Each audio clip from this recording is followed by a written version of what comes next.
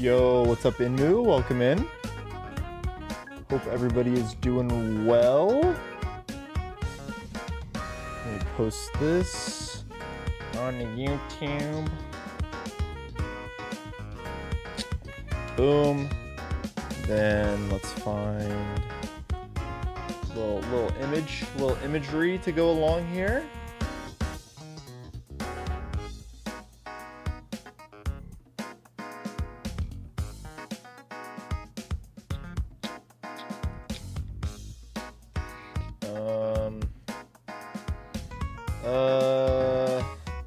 Let's do this one. Whoo, mama.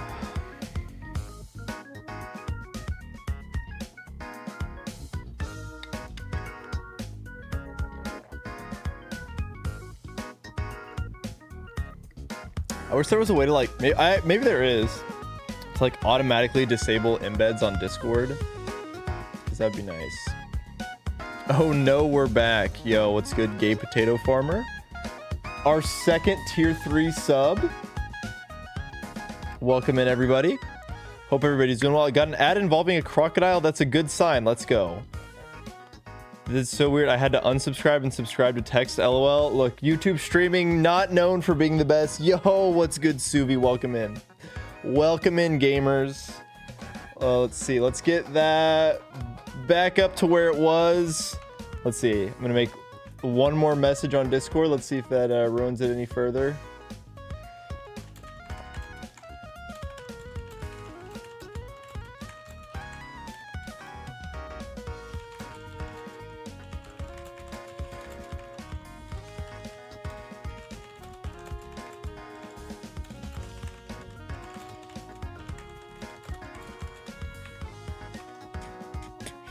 Welcome in, welcome in. Today is the day, copium. True. Robbie, are you all caught up today, or are you lagging behind?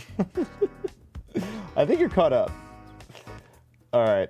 I'm making all the rounds. We're doing all the social posts. And then we'll do a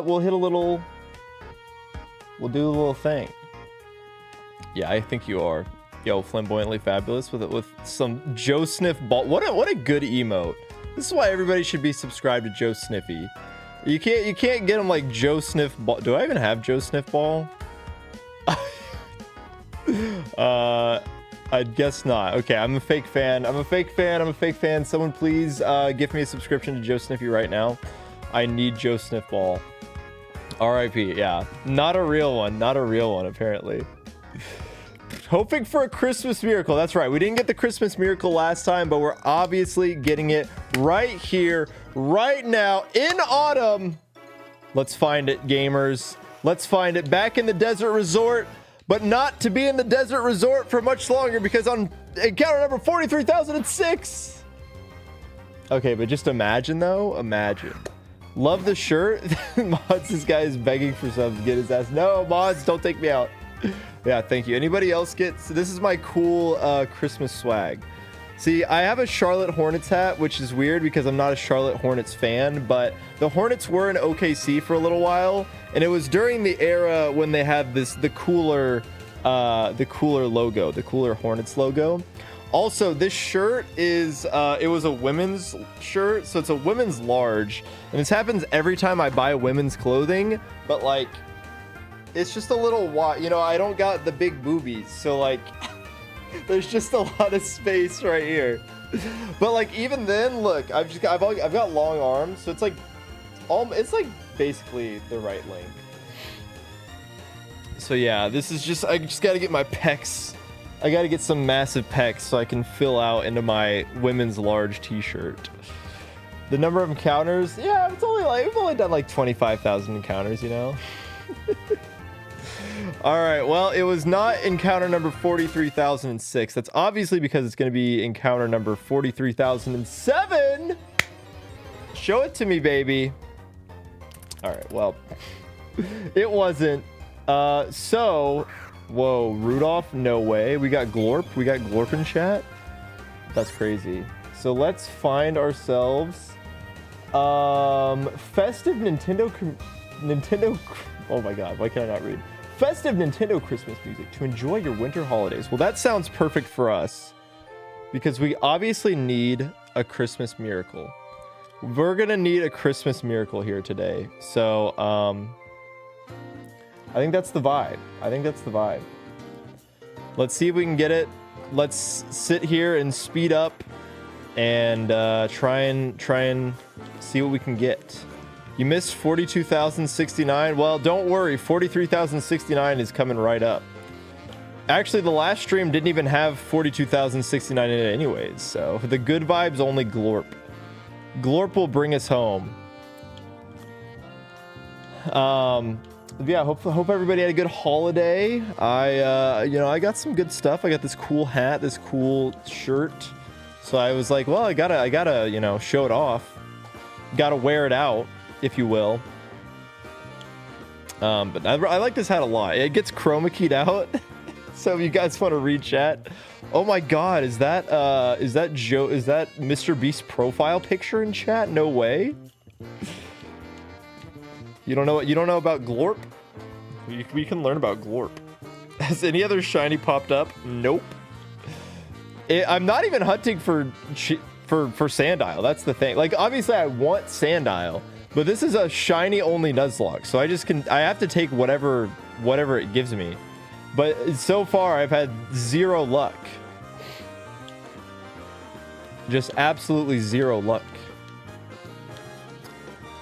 But for all the basketball heads out there that also know I'm a Thunder fan, I guess you could take me wearing this hat as a, I saw people on Twitter saying that the Thunder turn into the Charlotte Hornets whenever they play the Spurs. So I guess, there's like a meta analysis here to this hat. Yeah, this is, we can bring home the power of Glorp. Glorp will bring it home, I believe. I like that the background for this YouTube video is just Santa hat, Pokemon Unite Pikachu.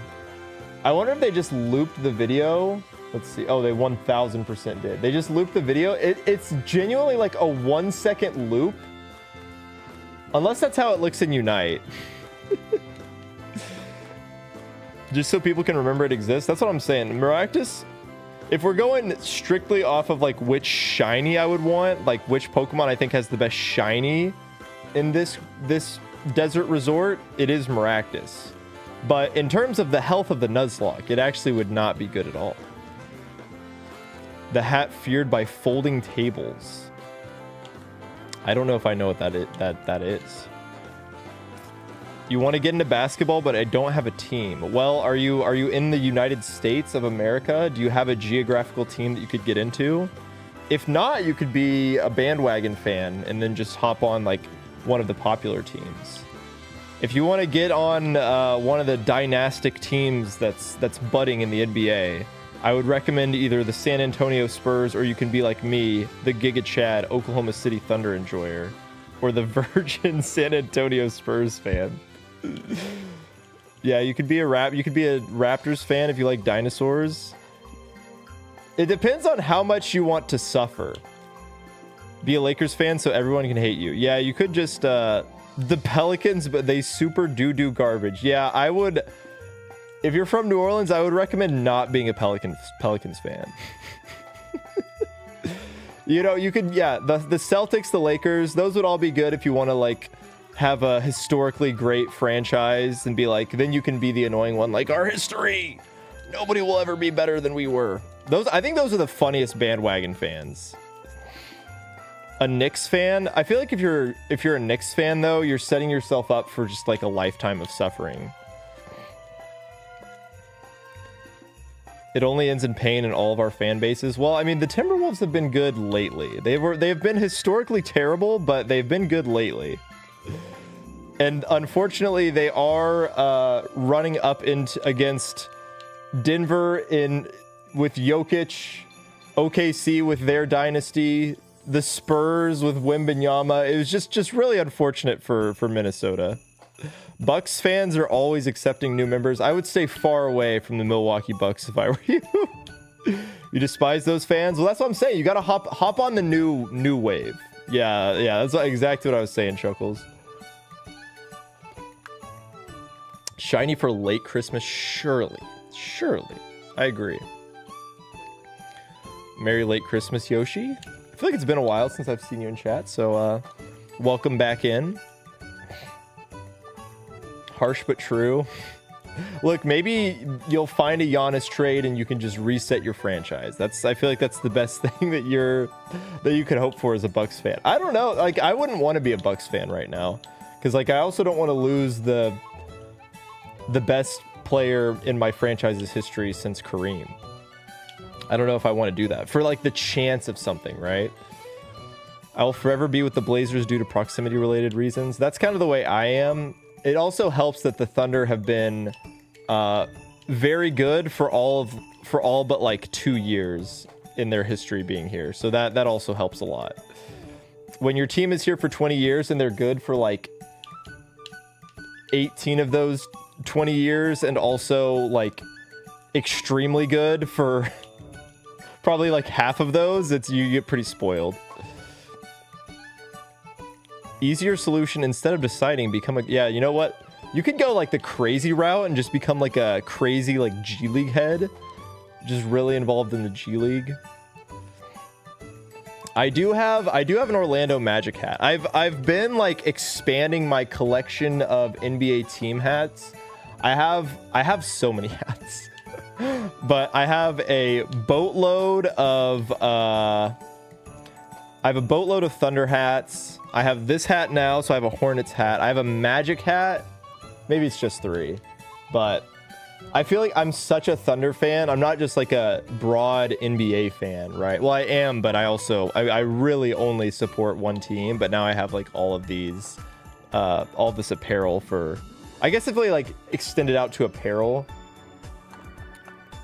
Speaking of the Raptors, I really wanted to get a Grady Dick City Edition uniform. City Edition jersey from last year. Every 100 counters, swap hats. I absolutely could do that. I have a lot. You're a Saints fan and a Braves fan, so you're used to suffering. I mean, hey, at that point, yeah, just become a Pelicans fan. Cowboys and Texas Rangers fan. At least I saw a Rangers championship. That must be the hard part about being a Cowboys fan. Like, if you weren't a Cowboys fan during the 80s, like if you were born after the 80s, you just got kind of screwed. Like you missed out on your team's heyday. Yo, Shan the man, thank you for the 7 stream streak. Congrats on your 450 channel points that do nothing for you. Oh my god, I'm getting Pokemon Unite music. I'm about to boot up Pokemon Unite. Cowboys were good in the 90s. Okay, you're right. Yeah, I'm sorry. I misspoke.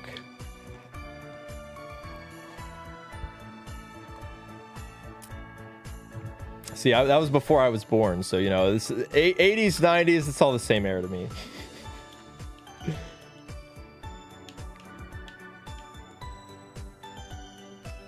Nearly 30 years ago. Yeah, it's just old. You were born 3 years after the last Super Bowl. Yeah, you just missed out. That's kind of the way I feel with being an Oklahoma Sooners fan. They have technically won a national championship during my lifetime, but I wasn't even 3 years old yet. So, or well, I guess if they won it in 2000, that would have been like, I always forget. It's like always weird because it spans multiple years. So I think if they won in 2000, it would have been like the 99-2000 season, right? So I was like 2 years old. And haven't won since. But I was alive, so that's why I'm glad I got to see an NBA championship. Am I doing a shiny Nuzlocke? I am. I'm doing a shiny only Nuzlocke, and we've been going multiple years strong of, I guess at this point it's like, the last shiny that I got was Kanarzard Z, got almost 2 years ago. So we've been out here for a while. Hello, Captain Kid. Wishing you the best for the stream. I feel like you're gonna get that shiny Sandile. Thank you, Toxiquid.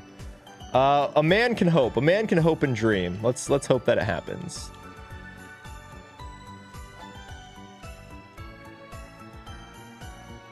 I was born just in time to watch Brady dominate for 20 years. I mean, yeah, if you were a Patriots fan, I was a Patriots fan back then.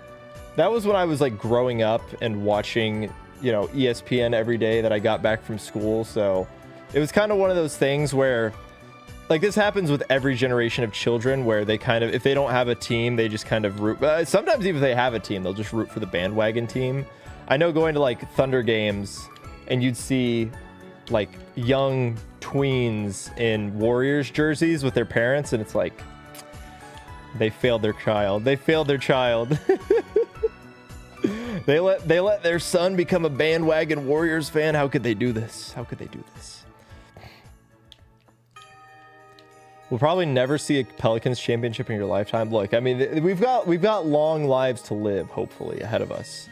So surely, you know, there's always hope. There's always, even in your darkest moments, you got to believe. Drake May is doing pretty well. Yeah, I mean, the Patriots have been good this year. They haven't really beaten anybody, but they are good. Yeah, if you just get luck of the draw being born in the area, I mean, that's kind of me with the Thunder, right? Like, I wouldn't just be a Thunder fan, probably. It obviously helps that I grew up here. I will say I did have a really cool experience when I was in Japan, when I was living there.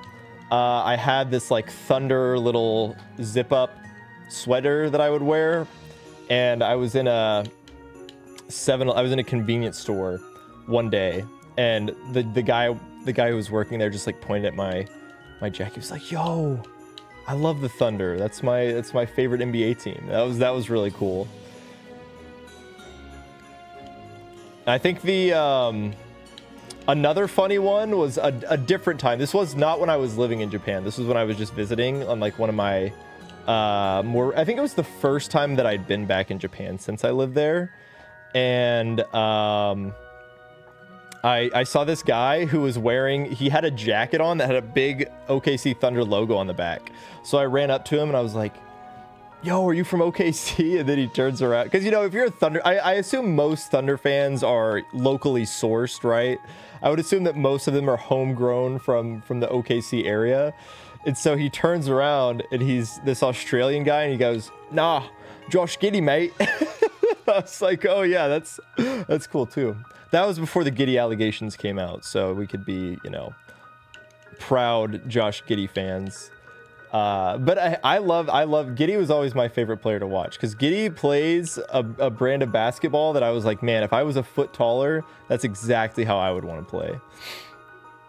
The 0-3 against the Spurs Thunder. Go Spurs, go. You're treading a fine line, Drumming Lizards. Look, it's eventually, here's the copium. Here's the copium for all Thunder fans. Ain't no way the Spurs guards are going to shoot like 80% for the rest of the season. And maybe our perimeter players will actually hit a shot for once in their lives. But it's like the classic way that the Thunder always lose games is they just cannot, to save their own lives, make an outside shot. And it doesn't help when your defense is letting the other team score every single time down the floor. It's like it's not even like they're losing because Wemby's going for like 50, 20, and 10 or something like that. Like, Wemby's having extremely tame games. It's the Spurs guards that are just absolutely throttling the Thunder. I think the strangest thing is bandwagon fans for college teams. Like, no matter how good Alabama was at football, if you're not from or alum there, it's weird to root for that team. I agree. I think college sports are always so weird because, like, in Oklahoma, you know, we don't have an NFL team, so it makes a lot of sense for there to be... We kind of treat college football like it's the NFL, so, like, that makes sense. But I still, you know, it makes a lot more sense if you're an alum to then go out and support. Feels like we've been on this sandile search for years now. Yo, what's good, Gappy? Well, we literally have, actually. Because the last so if we say, let's say that the hunt for shiny sandile technically started with the Yamask, because I wanted sandile then, and that was over 2 years ago. So yes, in reality, it has actually been 2 full years of searching for shiny Sandile. And we got one little shiny Tranquil sprinkled in between. We still doing this? We absolutely still are. Good meowing. Thank you. Welcome in, Purple Pikmin. Hopefully not 3 years. Well, that's the goal. I gotta finish this so that we can move on to bigger and better things. I need to move on from this. It's fun to create chaos within the Alabama community. I live in Tuscaloosa and the fan behavior over these 20-year-old kids is really toxic. Yeah, I'm gonna let an 18 to 22-year-old ruin my life.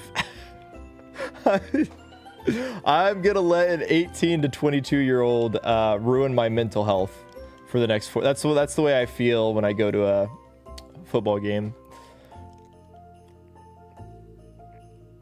I will graduate with my doctorates before you get Sandile. There have been some serious like world changes that have happened in the time that it's taken me to get this shiny Sandile.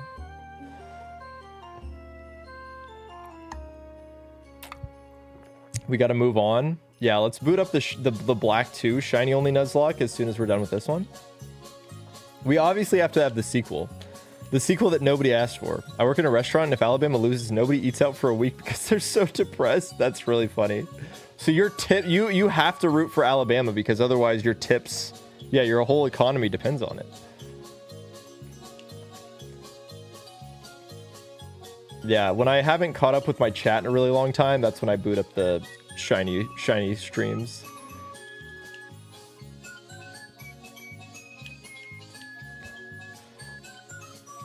Trump will get reelected before you get Sandile. Oh god. Oh god.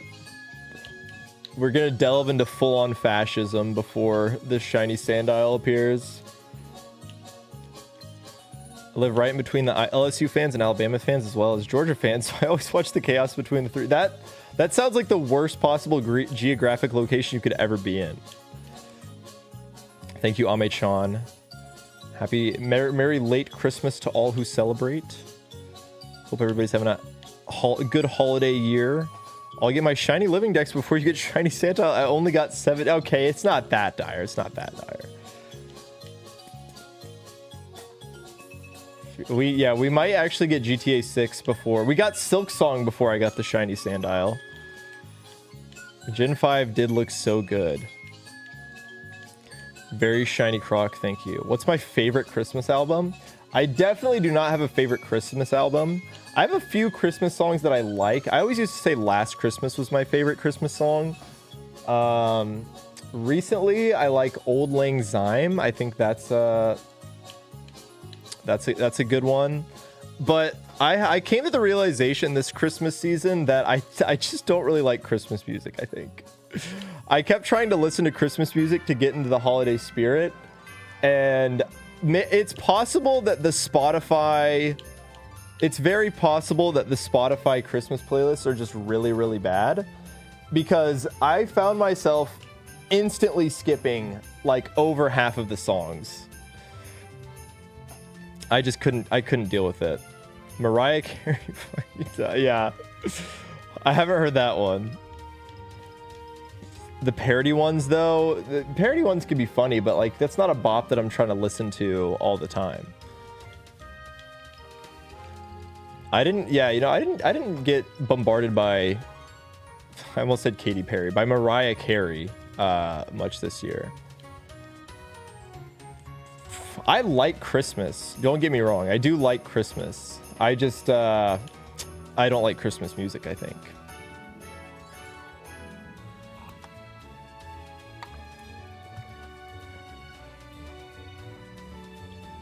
You got to do a shot of peppermint and then listen to 3 hours of old-timey Christmas music to get into the spirit. I do agree. I think the classics are good.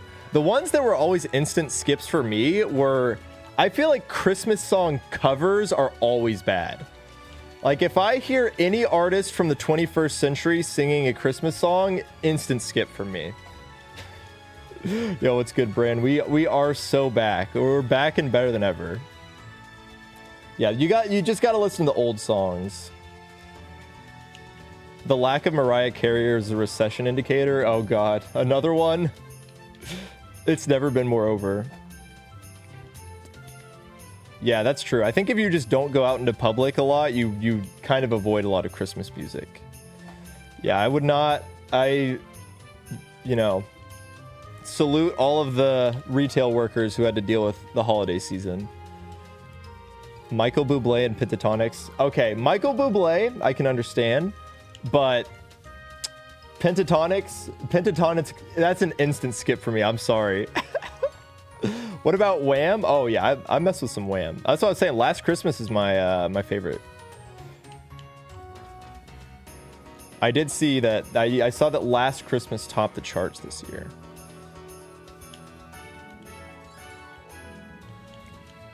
Malls have become obsolete. Yeah, nobody's going to the mall. I did like 99% of my Christmas shopping. Maybe more like 95% of my Christmas shopping. I did have a very embarrassing moment this Christmas. I accidentally bought my sister a gift that I bought her last year. So my track record, my gift giving reputation is on the line. If I don't have a good year next year, it's just over for me. So I felt really bad. I was like, oh, that's embarrassing. Yeah, that's a bit of an oof. A bit of an oof, some might say. So I need redemption next year. I did get her like a sweet gift where I went out on Etsy and found her an embroidered sweatshirt of her favorite Animal Crossing villager, but I don't think that makes up for accidentally buying someone the same gift. Did she like it though? She does like it. So I think I'm gonna give it to my grandma. I think I'm gonna re-gift it. I didn't give my grandma anything. So, you know, it's a good cookie jar.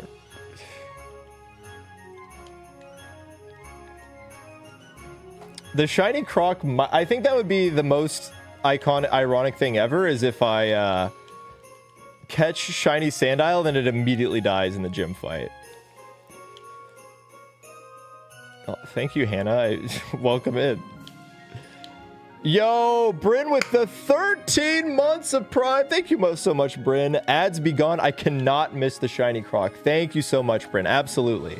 Look, if you don't want to get caught in ads, you can't miss a moment of the shiny lock. That's how it goes around here. Just check to see if you got your Prime. See if you got it laying around like Brent.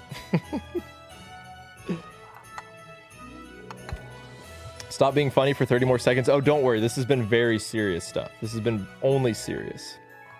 Skill issue. Shout out to all the subs for bullying the non-subs in chat. You know, making people feel obligated to give me money. Carol of the Bells. Yeah, I can't do Carol of the Bells either. Annoying younger cousin that says the most out-of-pocket things. That was my Christmas. Well, my family is like so spread out that I really just spend Christmas with my immediate family. So it's actually not a weird, like cousins and aunts and uncles isn't a Christmas experience that I've ever dealt with. You like metal instruments at all? I'm not saying that metal music is, I just think there are just some genres of music that clash so much that they just should never go together. They should never go together. I don't use my own money for partner streamers. Let me check my Prime though. Yeah, that's us partner streamers. I would almost guarantee that there's probably some non-partnered streamers that there's got to be some like non-partnered streamer that just has like some crazy simps that just makes more money than I do. Bro, sometimes you be stumbling upon random like affiliate streamers that just have way more subs than you, and you're like, man, I'm doing this whole streaming thing wrong.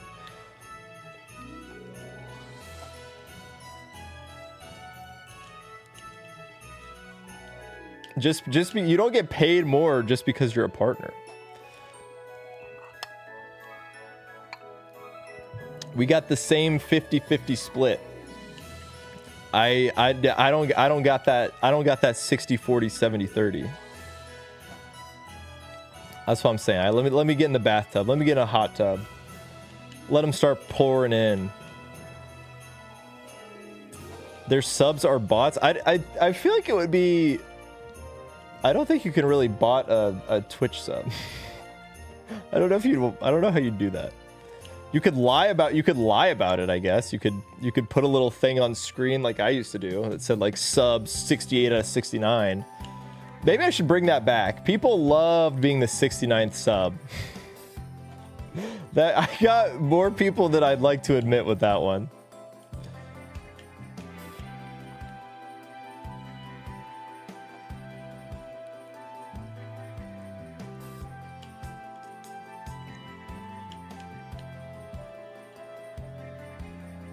You could boost your sub count for a single month. I mean, yeah, I guess, but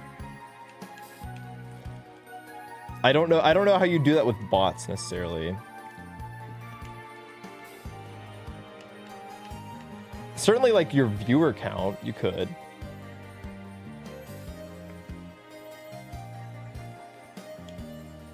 Yeah, I think the Twitch 50-50 split is insane. I could get it for like ads, but for sub, like for all the gift stuff, it's like people are always doing that thinking they're giving money to the streamer. So for Twitch to take 50% of that is crazy. What is my hat? This is a Charlotte Hornets retro hat. I'm not a Charlotte Hornets fan, but the Hornets were in Oklahoma City for a year. And it was when they had the cool Hornets logo. So I've always been a huge fan of this Hornets logo. And I do have the OKC Hornets Chris Paul jersey from Valentine's Day that's red. That's really cool. I was like, oh, this hat would go so well with it. It all, like, I know it's getting keyed out, but look, this is the same color. It's like the same color blue. So I thought it matched this outfit really well too. Amazon moment. Yeah, they raised subs to $59.99. Yeah, to $5.99, and we're still getting scammed, man. Like I've never even gotten close to reaching the threshold for the higher split. You have to have 100 sub points for 3 months straight, and like I don't even come close to hitting that mark. I've never even gotten above 100 sub points before. Because gift subs don't count. It has to be people that like you can't be gift subs, and it can't be prime. So it has to be like straight up essentially 100 people that are just subscribed to your channel. No gimmicks, no gift subs, no primes, just 100 people who have said, I want to give this person $6 a month every month until I decide I don't want to anymore. No wonder you haven't found it yet. Well, let's be honest here. Statistically, I should have found it. Statistically, most people would have found it already. Wouldn't it be wild if someone was like, hey, your next encounter will be the shiny, and then it actually happens? Well, eventually it's going to happen because so many people have said that it's just going to happen. You have no idea how many chat messages. I need to keep like a separate counter. We have the shiny encounter counter. I need to have another counter that just keeps track of the people who come in and say, shiny next encounter, because it's a lot. 99, have you phased yet? Here's the thing. If you are coming from a shiny hunter background, the concept of phasing is something that you understand. This is a Nuzlocke. There is no phasing. It is impossible to phase. Whatever Pokemon I get here is my encounter. I've simply just not gotten any shiny. I'm not looking for a shiny Sandile. I'm looking for any shiny. It could be literally anything. And I have not gotten that.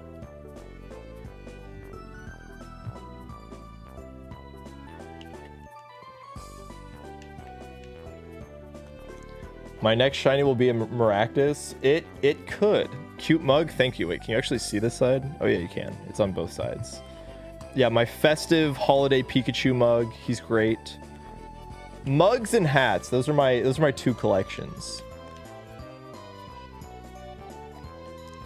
Oh my god, we've got ultimatums. Oh, you know what? I haven't been recording this whole time. I'll fix that. The good thing is I don't have to upload these anywhere. This is just for my own personal collection. Imagine not recording. Can you imagine if I got the shiny and I wasn't recording? I did not record all of the... So when I did this in Heart Gold Soul Silver, I was not actually recording all of my footage.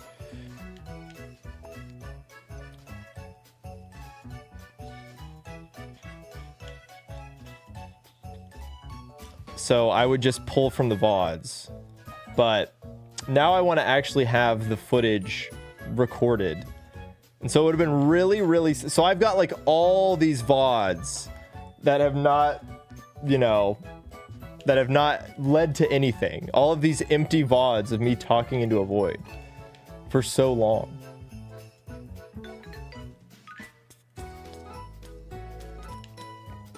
But the good thing is now that I'm streaming on Twitch, even if streaming on YouTube, even if something had happened, then that would have been there. You have to go to work early. Well, if you must go, appreciate you being here.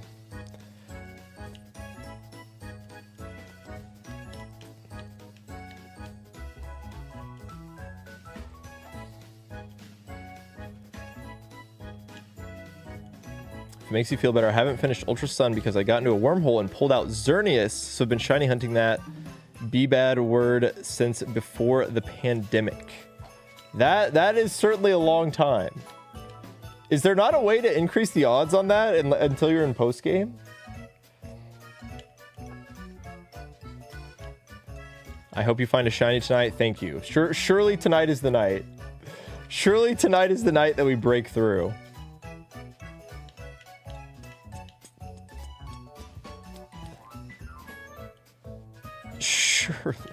Surely.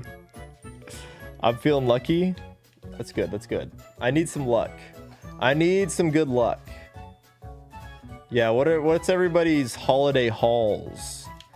I have the physical copy. You're cooked. Can you not? I thought there was a way. I've never shiny hunted in that game. I don't know how the ultra wormhole stuff works. I thought it was like if you go deeper into... Or did you find Xerneas in a wormhole and now you're just reset? Is that how it works? Like you've already found it and now you're resetting? Got fishing gear and some clothes. Saw a pigeon tweaking off a back.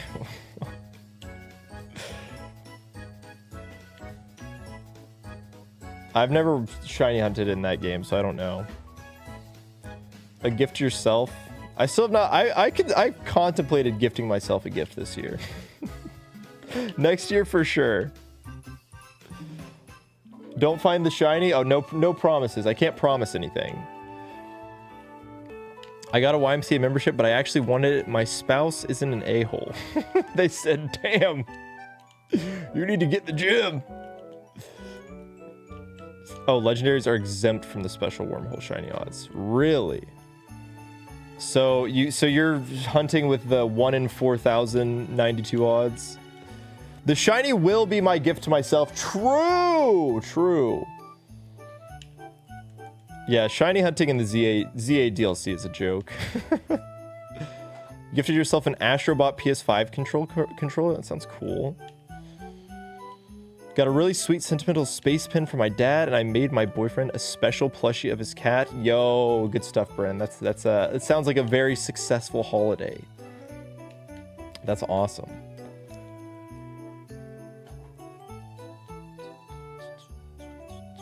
You have not played ZA, been avoiding everything like the plague. I don't know if you should be on a Pokemon live stream right now.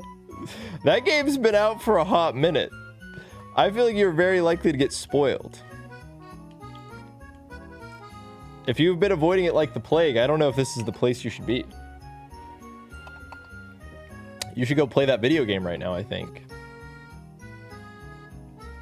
Plush photos will drop on the Insta someday. Let's go. This is huge news. Hopefully it's a day that I'm actually looking at Instagram. I check my Instagram feed so rarely that I will often miss the Soy Boy Bryn post. It's a tragedy.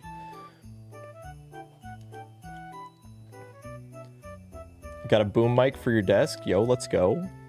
I mostly got clothes. To be fair, that is the majority of what I asked for. I want to check my list to see what all I got from my list and what all I haven't, but I know that there have been some gifts that were purchased for me that have not come in yet, so I don't want to look just yet, just so I can still be surprised. But I guess in that case, if they're from my list, then I know what they are. I had one gift that didn't come in on time, so hopefully it comes in soon. It was from out of country, and it's stopped by customs, so hopefully they're like, yep, this is, you can have this.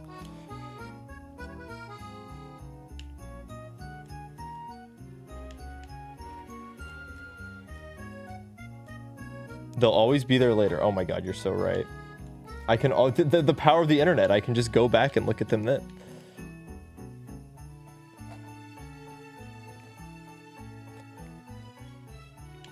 You need to stay in case the shiny of any kind happens. That's how we get you. That's how we get you. You can't escape now. Been making sprites for like 3 years at this point, and honestly, I've never considered getting a gear upgrade, so I'm grateful my brother was looking out for me. Nice.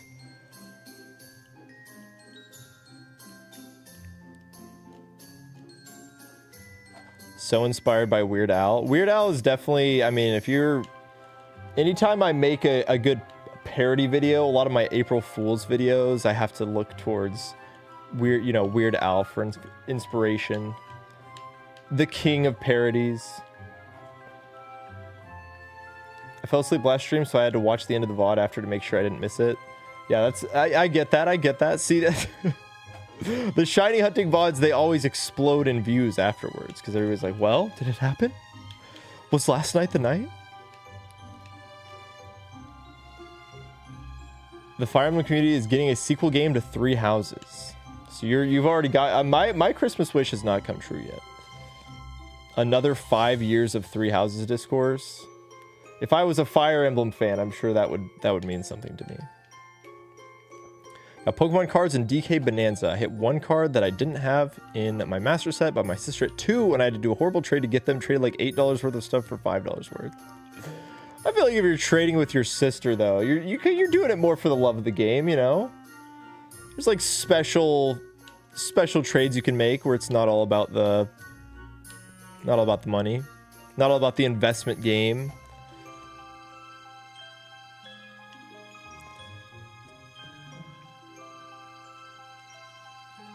Cheering up while scratching scratch off, just thinking about when we do scratch. Oh, I'm sorry about that. Yeah, we actually did scratch offs this year. Got absolutely scammed, as you would expect from lottery tickets, but I'd never done a scratch off before, so it's kind of fun. So go, I see how this hooks people. Like, oh, I was literally 1 number away from getting $25,000. I was so close.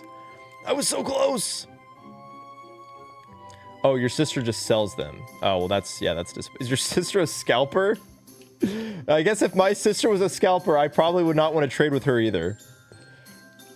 You got $5? Huge. I got $5, and then my girlfriend got 3 and 5. So we got a big $13 out of $36 worth of scratch offs.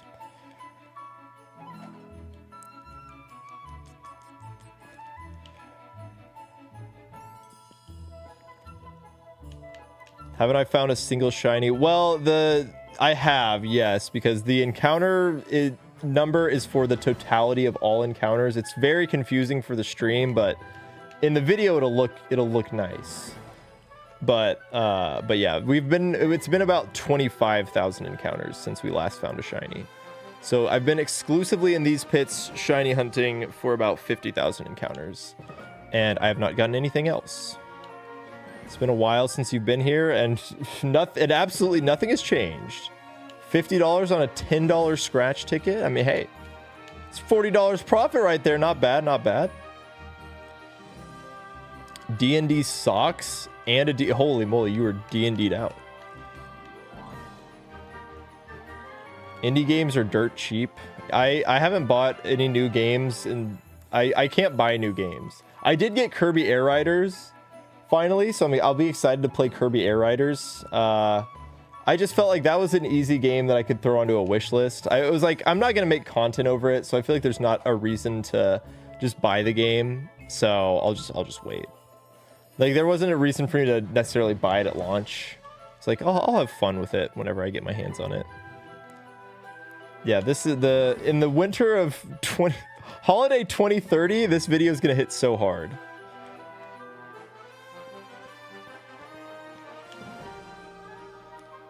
Can you gamble your points? I don't really... If there was a mod in chat that wanted to do it, then sure, but I'm not gonna bother with it. Are you into beat 'em ups? Not really. I don't really play games. I'm not that much of a gamer. I kind of just play Pokemon, and that's about it. Which is why...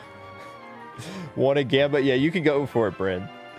If you want to throw down a gamble, I don't know. You could just pick an arbitrary number, say shiny in X attempts, or really whatever you're feeling. You know, we could gamble on. In the world of gambling on everything, we can gamble on news. We can gamble on speculative events. You could throw a gamble down for whatever. You know, we could start gambling on what the talking points will be.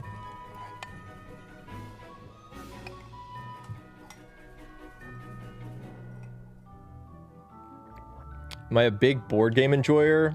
I do like board games. I would not say big board game enjoyer. I feel like saying I'm a big board game enjoyer implies that I am like actively seeking out new board games to try all the time, which I would definitely not say, but I do enjoy board games a lot. We did get some new board games. We got lots of games to try. I mean, we definitely game a lot. We definitely game a lot.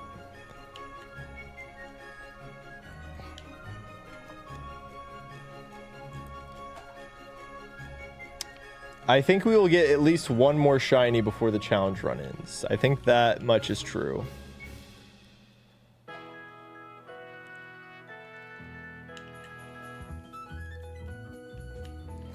It's just crazy. I remember going back and looking through all of the footage of the Heart Gold Soul Silver run and just being shocked by how much quicker the encounters breezed by. I feel like the speed up might have been faster, and obviously like just the time that it takes to get into an encounter is so much longer. It's wild. But if I end up wiping after all this time, then we cry. Then we cry. The good thing is it is just a vanilla Pokemon Black Nuzlocke at the end of the day. So I think I will be very serious. I'll be very serious and not mess around at all. What even is the prediction? Can I see what the prediction even is?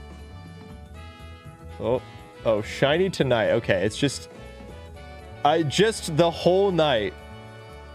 Oh, God. How many believers do we have? How many people think I'm actually going to get a shiny?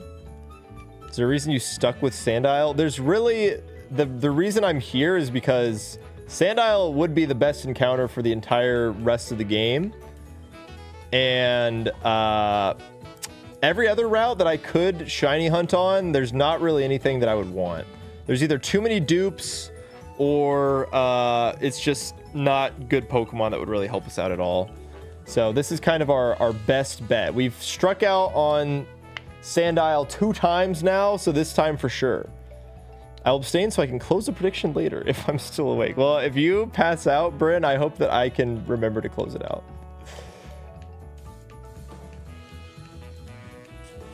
My mom's a big puzzle person, so she gets all the puzzles. Everybody else gets the board games. Can't honestly believe this level of bad luck, not gonna lie. We're honestly still in the realm of like believable bad luck. I think now let's pull out our favorite probability graph real quick. The shiny probability distribution. So we are at about, let's just say 25,000 encounters just to be nice and round. So we're in the 95th percentile. So So 95% of shiny hunts would have a shiny Pokemon by now. Unfortunately, we live in the timeline of the 5% that do not. And we go even further beyond. So we're still like within the statistical realm of we're not getting too wild, too wacky just yet, but let's assume that we were actually at 43,000. If I'd done 43,000 encounters, then we'd be well into the 99th percentile.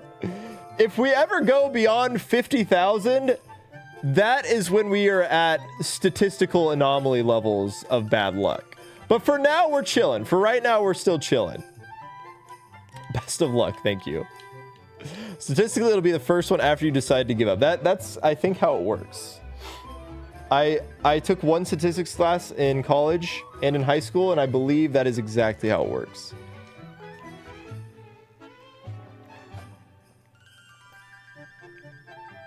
We are simply built different. Overall, for 6 Pokemon, we'd still be under odds, though. Yeah, I think we're kind of pushing it, though, but technically, I think like another 5,000 encounters, it would be like right at odds. So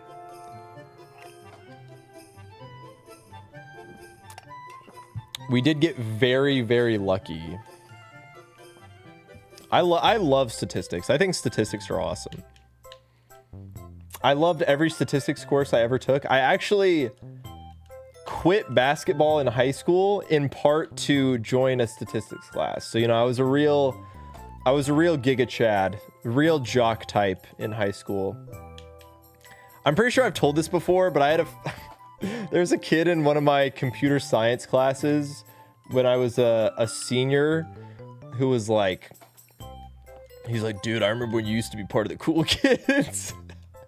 So, well, now I'm hanging out with you. So, what does that make me? I guess I'm a big old nerd now. As if I wasn't already. Yo, thank you, Fall. I appreciate it. Definitely, I think I need less good luck on the run and just more good luck on this specific shiny hunt. Majored in data analytics. Stats are kind of awesome. Probability is interesting. I think a good baseline level of statistics, I think, just helps you out so much. Even if you're interested in like game theory or just all these other things, I think having a good understanding of like probability and statistics, I think, just makes you a better person in life.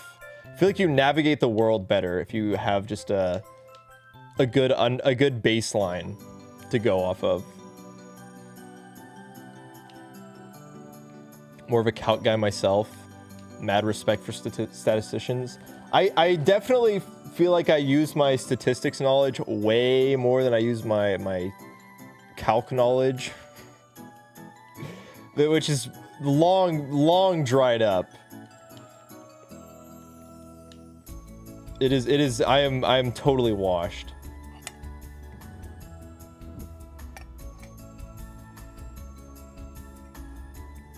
Calc, of course, being... Oh, no, you're right. Yeah, you're so right. Look it up. I actually use calc all the time.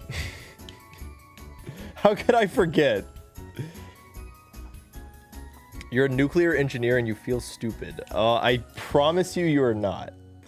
I promise you are not. I think you're doing much better than the guy who's running back and forth in the pits playing Pokemon right now. Only ever placed first. Okay. Flexing on us. We should. It'd be fun to see the people, the statisticians in chat, and who would consider themselves a statistician, and what is the amount of them who are not believers. Who is playing the stats and who is playing the game of heart? The people that believe in heart and hype definitely voted 1. The statisticians 1000% voted 2. Statistically, he's much more likely. Heart Gang doubter. Wow. Heart Gang parentheses statistician. What shinies do I have right now? Because you're on YouTube, I'll give you a pass. Normally I have a command, but we have... you know, we haven't done this once this stream, so here we go.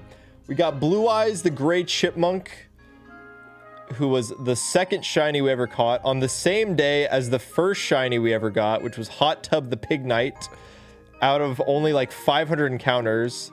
And then the same day, on day one, we got 3 shinies. That's how insanely lucky we were. And then we have Your Dan, the shiny Yamask, caught just over a week later. Then we had a long drought where we didn't get anything until May of 2024. And here we are, December of 2025, nearly at the new year, and we are still doing this dang thing. Blue Eyes Gray Chipmunk is awesome. I would love to make Blue Eyes Gray Chipmunk merch, but I don't know if... This video may never come out, so I don't know.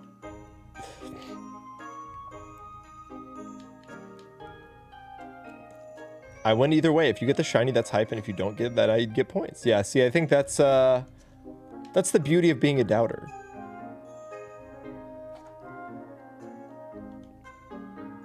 Ooh, I miss the nostalgia of old technology. Always hits hard. Was Knarzard Z the person that got banned? No, you're thinking of Your Dan. Your Dan was the person that got banned. I don't think I banned them though. They were just annoying. We were making fun of Gen Alpha kids, and then they came in and were like, actually, Gen Alpha kids are extremely smart. I'm actually 12 years old, and I'm actually in college already. I'm actually a graduate student in college. Yet they failed to use the proper form of your a single time. So... yeah, he was very annoying, but we were just having too much fun making fun of the kid. Which actually sounds so much worse now when I say it out loud. I named an entire Nuzlocke encounter after some, like... He probably wasn't even... He probably should not have been on the internet. Let's be real. The Gen Alpha kids probably should not have been on the internet. What did you miss? Well, if you could go back and find the VOD... It's probably on a VOD. It might be on the VOD's channel. I know there's a lot of the shiny hunting VODs I didn't. No, it's almost certainly because it was so early on. So if you want to go back after the stream and go watch the Your Dan VOD.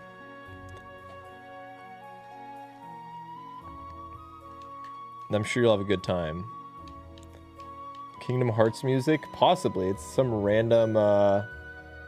Traverse in Trance, Kingdom Hearts Dream Drop. You sure did. Are you trying to find a certain Pokemon or just any shiny in general? So this is a shiny only Nuzlocke. Ideally, I would like to get shiny Sandile, but the truth is that I will take whatever I can get, especially now. The VOD where Luca got traded, that one's probably not up. That one might not be up. It might be worth just like filling out the catalog, just finishing off the VODs channel by uploading all of the VODs that are not on YouTube but also not on the VODs channel, and they've definitely been deleted from Twitch. So I'll get around to it. I'll be sure to put Luca in the thumbnail. I'm definitely a Kingdom Hearts hater. I had a friend that was, when I was younger, who was like a big Kingdom Hearts fan, and so I feel like I developed a hatred for it because I just thought it was lame that he liked the games. And then I felt very justified when I was living in Japan and my friends were like, I think what was it, Kingdom Hearts 3 was coming out? I don't remember what, I don't know what Kingdom Hearts game was coming out, but they were like, dude, we got to play all the Kingdom Hearts games in preparation for the new one. And then I saw them sit down on the couch and play all the Kingdom Hearts game. I was like, wow, those games look really, really bad. I feel like those are games that, like, if you played when you were younger, you're like, oh, I love these games. But if you tried to play them now, they don't hold up.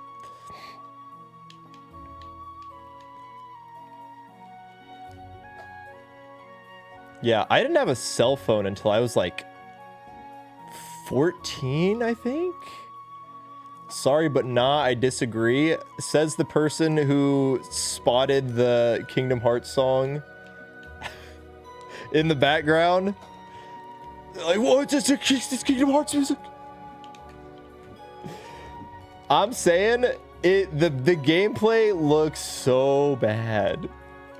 I was like, that looks like some of the worst gameplay of any game I've ever seen. I like what I like. And also you just have the absurdity of freaking Mickey Mouse with Sephiroth or whatever. And it's like, what is going on here? But hey, you know, you do you. There's obviously a lot of people that like it. I've already gotten the Sora fans mad at me once before. I won't do it again. How do I feel about the Legends ZA music? I think it's pretty good. I think most of the songs are good. But that's kind of just every Pokemon game. The absurdity of Kingdom Hearts game names is certainly something that you can make fun of. And I feel like even if you're a Kingdom Hearts fan, you can accept. Like, there's nobody justifying Kingdom Hearts game names. You would have to be a crazy person to be like, yep, that's normal. There's nothing wrong with these.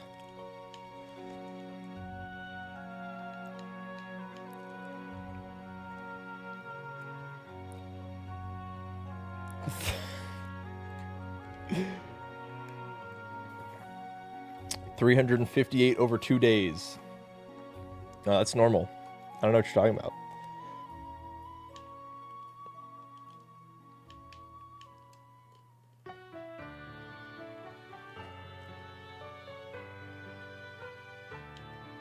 I know. Kingdom Hearts 3, what were they thinking with that? It's not even the third game in the series. Why would they call it 3?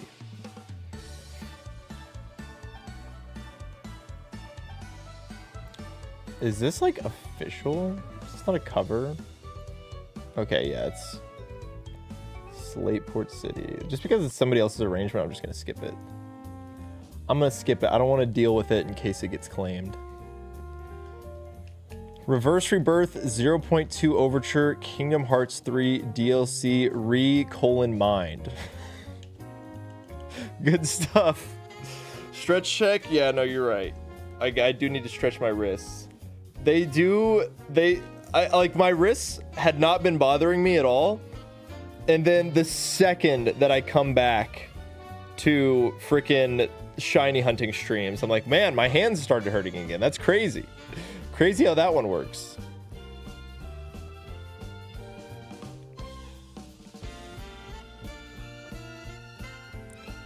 It's like maybe running back and forth.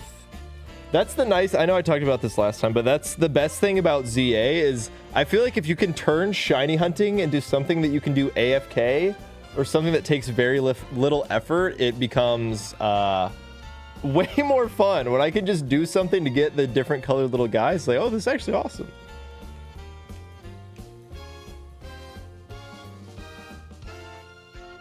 Go up 2 spaces. All right, that's where they're hanging out.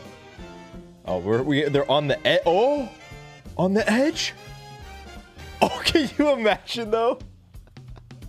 He was hanging out in that one little tile this whole time. I never knew.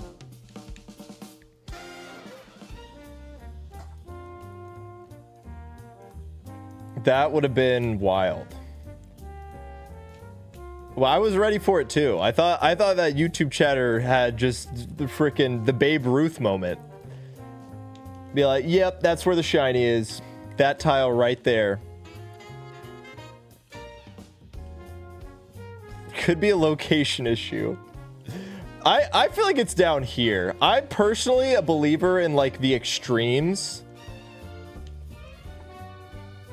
Oh shoot. Okay. Oh wait. Hold on. Let's do that again. Obviously, I've been waiting for encounter number 43,333 for shiny Sandile to come home. Okay. Well, obviously that wasn't gonna work because it wasn't actually 43,303. That was actually encounter number 40. Wait, actually 43,334 would be even cooler. So like, what if we got it then? What if we get it now? Okay, Darumaka, how dare you show your face? How dare you show your face? Could it be the top right? Are we changing it up? Are we already losing faith in the people's pit? Are we losing faith in the people's pit well, I can't talk.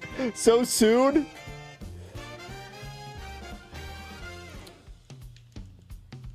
Also, I don't know how many people know this, but the reason that we get so many encounters is because this is why Blue Eyes Gray Chipmunk is the GOAT.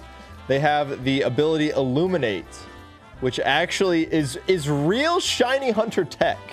So we've actually been able to use the real Shiny Hunter tech.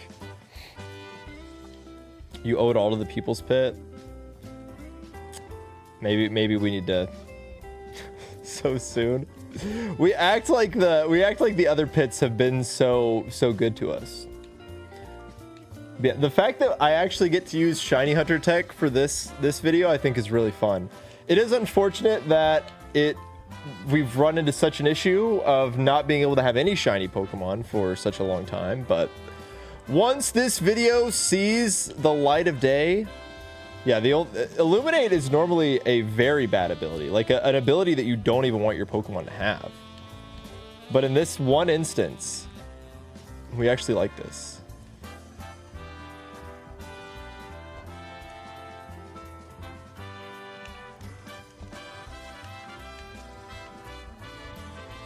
I feel like this is the type of encounter where I would have almost always gotten Kenai instead. The one time I actually want the Illuminate ability, I actually get it. It's a miracle. I never would have expected to hit the 50-50 in the shiny only Nuzlocke. Shiny Scraggy, I mean, I think Scraggy would be really good. The only issue is that it just... The issue with Darumaka, well, there's multiple issues with Darumaka, but the issue with Scraggy is that it kind of fills a niche that we already have, but I would absolutely take a Scraggy. Maybe the little croc is scared of Blue Eyes Gray Chipmunk. Have we considered that his eyes may be too blue? You might be right. We might have a little Gojo thing going on here, where it's just scared of the overwhelming power of the Blue Eyes Gray Chipmunk. My favorite shiny of all time. I'm kind of a basic lad. I do enjoy the black shinies. So I think shiny Charizard is really cool. I think shiny Greninja is probably... no, shiny Rayquaza is definitely my favorite shiny. But like those three, all three of those I think are really, really good. Yeah, Rayquaza is just that guy. Oh, that reminds me. I know I mentioned this last... I still need to do my Walking Wake and Iron Leaves. I need to do my raids so I can actually have those Pokemon before they get banished away. If I want to ever use Walking Wake or Iron Leaves, and I'm like, well, I forgot to do the stupid raids. Black Rayquaza is cool. Yeah, you could never not enjoy a Black Rayquaza shiny. How many phases are you at? Zach, that's the beauty. 0. This is a shiny only Nuzlocke. There's no such thing as phases. The encounter is a little deceiving. We're only at like 25,000 encounters. This is the totality of the run, which will look good in the video, but definitely confusing for now. Gave up on the People's Pit too soon? No, you're so right. I would never give up on the People's Pit. You guys thought I was actually going to give up on the People's Pit? You should know I'm the biggest People's Pit believer there is. I'll go up here though. I believe in the tip. I believe in the power of the tip. This little top right of the People's Pit. That's true. We haven't really gone top right of the People's Pit. I can't like... It's so hard to just flick the stick around. I want to get in the the heart of the tip. It's in the heart of the tip, guys. What lore I don't think there's any lore that we necessarily need to make for the Sandile taking forever. I think it's more interesting to focus on the world changing around us. I summon Pot of Tip that lets me draw 3 shiny Pokemon from my deck. Well, we gotta try it. I think you gotta hit it natty, right? I think you gotta be on the right-hand shaft, stroke that shit vertically. You might need to go into timeout for that one. I'm sorry. I can't believe I just read that out loud. Because obviously you have to use the left hand. I don't know. Oh, wait! The tip? Okay, imagine, though. Just imagine. Okay, wait, hold on. Don't knock it till you try it. Don't knock it till you try it. It might be here. We gotta edge the tip. We really... Wait, hold on. We just gotta edge the tip. Oh, come on. Come on, baby. Come home, please. It's gonna come. Oh, wait, here we go. All right. Okay, I'm kind of glad we didn't get it. Okay, no more of that. No more of that. It's coming. Here it comes. Hold it in.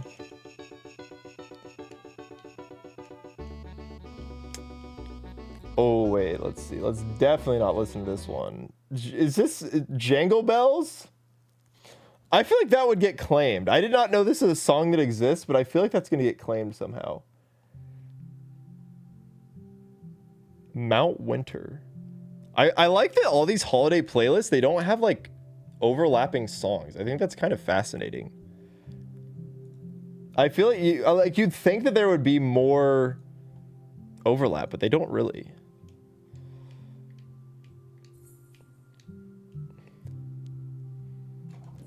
The thing I don't like about going vertical is it just kind of, it's easier to run back and forth.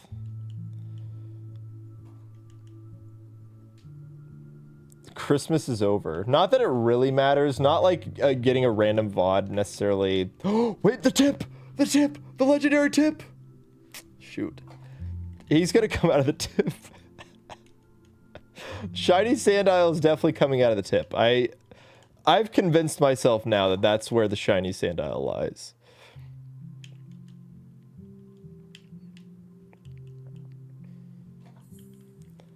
The keep evolving play sessions? Are you talking about Pokemon Evolved?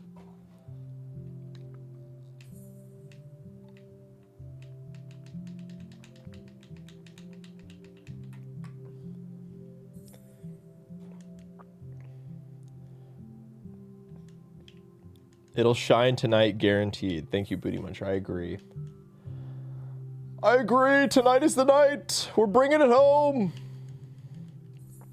Come on home, shiny Sandile. We need you. We need you now more than ever.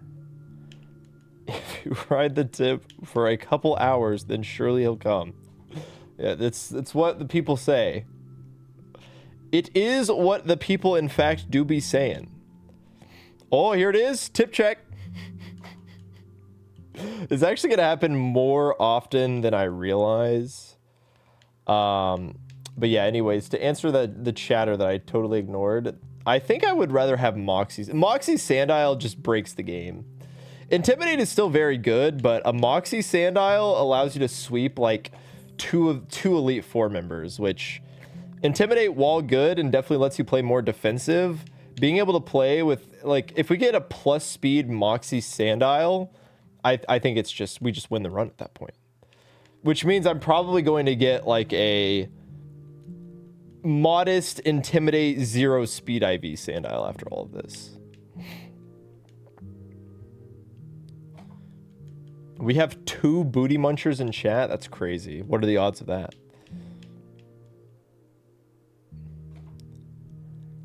Moxie is broken with proper prep. I mean, you could easily set up Moxie sweeps, I think. So all of that to say, we're probably just going to end up getting Shiny Maractus and crying. Who among us isn't a booty muncher? True. Expose yourselves now. Shiny hunting is all about endurance. No, it absolutely is. That's all it's got going for us. The endurance, the patience. I'm only like an hour in. Coward. Everybody point and laugh at the non-booty muncher. Can't even eat a little booty. Can't even munch a little butt.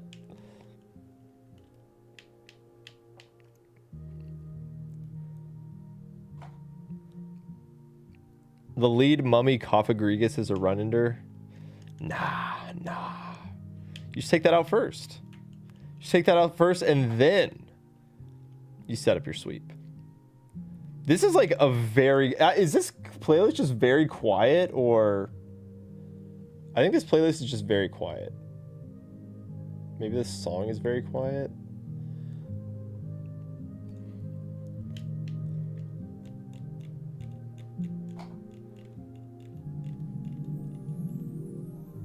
I think this song is just very quiet.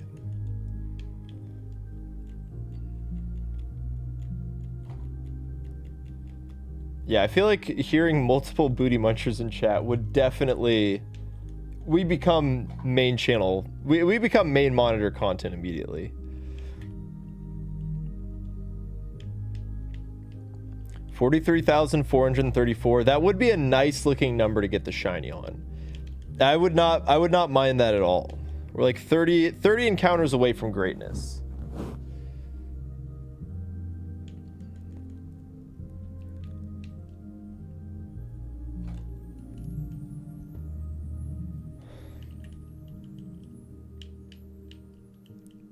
Booty munching music.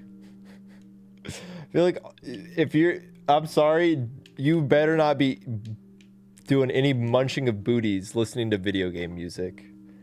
If there's someone out there that's munching booties while listening to like the Undertale OST, we gotta have a talk. You can't be doing that. I don't know if I'd be more disappointed in you or your partner at that point. Whoever's decision it was to throw on the video game OSTs at such an occasion, we need to have a moment. We need to have a chat. The holy moly emote's very good. I agree. Field of Dreams while munching? Nope. Anybody that agrees, you're on. It's that. Consider that a warning. Consider it a major warning. Better or worse than Seabat? Seabat has a legacy. Video game OSTs do not.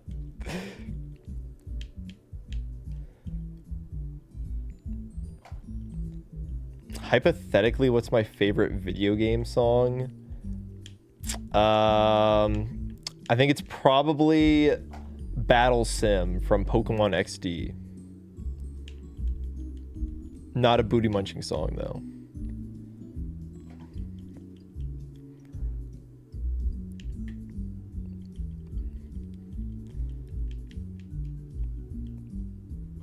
Nope. Don't try and get around it. There's no loopholes here.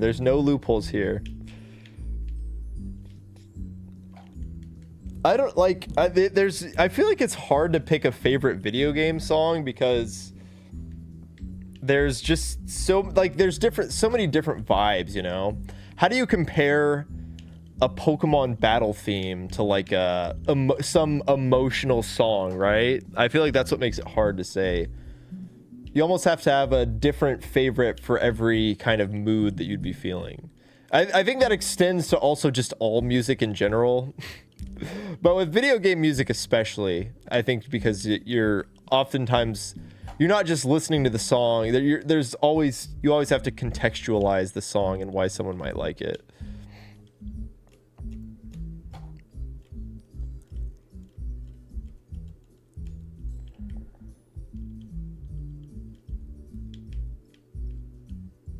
Is the Red Health song not emotionally driven?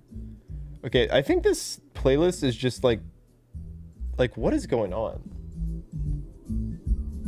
I think they just ran all of these under like a low pass filter because I can't I can't. I'm dropping a dislike on the video.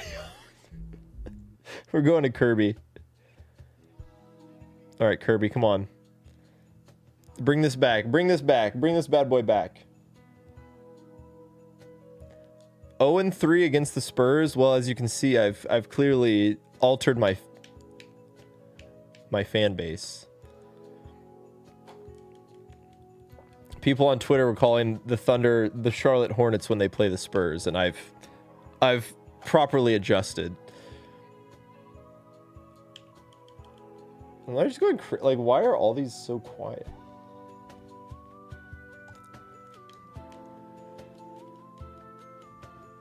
The anti-copyright tech. Well, there's songs that wouldn't even be getting copyright claimed. I mean, I guess maybe. That would be the downfall of Nintendo YouTubers. If Nintendo started claiming their gaming music, I'd be in big trouble. I don't have the cash to go out and commission my own music. You would be hearing some silent videos from me. Some royalty-free background music for a while as I build up some wealth until I can eventually commission.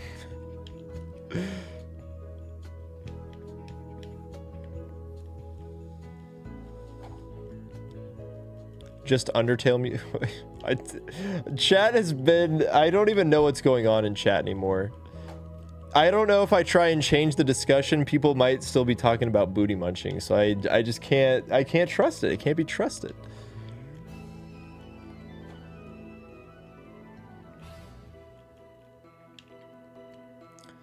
All bangers. Well, I'm trying to keep the vibes, you know, very, very holiday themed. We're still in the holidays.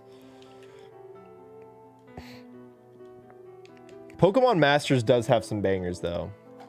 I love pulling from a lot of Pokemon Masters. I feel like I feel like you would hear way more Pokemon Masters music in Pokemon, like PokeTuber videos.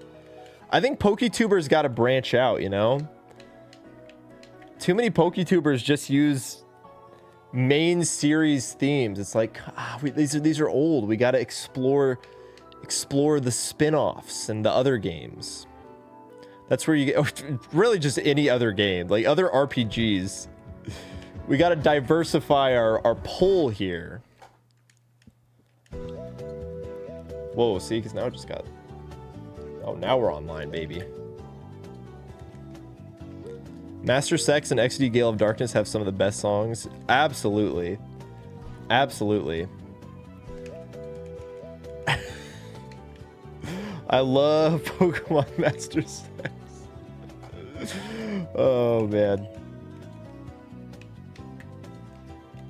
People are sleeping on gacha game soundtracks. That's why they just don't know. By avoiding the gacha game addiction, they don't know that they're missing out on some peak soundtracks. Have you considered other RPGs suck though? Well, here's the thing. Other RPGs can suck and still have banger soundtracks. Just like Pokemon games. It could be the worst Pokemon game you've ever played in your life, and you already know that soundtrack is gonna slap.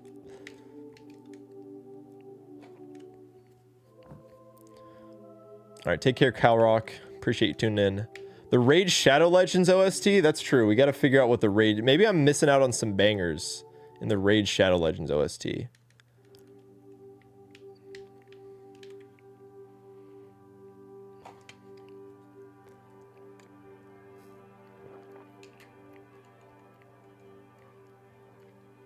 I did just breeze right past encounter 43,434. Explorers of Sky does have the problem with some Mystery Dungeon songs is I feel like a lot of Mystery Dungeon songs kind of hit a similar vibe for me. So I feel like it's kind of hard to pull it. For me, I have trouble finding good uses for some of the Mystery Dungeon music. Like, it's all good in a vacuum, but when I'm looking for music in a video, I'm trying to find the right mood. I feel like this is like a problem that you'll notice. It's not something I feel like most viewers would notice or care about, but sound design in people's videos is something that if you really start kind of training your ear to try and listen for it, you'll notice when a video has good sound design versus one that doesn't. And I always try and have good sound design in my videos. I don't like to just have a track play for too long. I like to try and come up with creative ways to like switch songs. You know, I don't want to just have a song like fade into another one or fade out. Or if it does, if I do end up doing that, I like to find a good point for the song to end and then have kind of a song like ramp up, and then when it flips over, it hits like on the drop. Sorry you're new. Okay, I need to... It's not your fault. Wait, you know what? I'm gonna do something. I'm gonna do something real fast. Just for our YouTube chatters. I'm gonna do Command Shinies and then grab this and then copy this, and then on YouTube do this, that, and then we're gonna pin that. There you go. There you go, YouTube chatters. Now, anybody that comes in, you can say check pinned.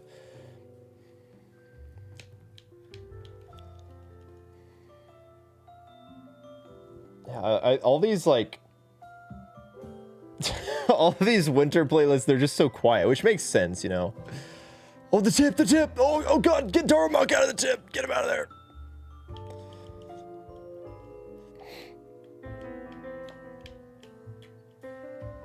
Yeah, there you go. YouTube chatters, do you feel engaged? Knarzard Z.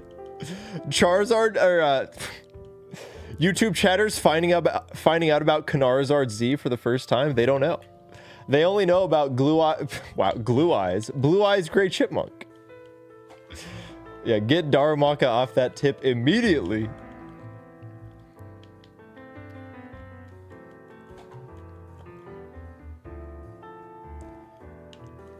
The YouTube chatter should be here instead. I mean, if they want to get on the overlay, that is what they got to do. Don't worry, YouTube chatters. I still love you all. I love my YouTube chatter viewers because they're lurkers just like me. Most YouTube viewers are lurkers at heart, and they chat sometimes. And that's me. I'm not a chatter. You enjoy your privacy over here. That's true. YouTube chat oftentimes loses their privileges. They have not earned the privilege to be on the overlay. We lurk in the shadow, watch from the shadows. They're mysterious creatures, the YouTube chatters.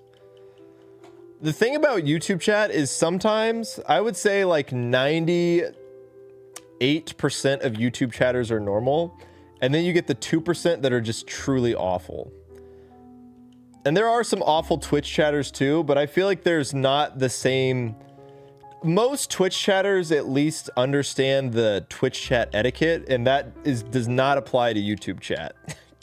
YouTube chat says some out of pocket stuff a lot of times, and so that is why they are not allowed on the overlay.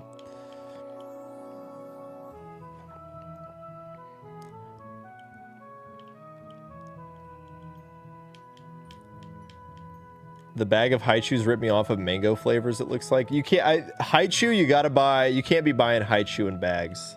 You gotta buy the rolls of Haichu. That's the way to do it. You gotta guarantee that you're getting a good flavor every time. Like booty munching music? Well, booty munching music is... when I'm talking about, like, bad YouTube chatters or, like, annoying YouTube chatters, it'll just be the people that'll come and be like, nobody's here. Like when I started to stream at like 2 a.m, there were a bunch of YouTube chatters like, man, guess nobody's here. It's like, yeah, because I'm streaming at 2 a.m, dog. I wasn't expecting to be pulling in big viewership at 2 in the morning when everybody's sleeping. And they're like, well, it's afternoon for me. It's like, okay, dude. You're not... It's surprisingly, your country is not where the majority of my viewership comes from. It's like, I think I probably should stream during the normal hours for where most of my viewership comes from.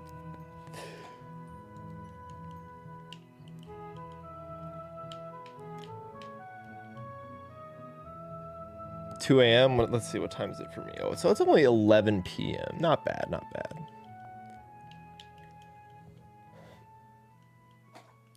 You guys ever think about how time zones are weird? Like, what's the argument for still having time zones? Because I feel like before an era of globalization, or like a very interconnected world, that time zones make sense, I guess. Like, you want to have, I guess people can say like, oh, a normal time of day is, you know, let's just say like 9 a.m. to 5 p.m.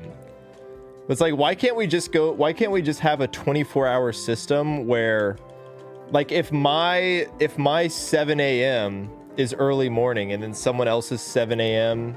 or just 7, like, we wouldn't have AM PM anymore.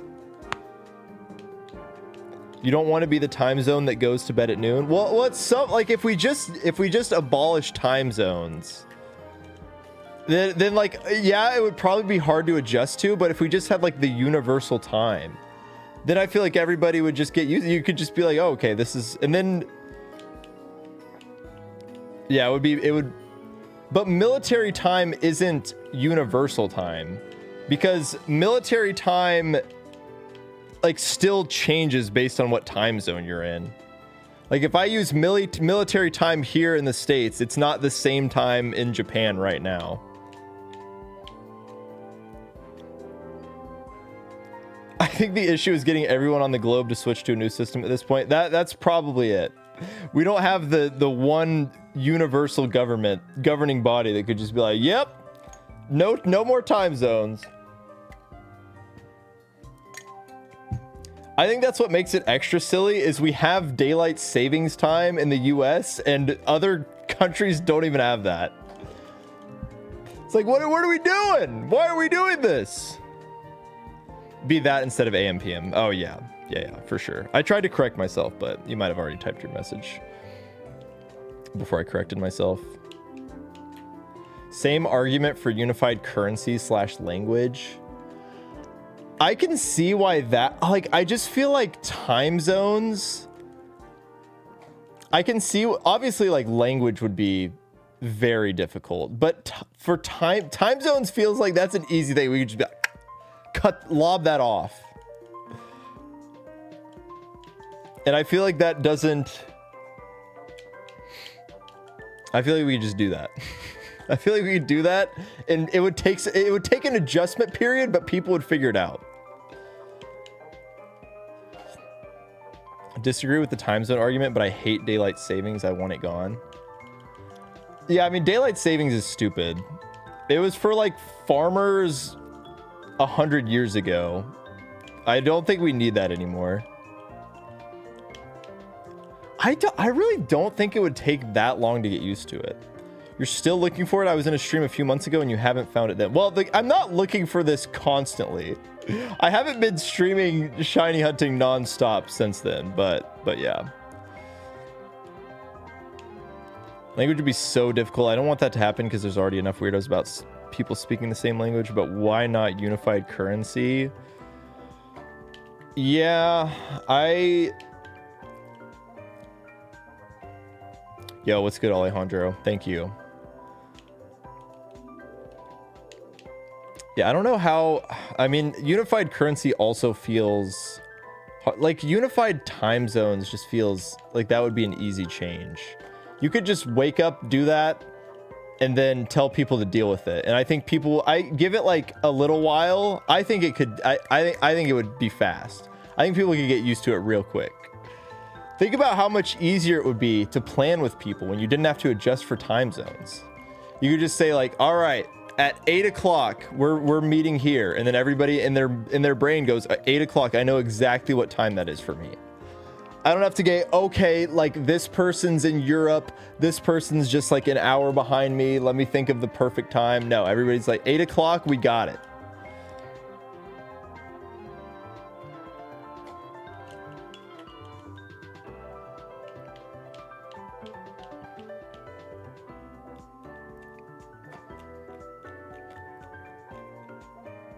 So then what part of the works turn nocturnal?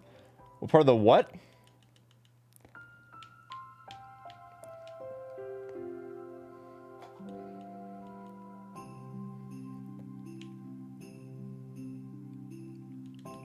Yeah, the currency thing would be a lot harder to implement.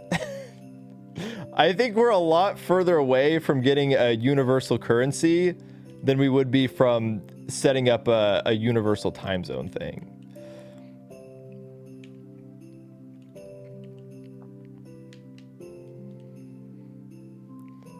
We couldn't manage to pull it off.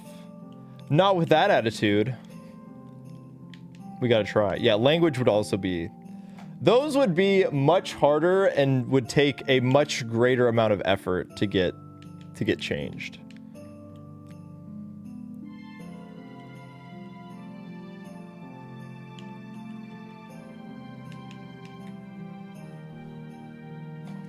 But I think we should just get... I think the first step is we just get rid of daylight savings time.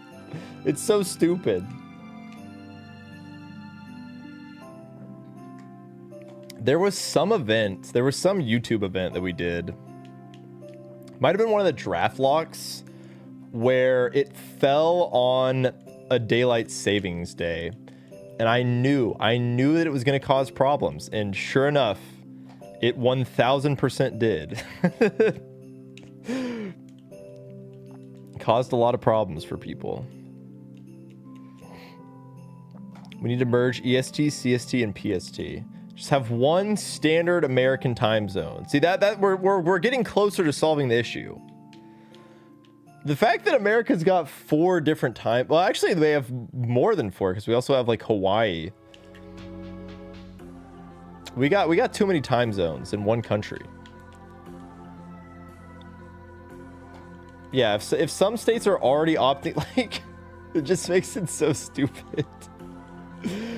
I feel like we've made it more complicated. Yeah, Alaska has their own too.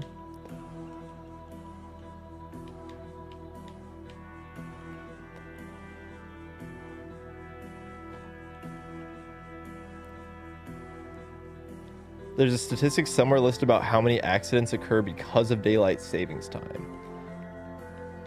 I can see how that would happen. Yeah, but there was like a draft lock where the timing just, it got screwed up because it was a daylight savings thing, and yeah, people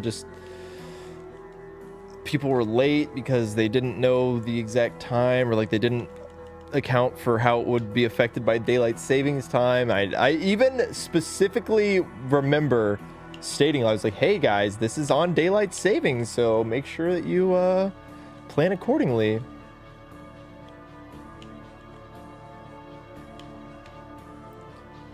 Merge all time zones in the US, make standard American time. We make standard American time, and then we push that on every other country in the world. Yeah, baby, USA #1.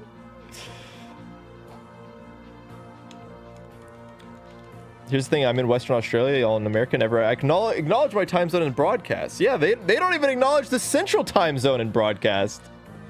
You think they're putting the Australian time zone in your broadcast? They don't even put the central time zone. They're like, this is the time it starts in the Eastern time zone, and then when it starts in the Pacific time zone. Any other time zone? Figure it out. Do the math yourself.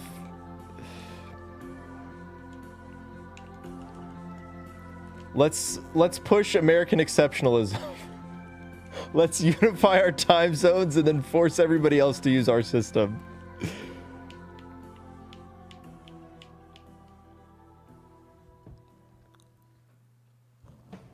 Yep, Eastern time, Pacific time, and then people can get anal about like whether you use the standard time or daylight time, because it's like, well, I don't like, I just say PT, ET, CT, because I'm not dealing with the PST, EST, or PDT, EDT. Just realized I had you muted because I was so focused on the project I'm working on. Oh, hey, that's good. I'm glad you were able to lock in. That shows willpower. That shows strength. Yeah, mountain time zone gets absolutely screwed. I've refused to believe that mountain time zone is even real. I've never heard anybody reference Mountain Time Zone when talking about the time zones that that things start. They've tried to patch time zones with UTC.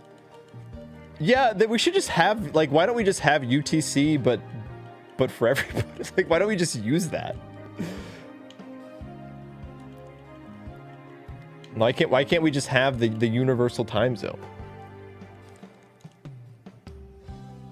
Mountain Time Zone doesn't follow daylight save. See, that makes it even more confusing. Another day, another sandile shiny hunt. And we'll definitely find it. Today will definitely be the day.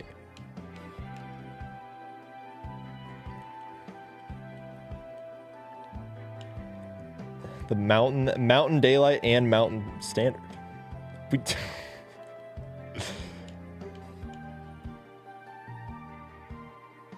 the rest of the mountain does. Okay.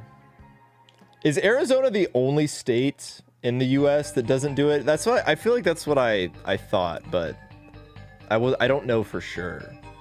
It is? Okay. Streaming until there's a shiny. One day I'll do the shiny subathon, promise.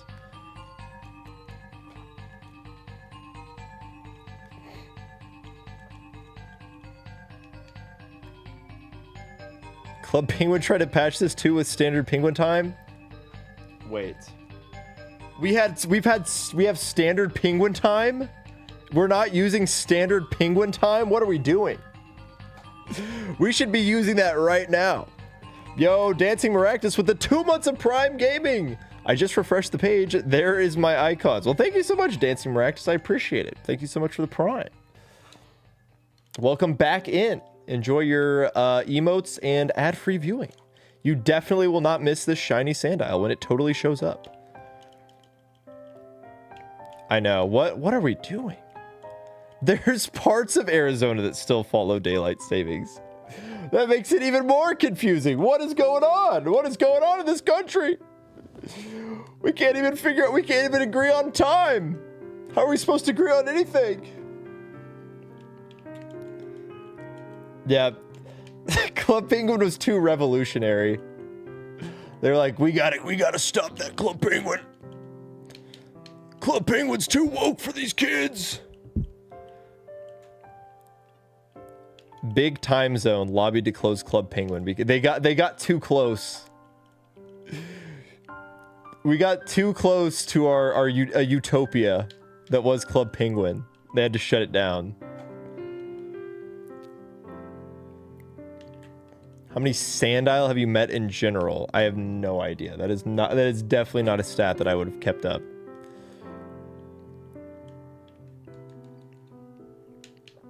RIP Club Penguin, for real. I miss it. I miss it every day. Club Penguin and Webkins, those were the big games that I played growing up. Those were my MMORPGs.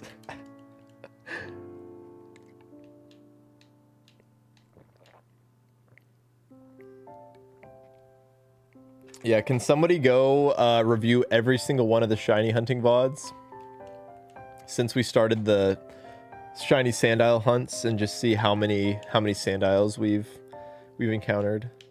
Webkins is actually still around. Well, Webkins is still around, but like kids are not playing Webkins. How many people? Webkins is definitely, you know, I did think it would be cool. Unfortunately, I don't think you can. Did anybody in chat own a cheeky dog or cheeky cat? Cheeky dog Webkins. I thought it would be really cool to do a video idea of buying a cheeky dog. The problem is if you look up cheeky dog, you can't get like...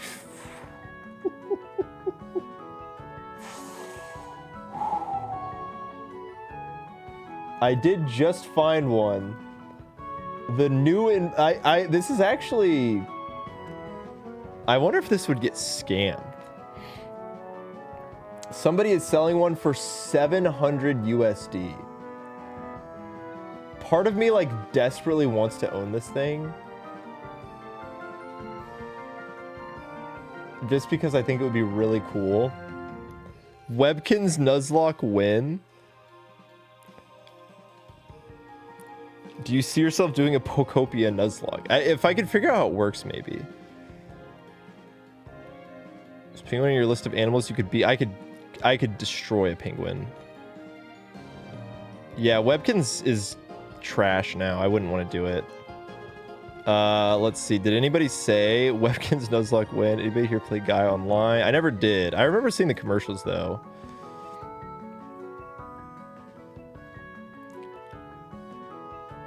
Did they really? I guess I was definitely buying Webkins. Oh man. Hold on.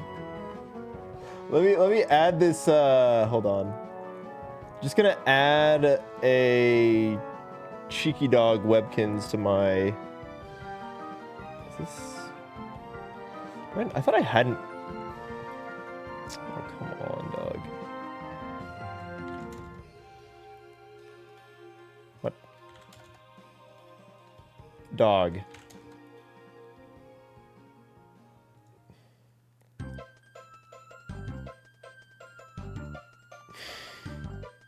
Okay, I've signed in. I've added it to my watch list.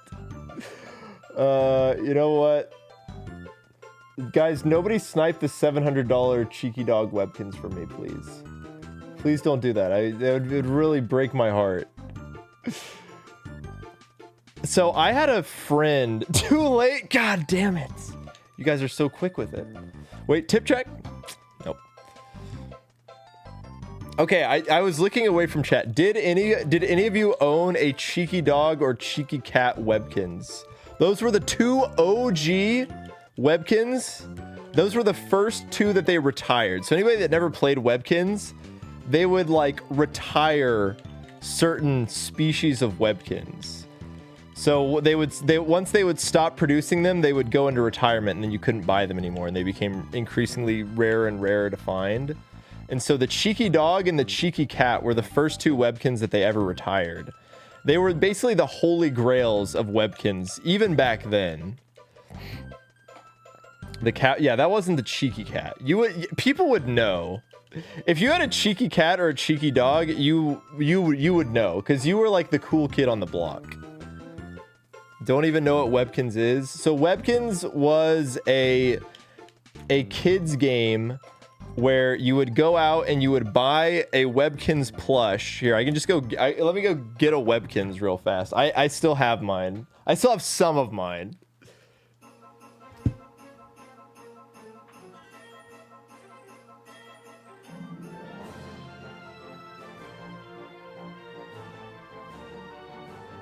Look at this guy. Look at this guy. We got awesome guy. I've been gorilla pilled for a long time. I had a lot. I got rid of almost all of mine. But yeah, so you would go get yourself a plush and then they'd have a tag on them and then you'd pull off the tag and then you'd go scan in your Webkins. And then you would be able to play it in game. The original Toys to Life. Exactly, Alejandro. They're kind of like Amiibo. In a way. You have a Tiger Webkins? Yo, what's up, Howie? What's going on? I think I only own 3, maybe. I'm pretty sure I only own 3. I have this one. I have like one of the frog ones, and then I think I still have a cow one. I used to, with my friend, whenever I'd have sleepovers with one of my friend, we would have these things called Mac and Moo fights, where he would sit on one edge of the room in one corner of the room, and I would sit in another corner of the room. And then we would just like throw them at each other and watch them collide in the air and like see how they would ragdoll off of each other. And it was really fun. Webkins would have been a thing in the the mid 2000s. So it was like early internet era. You would go and you would play games with them. It was a multiplayer game. So you could go. Yeah, like it had the Club Penguin aspect of like you had houses for them that you could build up. I'm surprised it lasted until 2017, honestly. That's crazy. Yeah, social media has taken that from us. Getting flashbacks to playing... wait, what? To playing Puffle plushie dodgeball with my sibling. Dude, it's fun. 21, buy it now. So this is not the real... I know what you're linking. This is not the OG Cheeky Dog. And it's why it makes it hard to find the OG Cheeky Dog. Because the Cheeky Dog and Cheeky Cat were so rare that they basically like reprinted different versions of them. So that's the Cheeky Dog black and white version. You are not getting a Cheeky Dog for $21. I can promise you that. They are extremely expensive. But all that to say, the reason I was curious is because I had a friend who owned a Cheeky Cat. And so he was like the coolest kid in the entire school. He owned that. Oh my God, that guy, he's got a Cheeky Cat. Misprint 1 of 1. Oh, we got him. Oh, we got him. Those stupid Webkins producers. They didn't know. They didn't know that they made a black and white Cheeky Cat. This is my time to go all in. But yeah, I think it would be... I would love to own a Cheeky Dog. Is a Cheeky Dog worth $700? Maybe I... Maybe I make a Webkins video. The problem is I can't sign into Webkins. That's the problem.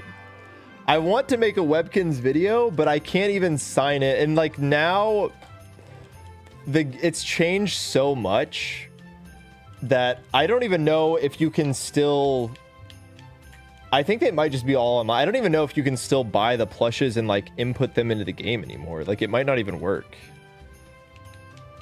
Oh, they've been deactivated, so I wouldn't even be able to get in if I tried then. Is my happiness worth $700? Yes. It's the type of thing where it's like Webkins had such a big impact on my life, you know, when I was way younger. So I do think it would be really cool to own, like, but it would just be for collectors purposes.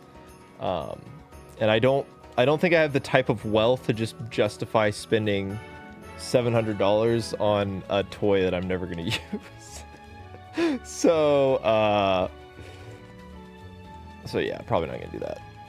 But maybe if one of those scratch off tickets hits. The alternate timeline where you're a Webkins streamer, I feel like for that to happen, I would have had to be like 15 years older and also been on the earliest wave of streaming. I doubt there's many people making Webkins content. If there's anybody making Webkins content, it's video essays about how like kids don't have places online anymore, and it's talking about how Webkins, you know, was a place where kids could go and congregate online and have like a place to themselves where they're not on TikTok with every other human being on the planet.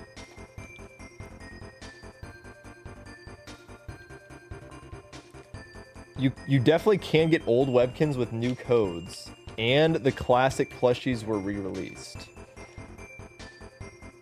There's an official YouTube channel. It's probably changed so much to where it would be completely unrecognizable from what the Webkins that I played.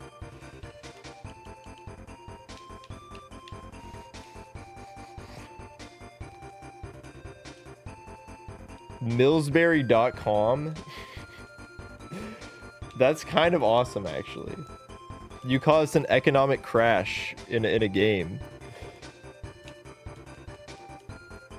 Some things are worth the money, but still cost too much to be a viable purchase. $700 Webkins is probably one of those. Yeah, like it would make me happy. It'd be cool to own.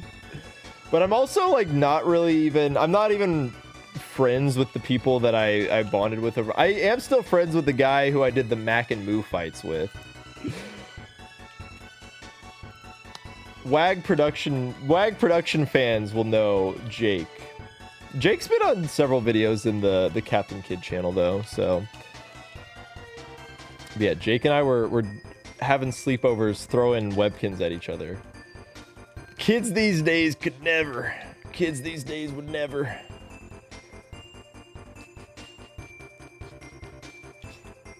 I don't think I'm getting peer pressured into buying. If I wanted to get back into Webkins, I could definitely get back into Webkins for less than the $700 cheeky dog. I'm the one that suggested. I'm the one who wants to buy the cheeky dog. I feel like most people in chat are trying to tell me not to buy the $700 cheeky dog. Buy it, no balls. Yeah, see, now we're getting gaslit. For 50 subs, I will buy the cheeky dog right now. If someone funds half of it, if someone buys $350 worth of subs right now, I'll do it. Or as a collective. If not, if one person doesn't want to do it, but if you can get a fund going, well, we'll basically go in 50-50. We'll go in halvesies. So this is what happens with my Twitch. Look, it's being put to good use. I promise all of your money is being put to good use, guys. Yeah, I got a dono goal, the cheeky dog.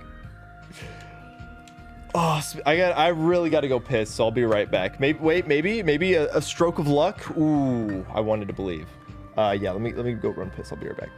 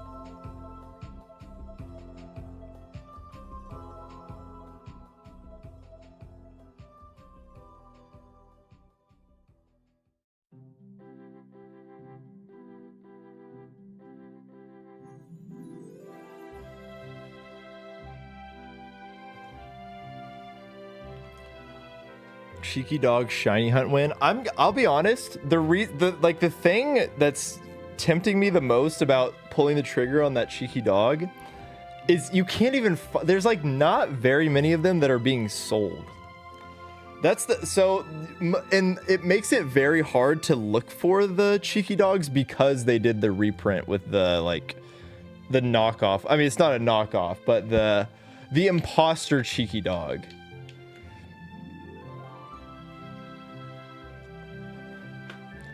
So that's the real issue. This is a Kirby playlist. That's why there's so much Kirby Epic Yarn music. It's not even a reprint though, because I mean, I guess kind of, but it's not the same. It's not even the same color. It is a different Webkins entirely. Like it's not even like a first edition, second edition type thing.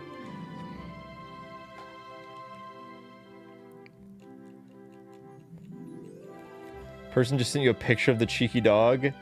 I would hope there's some buyer protection on eBay if such a thing were to happen. Otherwise, I'm going to be in big trouble. Well, it is a Christmas mix, but it's a special Kirby Christmas mix.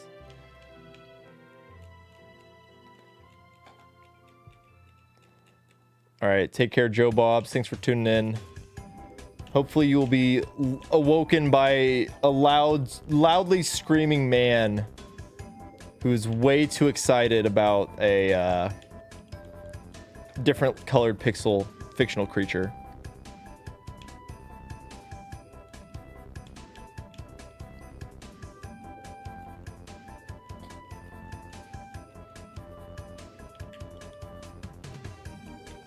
Sounds like a dream come true. It's my hope. Sandile will be the first shiny of 2026. Whoa, whoa, whoa, whoa, whoa. Hold on. Or because someone drops $700 in chat. Yeah, that too. That would help too. For context, let's see how much money, let's see how many months worth of Twitch ad revenue that would be for me. I don't stream a lot. So, okay, it's 1, 2, 3. That would be the equivalent of 4 months of Twitch ad revenue for me. Now, in fairness, one of those, I did go an entire month during that period not streaming, so that is a little disingenuous. But I would say that's about, on average, like 2.5 months worth of stream revenue. How do you think Josh Allen feels knowing that Mahomes won't be there to knock him out of the playoffs? I would have to imagine pretty good. I would have to imagine that's a pretty good feeling to know your op is not there. Stonks are down. Yeah, it's like we got all these recession indicators. Wait, hold on. I think that means it's the perfect time to invest in the cheeky dog Webkins.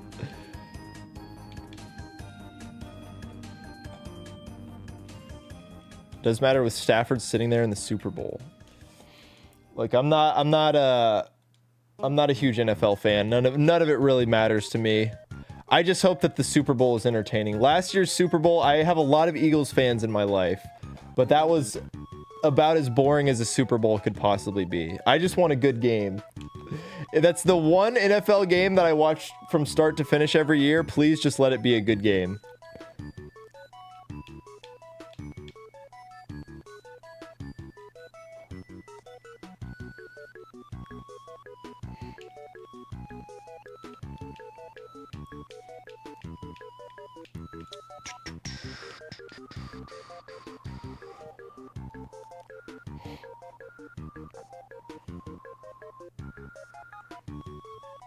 Has the halftime performance been announced? Yeah, it's Bad Bunny.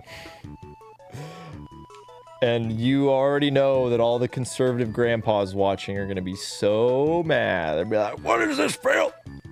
Speak English, damn it. I can't understand it. Where it's like, why I don't understand why people get so upset over halftime performances. Like, just go do something else. You could just leave. Nobody's requiring you to sit there and watch the halftime performance.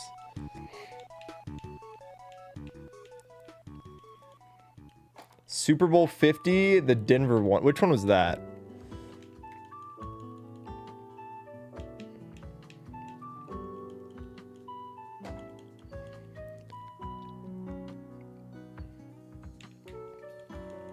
Yeah, TP USA was going to do their own halftime show. I'm pretty sure they're not doing that anymore. I think they probably realized that people overwhelmingly would not care. I don't think that the amount of effort that they would have to put into getting that together versus the amount of people who would actually care. I think even like a lot of far right, like Turning Point viewers probably would still not even tune in to whatever their stupid halftime performance would be. Oh, those damn liberals forcing the grandpas to watch Bad Bunny.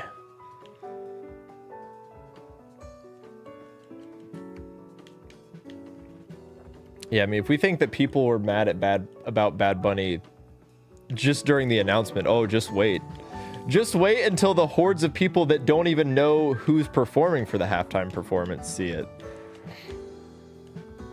I hate when the liberals make me watch Bad Bunny. Why would they do that? Why would they do such a thing?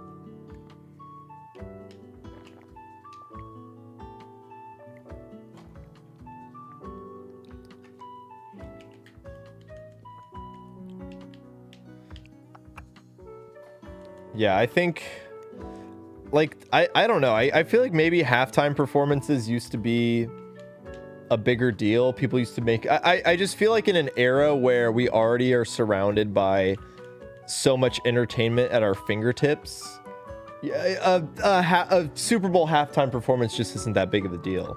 It's not really moving the needle feel like it doesn't carry the same weight that it used to. It's just like, okay, cool. They all kind of blend together for me. I don't really necessarily remember one being like, I'd like a still like, whoa, that's the best Super Bowl performance I've ever seen.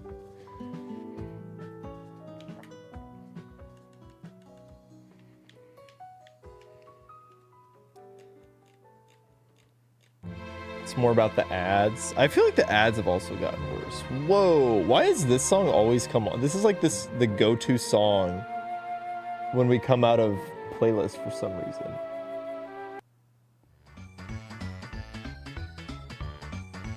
Diddy Kong Racing. Like, not that I'm complaining, it is a very good song. Bad Bunny is definitely going to draw such a large international audience. I feel like that's what the NFL should want, right? Like, obviously the NFL, I think, would care way more about drawing in a huge international audience versus a chunk of like old white people complaining. Snoop Dogg halftime at the Vikings Lions game on Christmas was kind of fire. I was definitely not tuned into that. I wasn't really tuned in anything. I only wanted to. I wish that I'd been able to watch more basketball on Christmas, but our family does a lot, so I was pretty much busy. And then I wanted to watch the Thunder game, so I had recorded that.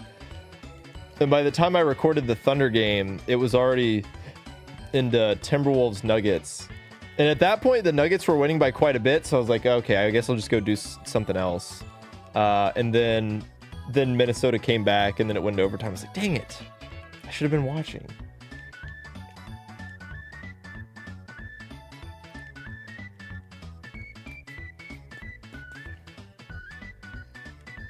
Oh yeah, they're definitely trying to expand. Definitely.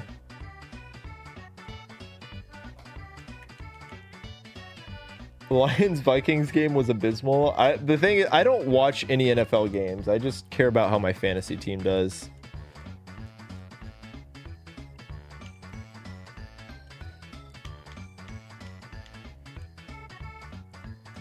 If I find a shiny Maractus, would you nickname it Bad Bunny? Possibly.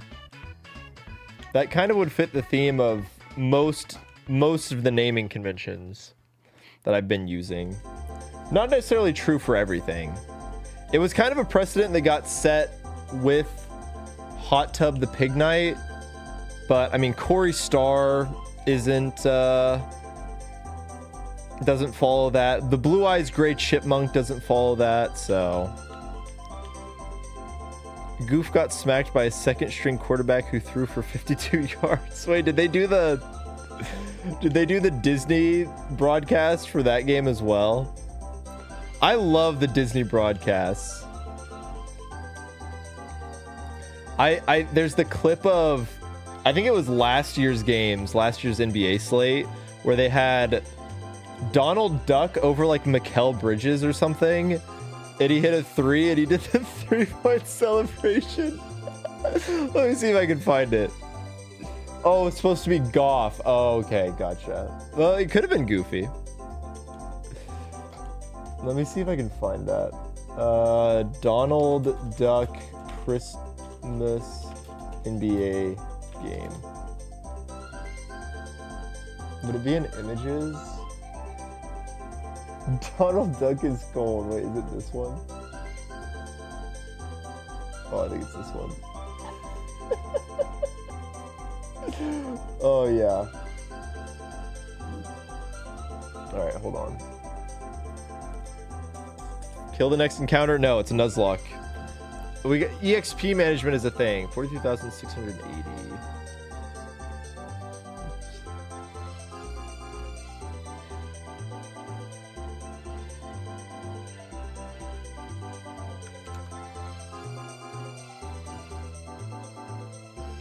Alright, check this out. Check this out. I love this clip. Watch Donald Duck. Sinks the 3. There's a different clip. There's one of him hitting a 3 on the baseline, and then he does it going this way. Let me see if I can find that. That one I like better. Let me see if I can find that one. That was posted by ESPN.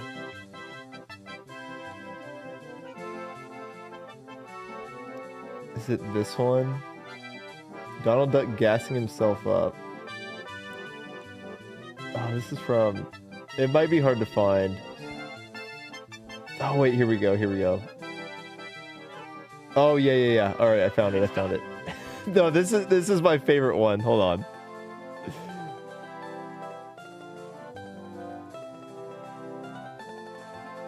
Okay, this is the last one, then we'll get back to shiny hunting. Watch my man Donald. It's the quarter three.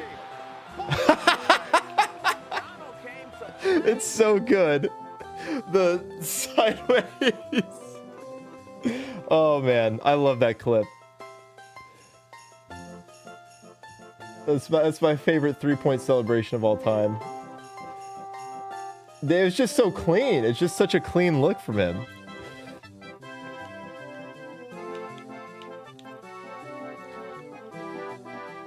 Yeah, that's my favorite. That one's much better. It's so good because just like he hits it. Oh man. I would never watch that full. I would never watch the Disney broadcast, but the clips make me laugh very hard. Like when they had the Monster Hunter, not Monster Hunter. Like when they had the Monsters Incorporated, they had Sully and Mike Wazowski for one of the NFL broadcasts recently.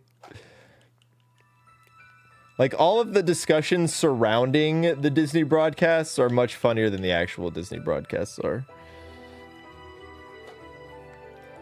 Only time my family was interested in basketball was the year the Raptors won, but goddamn, that was a hype year for everyone in the general vicinity. Speaking as someone from the city that just won the NBA championship, I can definitely attest to how cool that is. Hard agree. Nickelodeon slime clips. I feel like I haven't. I feel like I've mostly seen the Disney ones. The toys were in Andy's room or something. Yes, I think there was.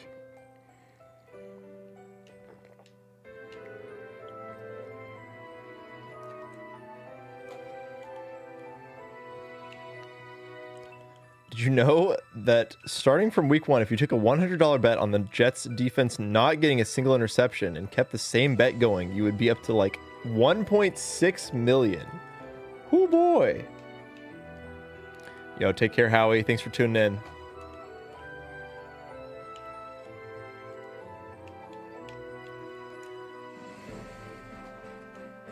As a Jets fan, ooh, that sounds like a miserable life.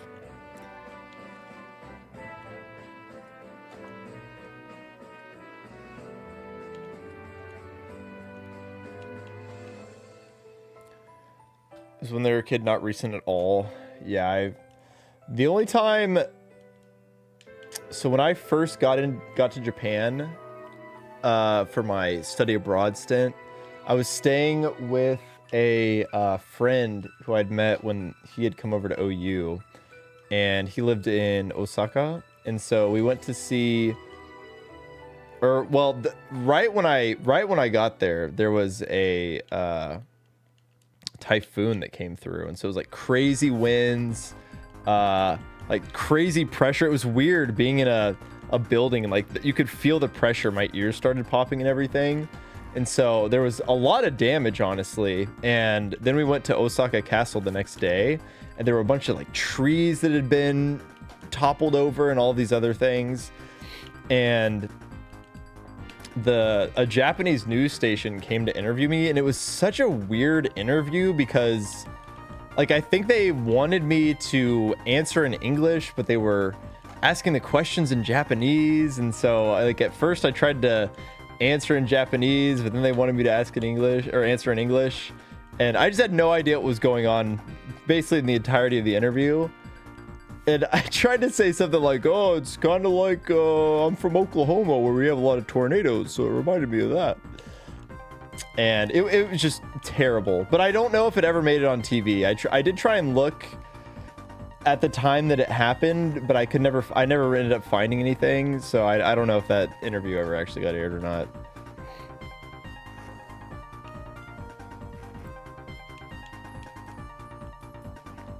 Not ice cap coming on as you started talking about this.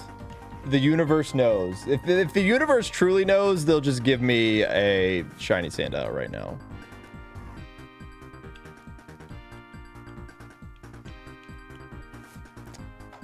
Yeah, it was a little scary. I mean, there were just seeing a bunch of shingles from roofs flying off and hitting stuff, and it was definitely a little spooky. The universe is not a knower. The universe doesn't want me to win, clearly. They're like, yeah, you can have your shiny Alpha Tyrantrum. There you go. You got your 1 in 400,000 encounter. You will never get any other shinies ever again.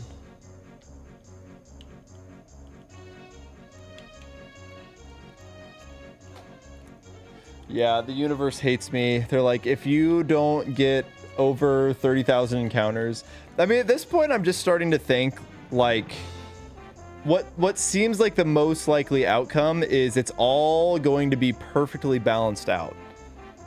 At this point, I'm just convinced that as soon as we reach the amount of encounters that we would normally have for getting 6 shinies, that's when the game's gonna be like, okay, here you go. You can finally... You've done your suffering for the totality of the run, which sucks because...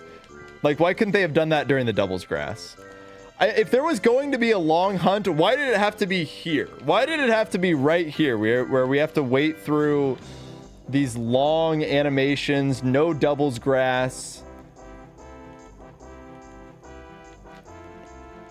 At what point do we start theory crafting this route as shiny locked? I think we crossed that threshold already. We've blown past that threshold.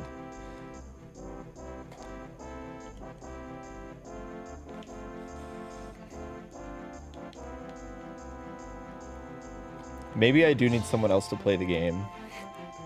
Let me throw on Twitch Plays Pokemon real fast and see what we can do. Are we over odds? Just a little bit. Or just a little bit over odds. Maybe like 3 times or something. Imagine this luck, but doubly worse. If we get doubly worse luck, then we are trending towards historic levels of bad luck. Let's see if Google AI can spit out. I'm just gonna look up longest Pokemon shiny hunt ever recorded. Let's see, do we get a Google AI overview?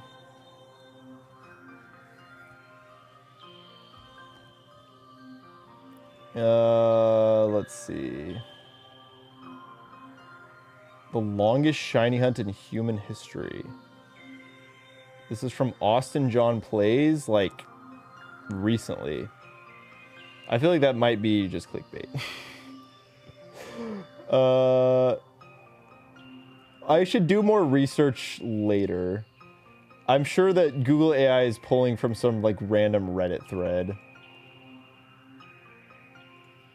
Yeah, Twitch Plays... I've thought about I've thought about letting Twitch Plays Pokemon take over for a little bit, but the consequences could be too dire.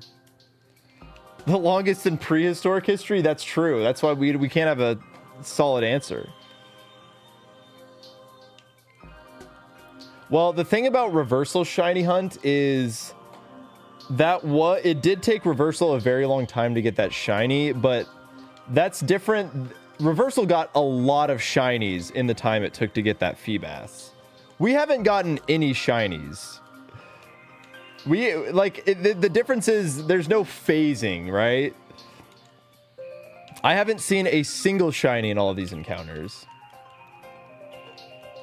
Any idea how long you plan to stream for today? I honestly didn't think I'd be going very long, but I feel pretty good right now.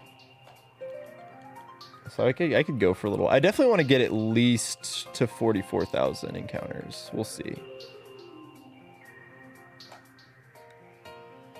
My D&D group will be pleased if they ever see it. Hell yeah. One release button. Yeah, if they If Twitch Plays Pokemon made it to the PC, bad things would happen. Honestly, gotta respect going at this for more than 2 years now. Yeah, I definitely am being a little disingenuous with it. Because, like, it hasn't been a consistent thing that I've done, but it's been a long time. Like, I've definitely put in the hours. I've spent multiple days of my life looking at this Watchhog back sprite with no shiny to show for it. And, like, because of Illuminate, I mean, we've gotten a lot of encounters. I've given myself a pretty good chance. I mean, we're in, like, the 95th, 96th-ish percentile right now. So, we're certainly unlucky. But if we really take a step back, look at the whole picture, analyze everything, we are still under odds. Despite everything for the totality of the run, we're still, if we were to get the shiny right now, we would be under odds for all 6 of those shinies.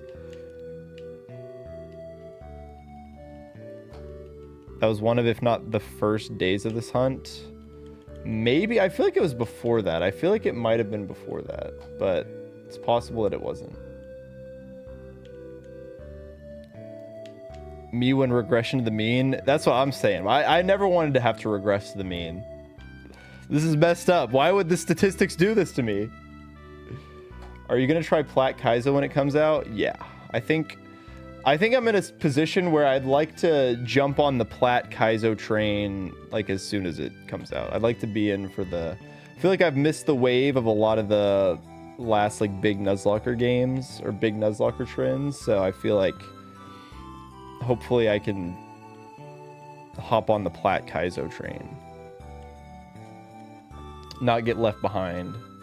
To be fair, Plat Kaizo feels a lot... Like, I was not ever super interested in doing the Drayano Gauntlet. Not in 2032 after the Gauntlet? Yeah, that's what I'm saying. Just give me a few more years. Give me a few more years and then I'll hop on.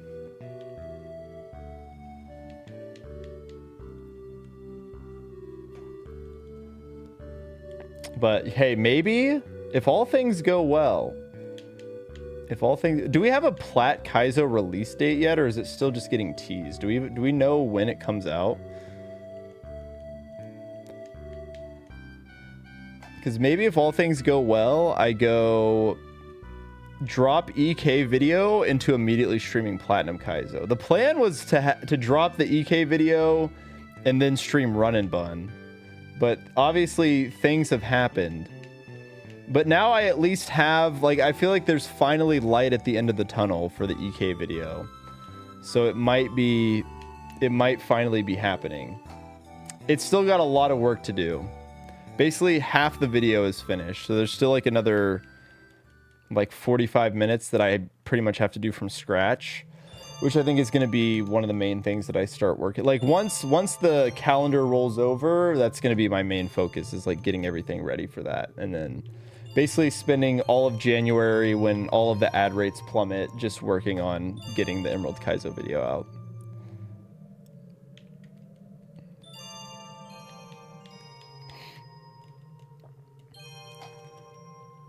Wanted a Cyclizar? Yeah.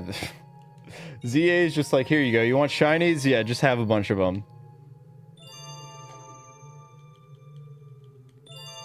I feel like if we're getting Plat Kaizo teases, though, then it's got to be coming somewhat soon.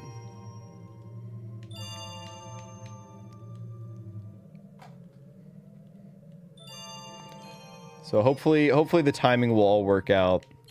We can get on that before I feel like I've completely fallen.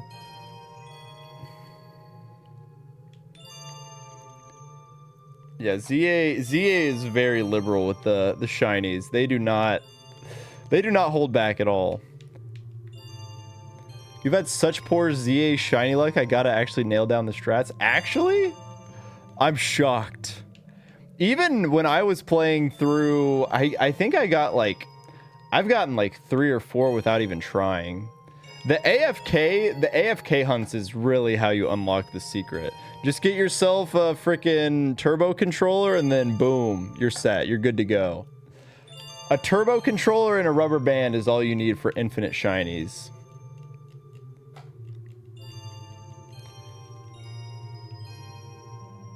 The blind Ocarina of Time playthrough? I don't think that's something I want to do on the channel.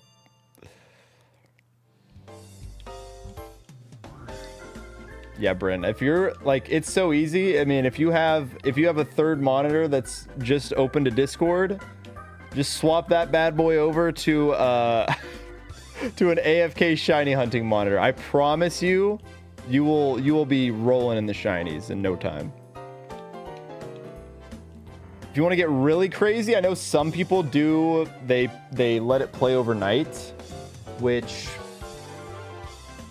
Well, I don't know if I would want my Switch to run for like 8 hours at a time, but people do it. Yeah, the shiny odds are ridiculous.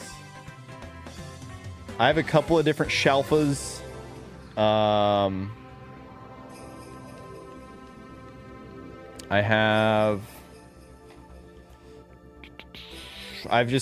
got a lot of shinies. I tried to get most of them for the ZA Draft League, and I haven't played any of the DLC. It's kind of crazy that the second that we went on break for the Draft League, I basically just dropped the game entirely.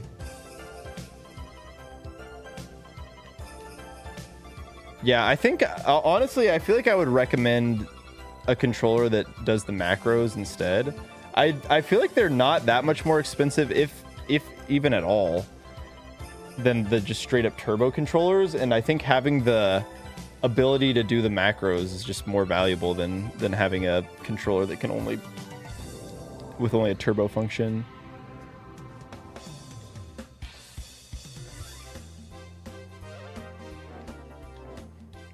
Will there be a video about the Draft League once it's over? Definitely.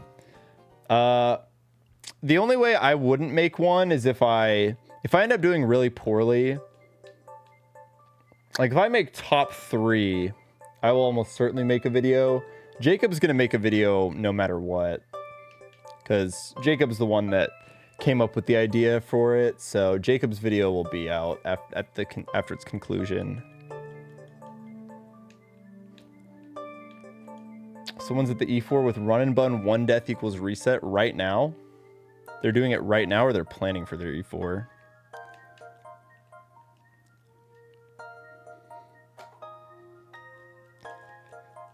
Yeah, I think if there's anybody in chat that has not, if there's anybody in chat that has not done or has never gotten a shiny in a Pokemon game, then you should be able to,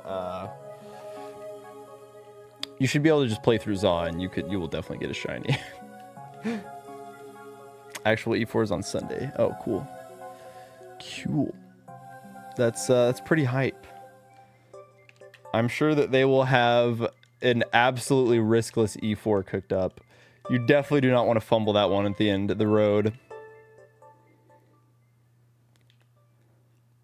ZA has a quest that guarantees a shiny. Well, if you don't want to consider that one.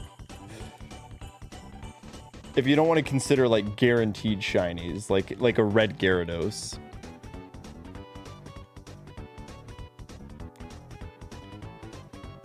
Yeah, in the Nuzlocke that I did, I got a shiny Beedrill and a shiny Spinarak. I got a lot of shiny bugs.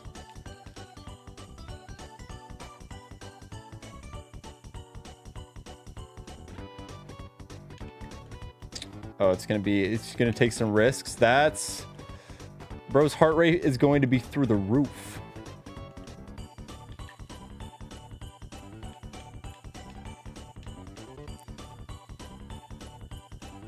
How many guaranteed shinies have there been now in the main games?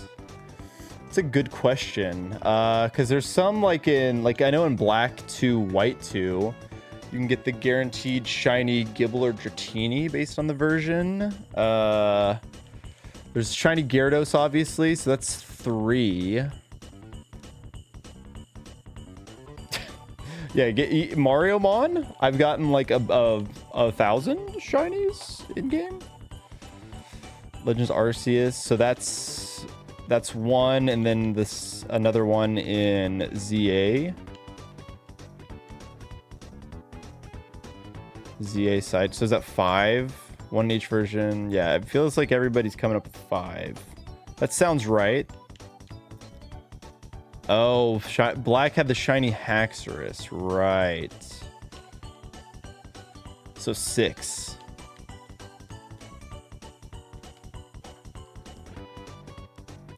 Shiny Blitzel and Indigo Disc. So 7. Is that guaranteed? I have not played Scarlet Violet DLC. So we're up to 7. That's a pretty good amount, and like certainly very backloaded. Kind of weird that it's like Gen 2 and then we didn't have another one until Gen 5 that gave us 3.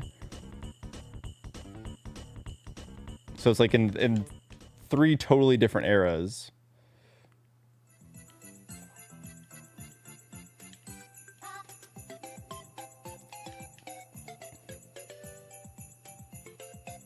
Yeah, I mean, the red Gyarados started it all. It doesn't get more iconic than that. That's the Pokemon that was there intended to show people that shiny Pokemon even exist in the first place. They could be like, whoa, I didn't know Gyarados could be red. That's so freaking cool.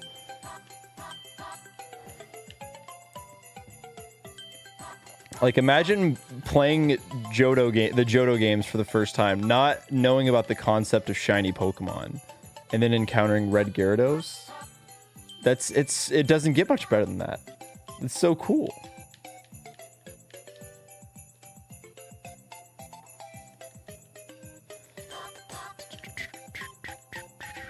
I don't need to imagine it. That was me. Fortunately, I was a little bit too young for that. I probably was an age where I, in theory, could have been playing Pokemon, but I just did not have I didn't have a Game Boy. I was a little late when it came to playing video games. Shiny Gyarados was the only one required for the story. Yeah.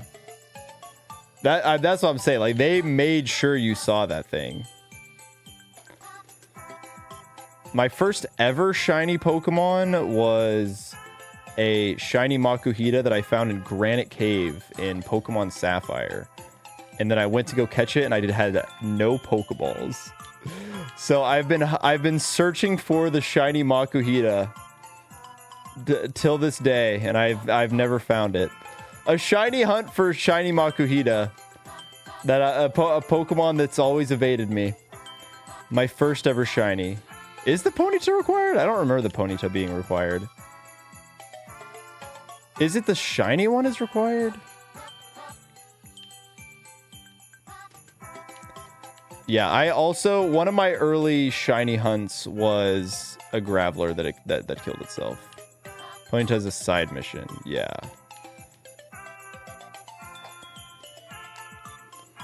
I remember getting a shiny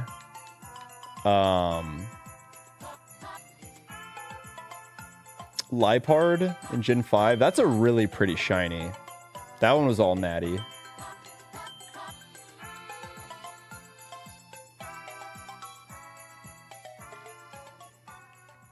I remember getting a bunch of like shiny Giraffe Rig for some reason.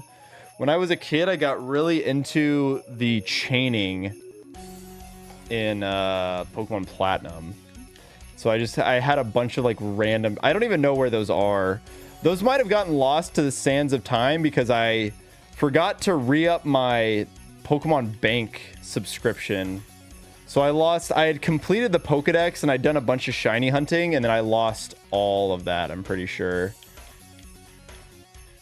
So I've ever since I lost all that, I've never had the urge to shiny hunting or to complete the Pokedex again. Because so much of the work, I'm sure it's probably a lot easier to do now, but back that was a lot of time and effort that I put in, like beating multiple games. I worked hard for that.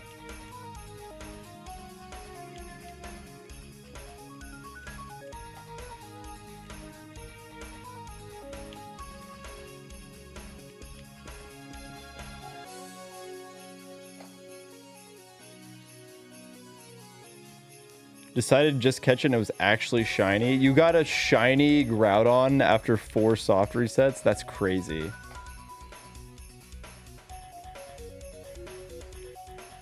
Bro, I'm sure that's probably not like... I mean, it is an uncommon story, but I wonder how many people, yeah, they got their first shiny and were like, oh, this isn't the color of the one on the box. I don't want this. And they just reset. We're finding the second Master Ball in Black 2 and wondering if I should use it on a shiny. Then I saw a ripple in the water and fished it just cuz, and it was a shiny Lumineon. Nice. Did you chuck it?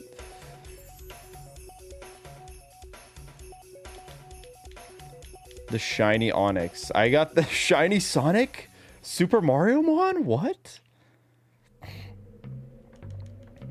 Oh, that's tragic. That is so, losing mythicals is even more sad. I lost a lot of like legendaries that I could definitely get back, but losing the mythicals, that's painful. You did check the Master Ball at it? Nice.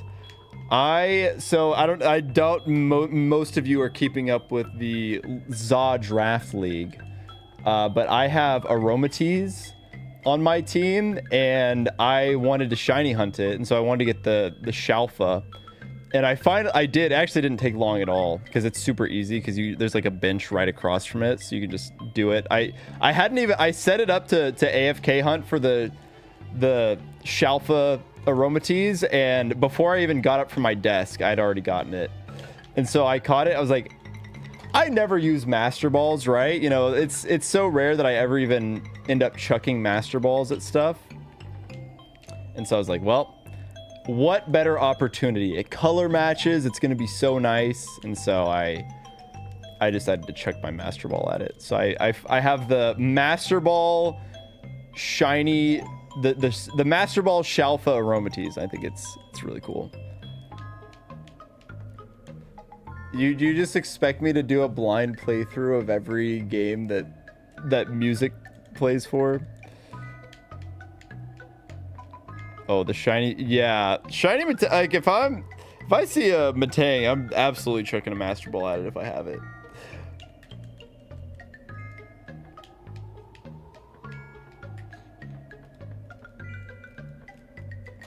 That's what I was saying. I opened my bag to look at the ball types that I could catch shiny Spritzy in, and I was like, oh, Master Ball is perfect. Because I was thinking Heal Ball maybe, but the Master Ball, all the colors match so well. Only got the most recent video to watch until I'm caught up on the league. Yeah, I'm curious how many people are like actually invested in the league. Because the type of thing where I'm really the only one who's making a lot of content over ZA Draft League right now. I would say at most you're probably getting 2 main channel videos out of it. I think you're getting Jacob's video for sure, and my video if I do well enough to warrant a video. So you better hope I win. You guys better hope I win if you want some ZA Draft League content. It's kind of how I felt about the Mariomon tournament. I was like, I know that nobody else cares enough about Mariomon VGC to make a video over this. So if I don't win, we're not getting a video. And I didn't win. But then I joined a draft league and I won that. So I need to finally make my Mariomon draft league video.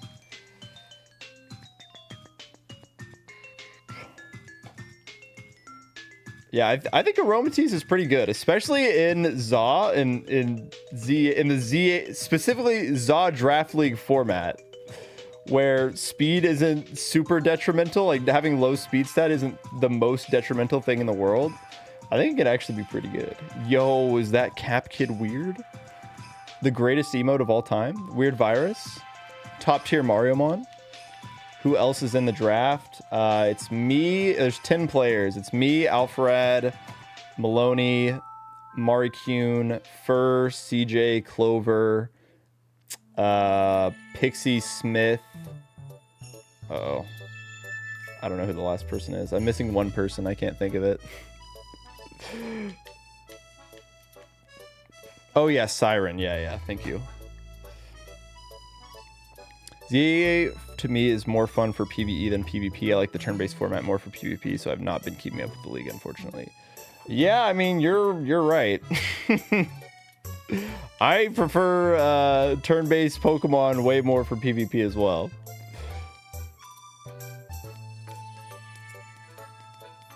I think draft leagues are a lot of fun. I just like the draft format a lot. So whether it's for the draft locks or draft leagues, I think it's always just a fun team building exercise. I think that's like I love team building, right? I mean, that's the most fun part about Pokemon.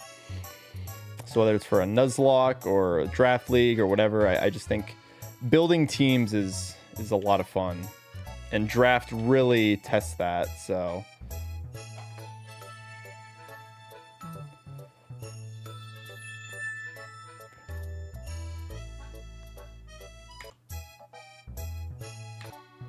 Okay, this song. Let's see.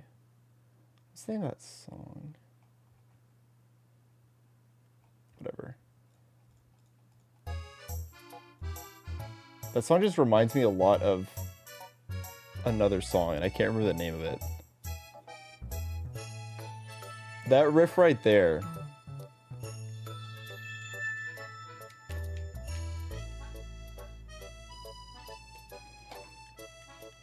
Lets you do the most with team building and using mons you normally wouldn't. Yeah, and that's kind of why I like that's what drew me to the Nuzlocke challenge in the first place. It's like forcing you to use Pokemon that you wouldn't normally use. The big problem with the ZA draft league is in normal VGC and probably singles too. They're like niche Pokemon can actually do stuff. There's actually options for lower power level Pokemon and niche picks, especially VGC, because of the way that like doubles and team synergies and abilities and status moves and stuff like that work. But in ZA, you just can't really do that. So it makes the team building a lot less interesting in ZA, which sucks.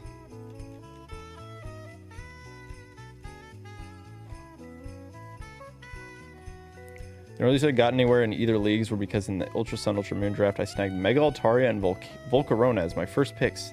And I accidentally sniped someone else because they wanted Volk. They tried getting me to trade it, but I couldn't because that moth carried my whole run. Yeah, I don't blame you. Getting the Quiver Dance spawn is pretty good.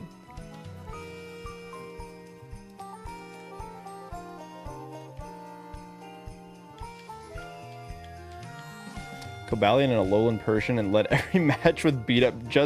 Yeah, I guess if people can't stop your justified beat up strat, you just win.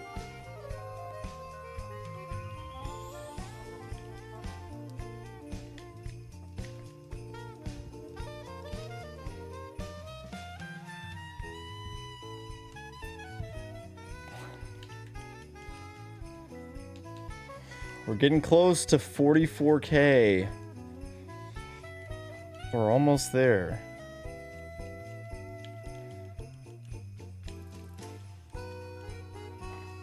I didn't win the league, but by the end, my Cobalion had the most KOs out of any Pokemon. I think that's always fun. I think it's fun when you pick a Pokemon that other people didn't believe in, and then you dominate with it. You prove that everybody else was wrong by not getting it. For the Mariomon Draft League, that was Yub. People didn't realize that if you play in a format where the one good fairy type is only on one team, the dragon type pseudo legendary with insane bulk is actually really, really good. So I literally won the league just by drafting Yub and having a Pokemon just click like coaching into it. Yeah, my draft strategy was, who cares? So we drafted 8 Pokemon, and my draft strategy was literally, I will pick the 6 best Pokemon, because it doesn't matter if people know what 6 Pokemon I'm bringing every week if they can't beat them.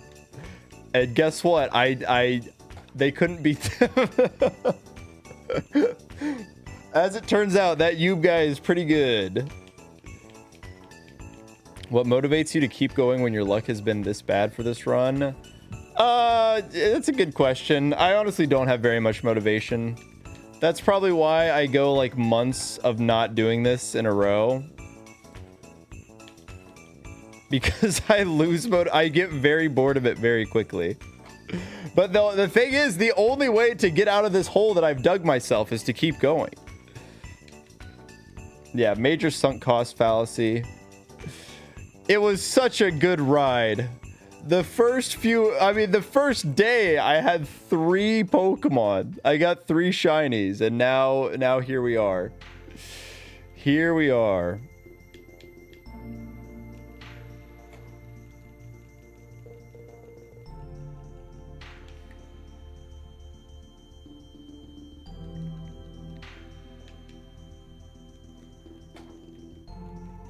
I had a fun season with Gouging Fire where a lot of people thought it was tiered too high, and then I won the league with it. Yo, that's sick.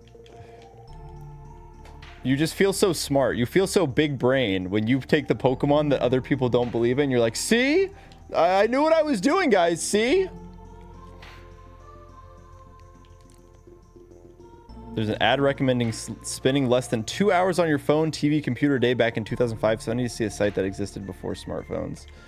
I remember that. I was thinking about that. I was thinking about, like, I remember going to the doctor back in the day, and they would have a little survey for how much screen time you were getting, and it was like, I don't, you know, imagine anybody putting 0 to 1 hours on 0 to 1 hour of screen time a day in current day. That would be hard to do. That would take some serious willpower and dedication.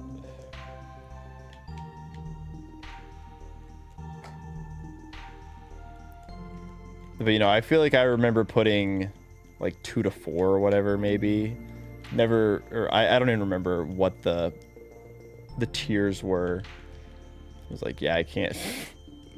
I'm not even close. I'm not even close to that anymore.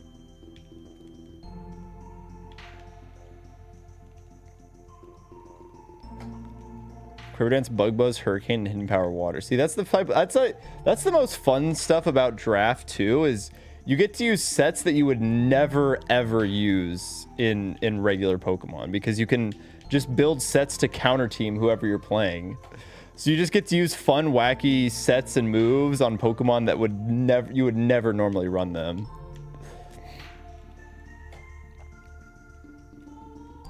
Banded, Gouging Fire, and Sun does just OHKO everything in the decks. Did you get a Sunsetter as well? They let you get a Sunsetter with that team?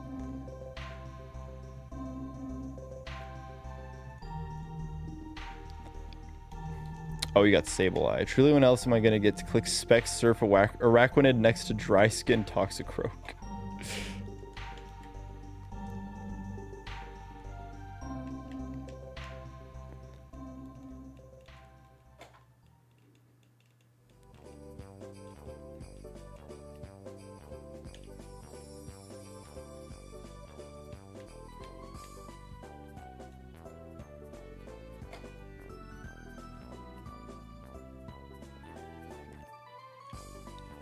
Yeah, I remember. Do kids go to other kids' houses anymore and just knock on the door and ask them to come outside to play? Is that even a thing that kids do anymore? Or do we all just stay inside, stare at our phones, scroll TikTok all day?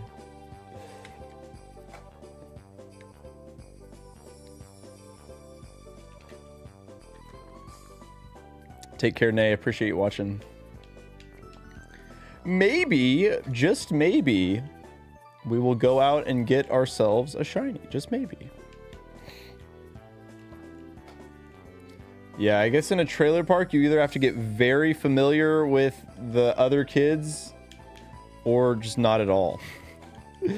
If you don't mess with the kids and you live in a trailer park, then I guess you're just out of luck. Your younger brother does. Well, that's good. I'm glad that kids are still out there hanging out the old-fashioned way.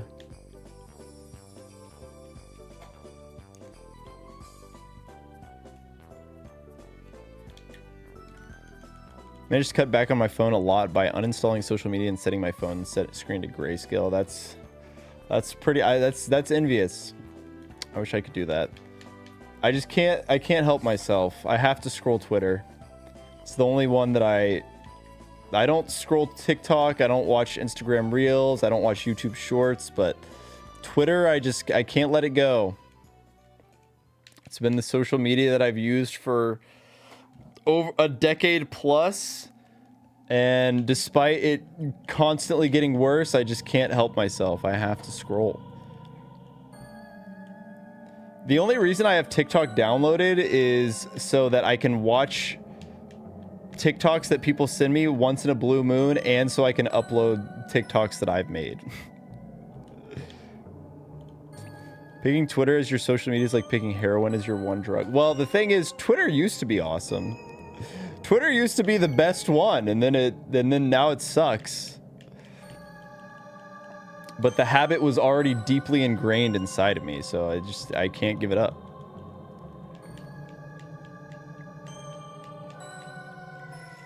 $8 a day. 8 hours a day is a lot. I feel like my screen time is skewed. I mean, I do like just putting YouTube videos on while I go do something else. So I'm not actively watching. Like I'll throw on a YouTube video and then go do something else, and then just listen to it. I'm not glued to my screen. So the actual amount of time that I'm glued to my screen, probably I would say is like 2 to 3 hours. I would say, unfortunately, like an hour when I wake up. That's the one I really would. The best thing I could do for myself is just to wake up and get out of bed. I feel like problems arise when you open your phone immediately as soon as you wake up. I think if I could just, alarm goes off, shut off the alarm. I feel like the best way to do it is to probably like lock my phone away and then just get a physical alarm clock. And then boom. Yeah, I mean, if you're using your phone for like work or studying, then at that point it's definitely different. Like screen time and phone time is definitely, because, you know, if I'm clearly looking at multiple screens right now. Throw on a YouTube or Twitch stream while playing Marvel Rivals, which is what I'm doing now. Yo, double up? Doubling up on the screen time? Let's go. Our security, so my job is pretty chill. I think I get 10 to 12 hours of screen time a day between work and gaming at home. Yeah, I think just the amount of time. I'm not someone who spends a ton of time on my phone, just because I don't scroll reels or anything like that.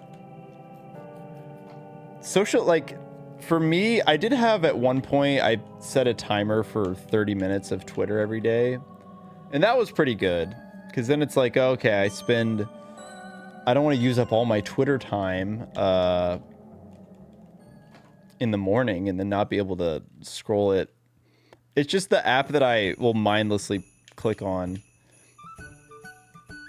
That's why I feel like I don't get how people can watch. I mean, a lot of people that watch Reels do just blast that in public. It's like, I like having a social media that I can scroll that I don't need audio for. And I feel like for most short form videos, I would need audio for.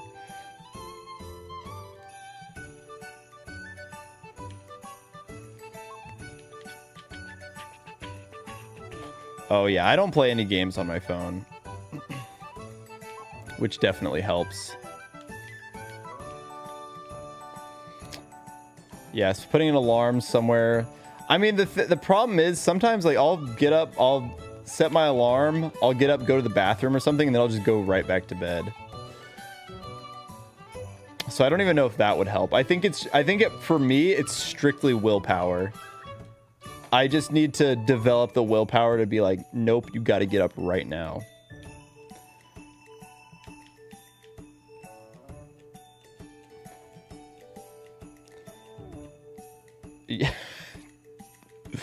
Dude, girls do be scrolling. They get consumed by the shorts. Not like guys don't either, but that's the same way for me. I could definitely scroll Reddit or Twitter, but I'm not like a short form reels type of guy.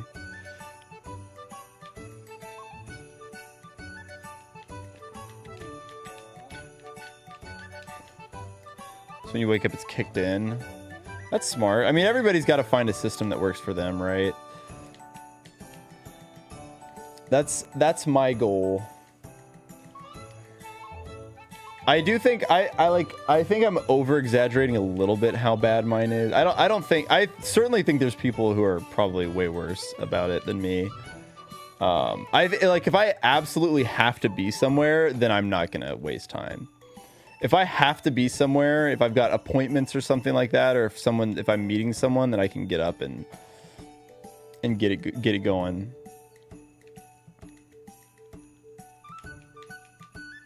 Or if I just did something like it's not necessarily the act of staying in bed that I just wish I was doing something productive.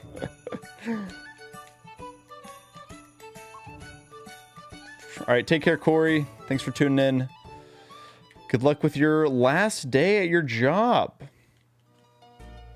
Hope you have a good one. Yeah, hopefully some good luck comes my way the rest of the stream. We're approaching 44,000. I didn't realize how close we were.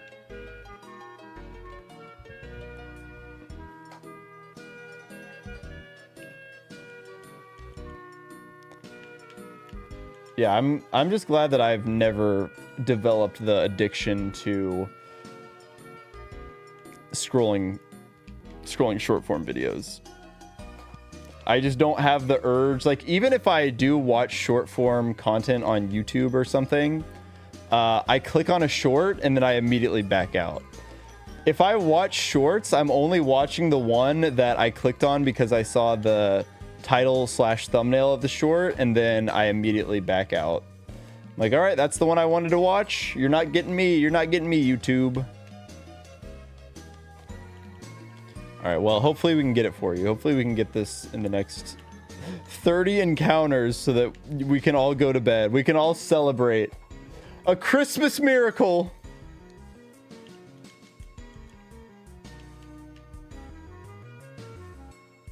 This song's kind of a bop. What is this? Winter theme, Harvest Moon, Magical Melody. Of course Harvest Moon would have absolute bangers. Surely we go to 44,444. You know what? That might be the point I go to. I feel like in honor of Shy Guy. No, you're so right. Do it for Shy Guy. That might be the point that I have to go to. 400 is a lot. It does take a long time to get to 400, but I think that'd probably be like another 90 minutes or so.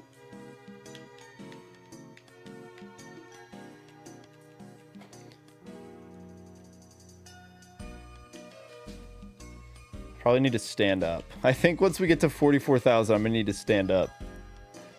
Stand up.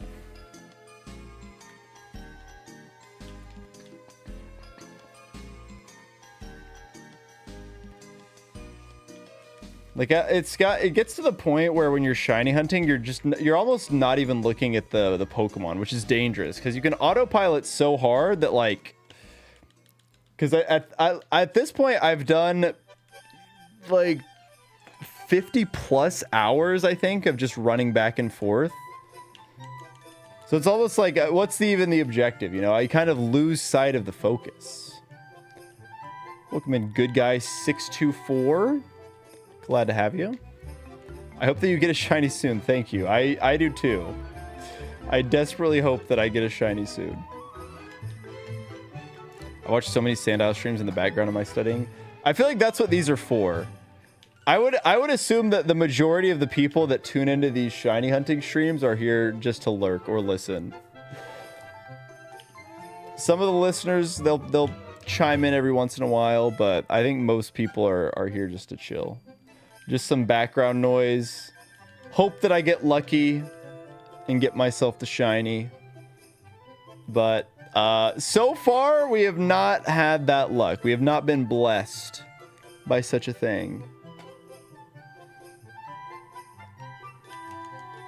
Well, we're going to be moving up into the 96th percentile, I think. I don't know exactly where we're at right now, but I think we are going to get there.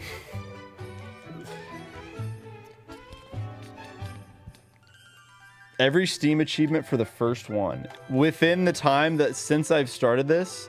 All right, the last 10 until we get to the 44,000th encounter of the run.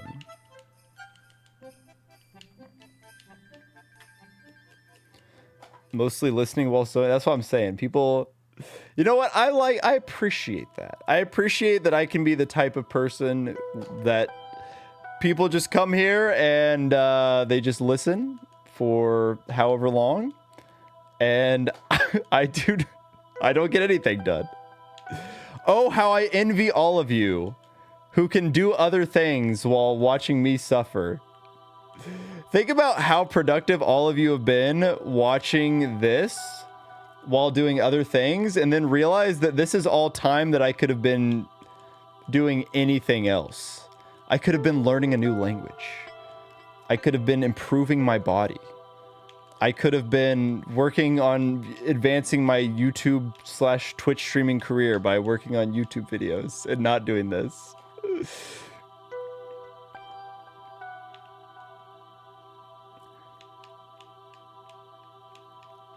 Well, at least that's doing something. I can't be looking through. I guess I could. I do take the occasional tangent. Not nearly as important as different pixels in the games. No, you're right. You're right. I should really think about that. All right, here we go. Number 44,000. Surely a special milestone is we are in need.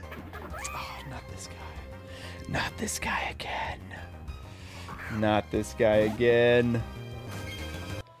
All right, well, RIP to the 44K. Take care, Fallen Light. I will surely get the shiny next attempt. Yeah, next attempt for sure. I do really have to pee. Ooh. I do really have to pee, though. So I will be right back.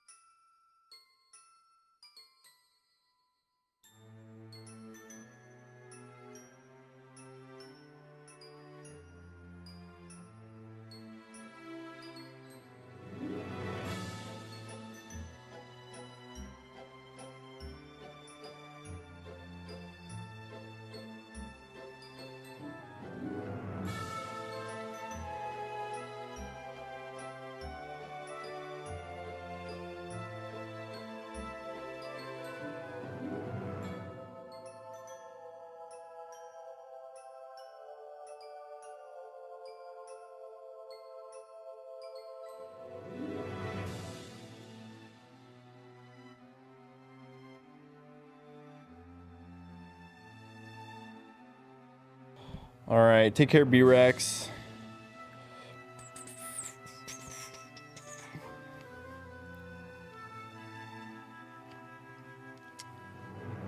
Yeah, we are... Ideally, we get a shiny sandile here, but that... I will take anything at this point. I will truly take anything.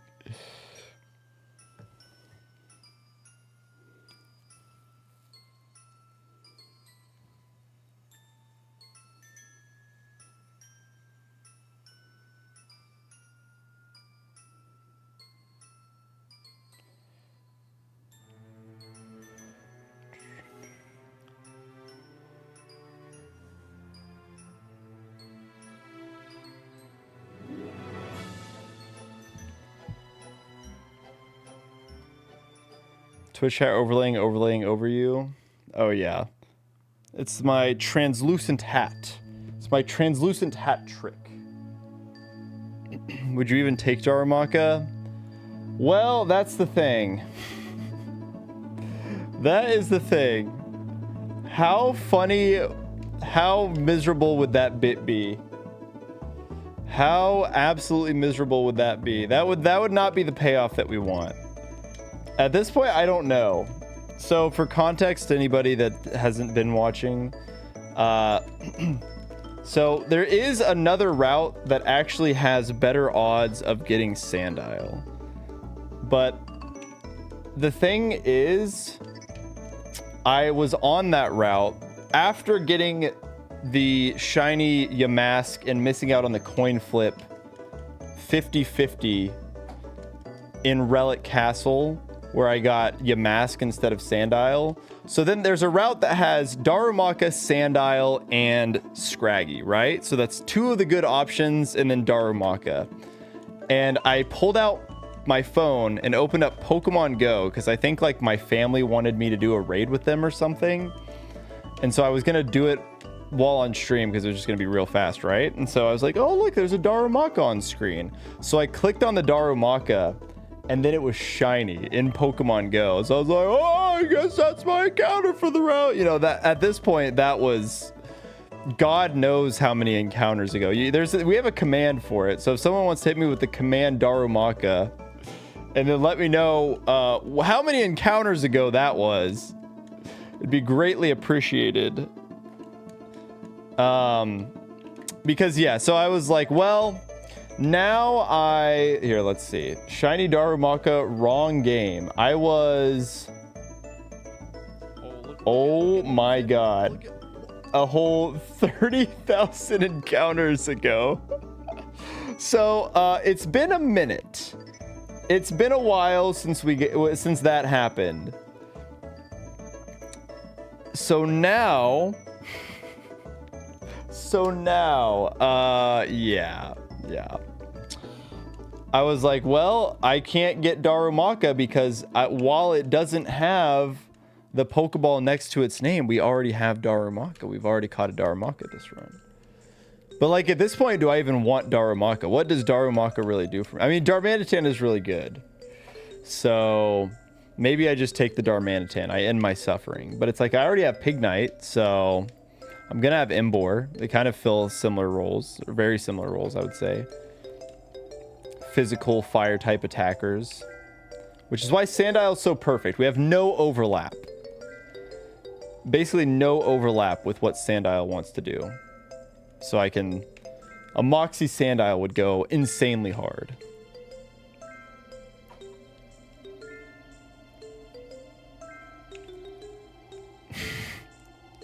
Leave this route? It sure does, but just think about the payoff. Think about how devastated I would be to, after all of this time, end the drought with a shiny that I said I wouldn't take because I already had it. I have the right to hack shiny Darumaka into this game. You know what? Maybe I'm like, oh guys, I have the technology. We now have the technology to hack Darumaka into the game. Maybe I could do that. Let's see what happens.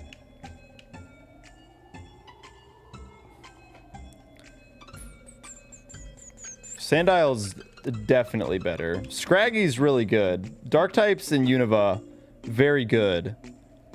But Sandile helps us out immediately and in the future. Scraggy doesn't really help us out a ton in the future. Or in the present. Sandile, the entire reason we set out on this whole escapade is that I wanted to get a ground type before the electric type gym. And I have now struck out 3 times. 3 strikes and you're out. I guess this is me being out. This is my eternal punishment for not getting any of the 3 ground types the first time. The real killer, I feel like, is not getting Palpitoad. Getting the Unpheasant instead of the Temple in Pinwheel Forest, that's going to be the real kicker. Because if I had just gotten that, I would have had Palpitoad. Like, we would have been... I probably would have been done with this playthrough, honestly. Just 5 Mons and go. Yeah, any of the Sandile abilities will definitely work here.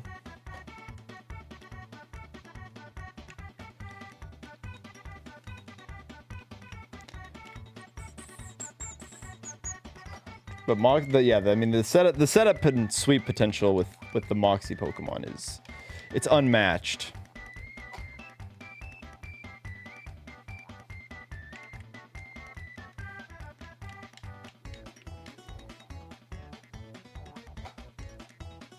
Oh god.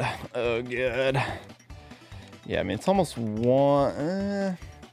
I'd love to get to 44,444. I just don't know how quickly I'll be able to get to that. That's the issue. I like ending on nice numbers. I don't know if, but 400's a lot. That's very far away.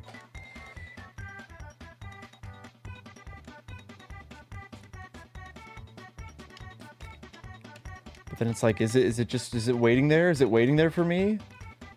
Is it the guy mining for diamonds meme?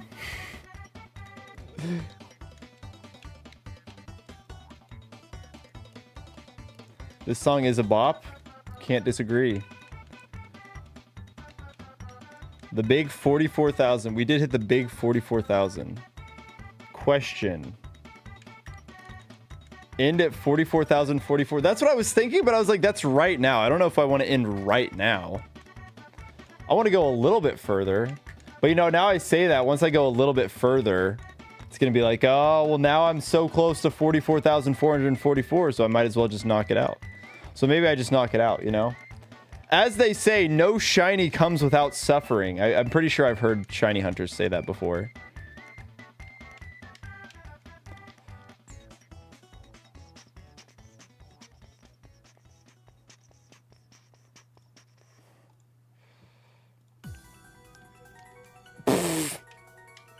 Wow, what a switch up.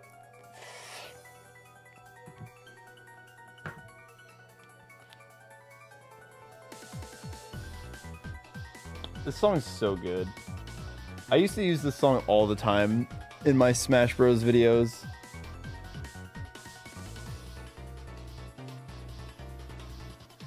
Actually, a lot of this just looks like the music that I use in Smash Bros. But we're here for Christmas music. We're here for winter-themed Nintendo music. Gosh dang it. And that's what I'm gonna listen to.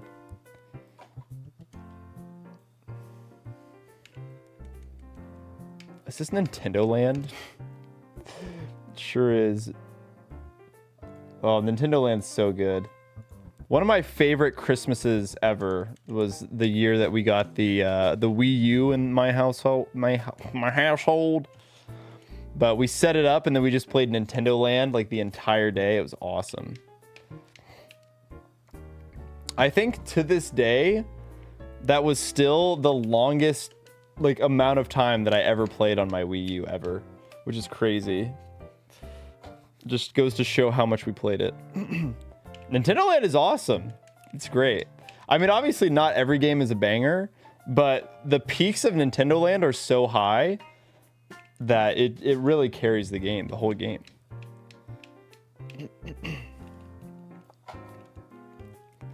When you were 6, you killed 3 shiny Pokemon. Holy moly. The fact that you even found 3 at that age is crazy. No, Kaze, I hope you feel better. Migraines suck. I slammed my head into a bar at the gym today. And so I honestly, when I booted up stream, I didn't think I'd be able to go for very long. Because I was like, ooh, I'm kind of getting a headache. I guess we'll see how I feel after this. But I really thought, I was like, I might only be able to boot up, go for like 45 minutes and be, this was a mistake. But I feel better, so I don't know. Maybe adrenaline is powering me through. Maybe the quest for the elusive shiny Sandile is, it's just so much, is what I crave, but we'll see. Thank you, Kaze. Hope you feel better.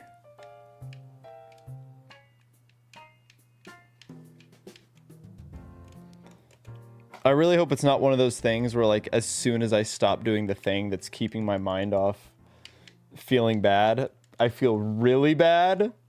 So we'll see. We'll see what happens.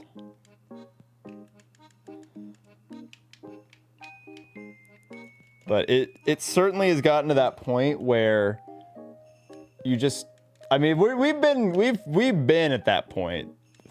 But, you know, it's like, what, I don't even know what I'm going to do when I finally get it, because I just feel like I've been here making zero progress, doing absolutely nothing for so long.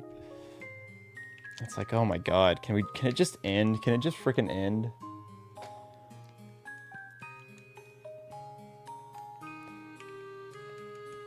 It's just there's just no light at the end of the tunnel. You're just sitting here, punished, forced to run back and forth forever and ever until the game eventually decides that it's had enough with you. It's not even 3 p.m. Look, the sleepies can hit you whenever. You just got so worn out listening to me yap for hours, for 3 hours. 44,067. Oh, you're so right. We have a new funny number. We didn't even have that funny number when I first started this. So that just means it's got to be this. Come on. Come on, let's see it. Let's see it. Let's see it. Oh, here we go. I got it ready. I got it ready right here, right here. Okay, good. Good. We couldn't be having that. No Darumaka around. No shiny Darumaka 6-7.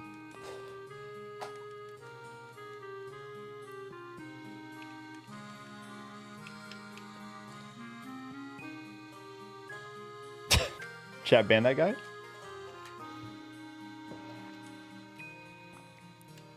Mods? Mods, get him.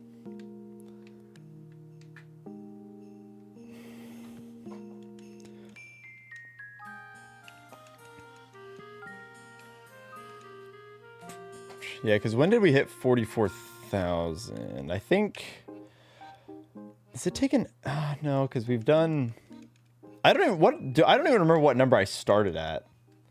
I thought I started at around 43,000. Yeah, no, I started at 43,000. So maybe I'm just going slower. Mods, fillet fish him. So it took me about 3 hours to get 1,000, I think.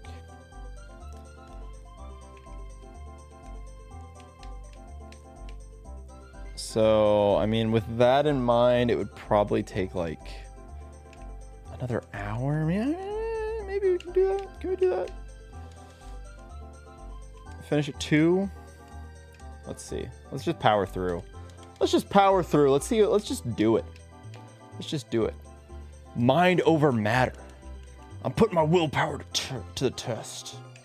As if I haven't already been doing that.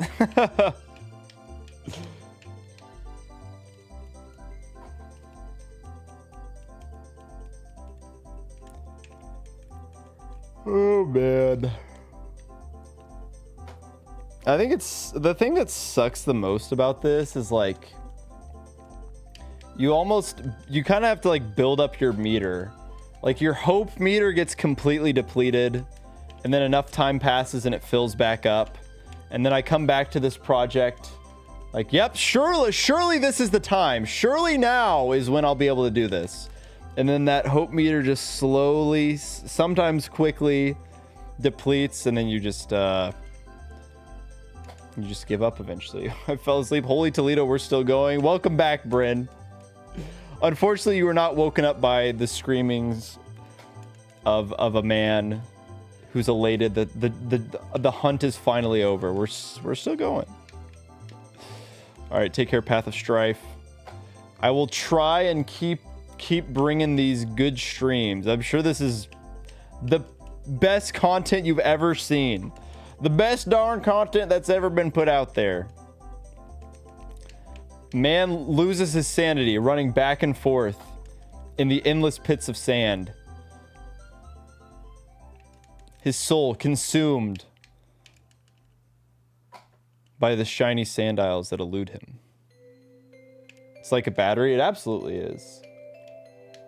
Oh my god. I know this song. I've played Stardew Valley.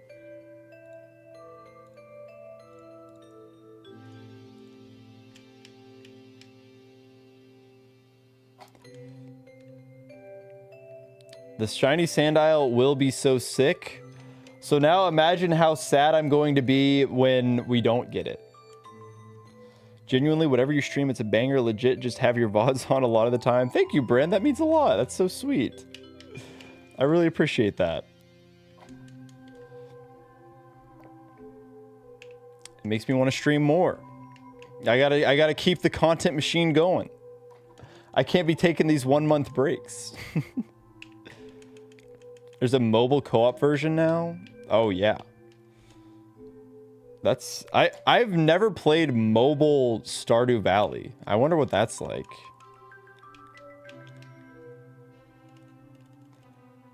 Yeah, I don't have all the Stardew achievements. I'm still missing a few, but I've got most of them. I did reach in 2025. I did reach perfection. My girlfriend, we finally did it, but I still need a couple of achievements. Just got done watching the Dungeons. Kaizo was absolutely gold. Love watching, brother. Thank you, Barnacle Boy. I appreciate it. Welcome to the stream. You must be at that point in your YouTube watching session where they're like, oh, this person just watched a hour-long YouTube video. Let me throw you into one of the live streams. I feel like that's what happens a lot. What I've noticed with the YouTube streaming is like, once you get to it, once you reach like a certain threshold, it actually happened with the Mystery Dungeon Kaizo finale, is that stream was like 8 hours long, and just you hit like a certain point, and it's like a breaking point in YouTube streaming where you kind of level out, and honestly you start dipping a little bit as it gets later into the night and people start going to bed, but then you go to a certain point where you go so long, and I think just autoplay. It's like all the people that autoplay, you just start skyrocketing up again. It's kind of funny. I usually don't stream long enough for that effect to start happening, but maybe tonight will be one of those nights. I've been watching a lot of VODs from streamers. Pokemon and Zelda runs are the best. Nice. Yeah, well, we do I would say exclusively Pokemon on this channel. Once in a blue moon, I will do something that's not Pokemon related. Have never done any Zelda though, and probably will not. I don't have any Zelda skill set to pull from, unfortunately.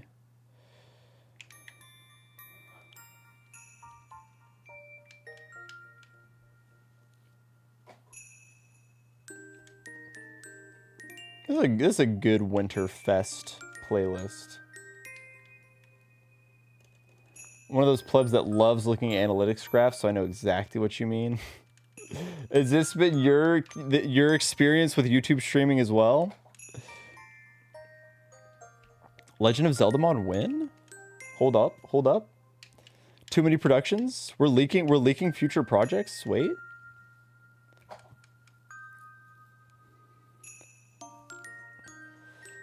Yeah, I mean, obviously I used to do a ton of Smash Bros. When I first started the channel. I've streamed Mario Party and Mario Kart like a couple of times. I think, obviously when it's doing like collab stuff. But I think in terms of what I've streamed on my own volition without any other influences, I think it's basically been... there actually was one time a long time ago when I streamed Mario Party with my family.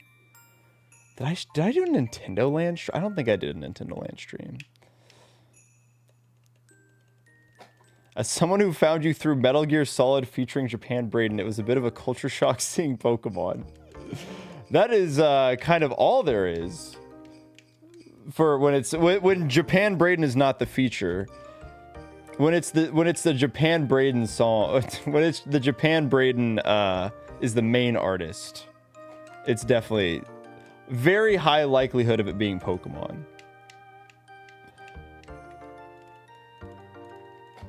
Can I beat Goku? I have no chance. I would never beat Goku. Shiny versions of captures could just be alt versions of the characters, like Ocarina of Time Zelda versus TP Zelda's shiny. Would Zelda be a character in a... I feel like Zelda would be a trainer or something. I don't think Zelda would be a catchable Pokemon. Revisiting Nintendo Land stream when? It'd be fun. Like, I would love... The problem is, there's some games that I would love to make videos over, but those would absolutely have to just be like passion project things. And with a lot of like, when you have an established channel, I feel like the passion projects, they could either do really well or really poorly. And I think most times they probably end up doing really poorly if it's like very far removed from your... from what your standard content is. Like if I do a passion project that's Pokemon related, then it has a better chance to do well because it's very much what people have signed on for. But if I do something that's like way out there, like play Nintendo Land in 2025, then maybe not. Zelda's dragon form from the recent games might be a cool reference as a Pokemon. Yeah, then it starts getting iffy, I feel like. I don't know. That feels like a slippery slope. At that point, I think you just make... I think at that point, you just say, all right, all characters are also Pokemon. It doesn't have to make sense. It can get wacky. Just need to fight Goku somewhere empty. That last slot in your party, maybe. Ooh. Maybe we'll bring him home. Yeah, maybe we don't need to fight him. Maybe we can join forces.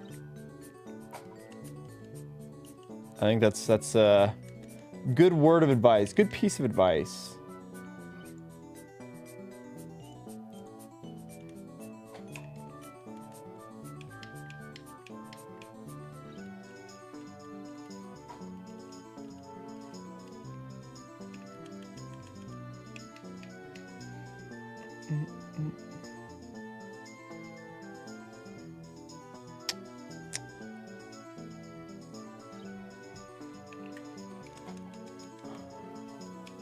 Goku the shiny sandile. I think Sisyphus is the best nickname that I've heard for it so far. I think Sisyphus would be a really good nickname if we get the sandile. Or honestly, even the Dwebble for that matter. I think the Dwebble could be funny.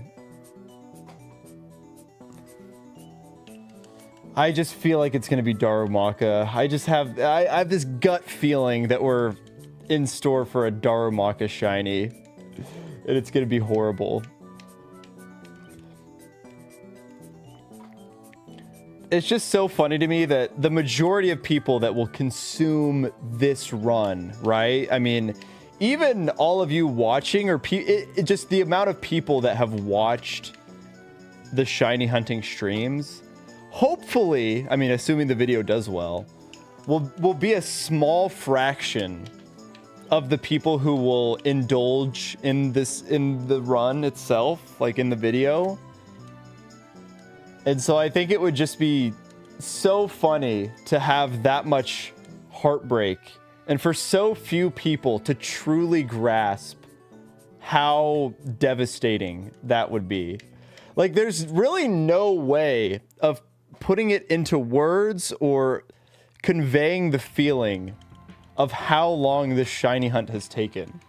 Unless there's someone who's been there and truly experienced every single second of every single hour that I've held myself to here in these dreadful pits.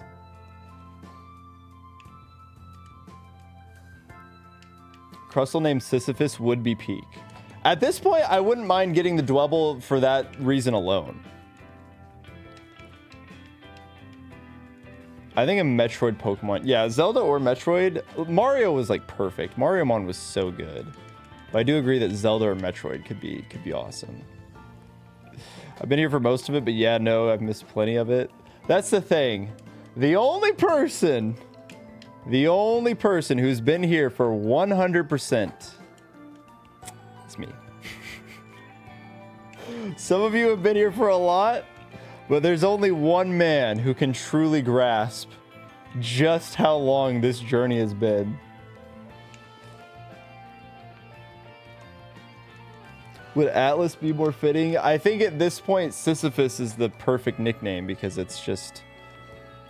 We especially if we end up getting the shiny Darumaka. Talk about a boulder falling.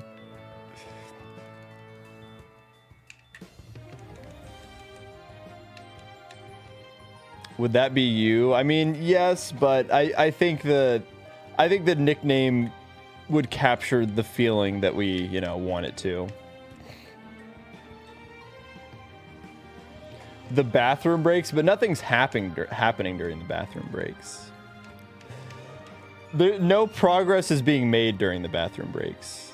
Do you manually add the encounter counter? Yeah, I have a foot pedal right below me, and so I just press it every time. I can also go backwards if I want to. It's also just keys on my keyboard, so if you ever notice me typing, it's just mapped to B and A. So let's see, I can just like mash on my keyboard.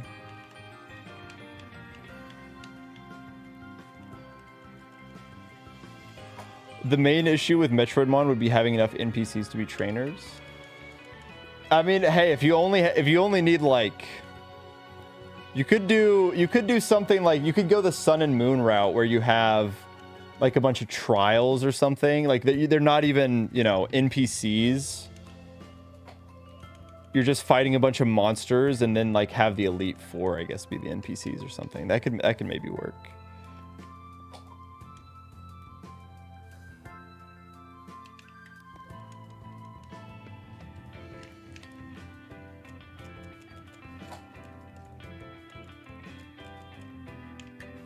No, I would never let anyone. I don't want anyone else touching this shiny game. This shiny lock. This is all me.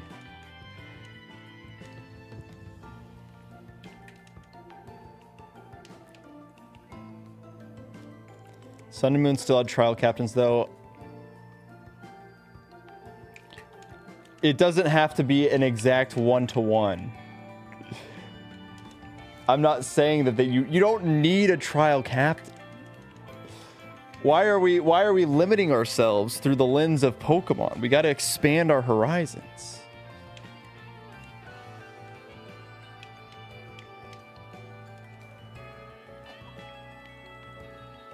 You got to think about what's possible.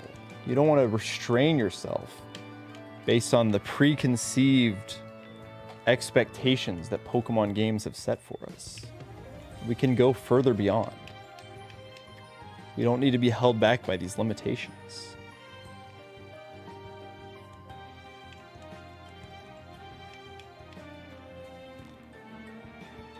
Oh.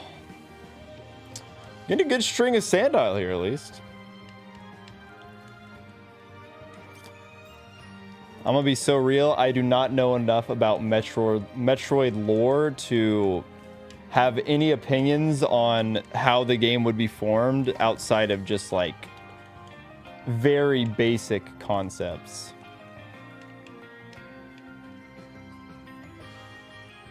That would not be my area of expertise at all.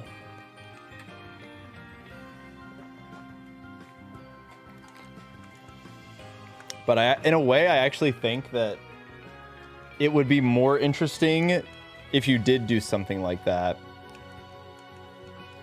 where maybe, I don't know, because like the whole thing about Metroid, I guess I actually think that a Metroid ROM hack could be really cool if done properly, like taking kind of the exploration aspects of like how you unlock new exploration through new like techniques and stuff like that, kind of like HMs in a way, but if you have this like central hub, I don't know, it kind of seems like, unironically, it kind of seems like what Pokemon Sweet Tooth tried to do, But I think if you just make it good, then it could be really cool. Yeah, I think someone could make a really good Metroidmon. I think the seeds are there for something to be really good.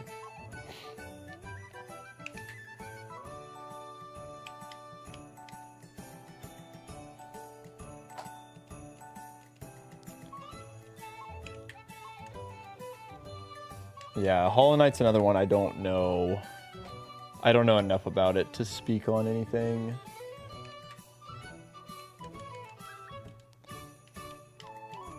%2 done Mariomon that you just gave up on. Look, ROM hacking is hard. And especially trying to compare yourself to Mariomon. Mariomon had a lot of resources and time put behind it, so and it took two plus years, you know.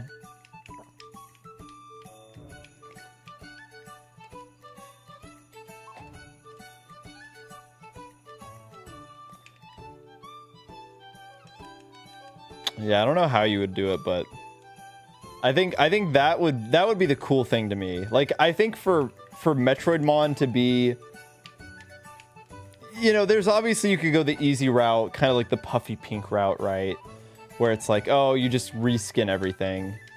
But I think the way more interesting route is to build it more from the ground up and have like your own unique region and delve into how, like, you know, put the Metroid exploration kind of game concepts into the Pokemon universe. I think that would be the best way to do it.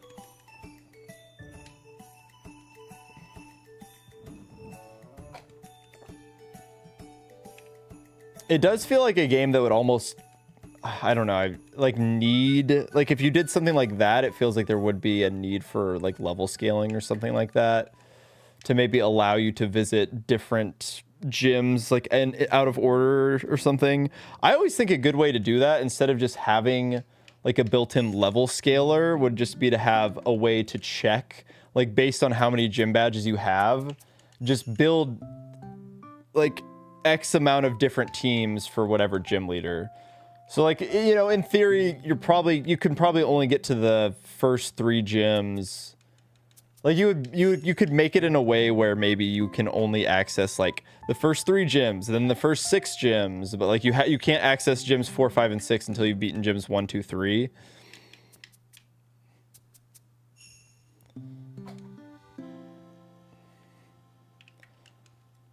Sun Moon style would work well, but the Sun Moon style is boring.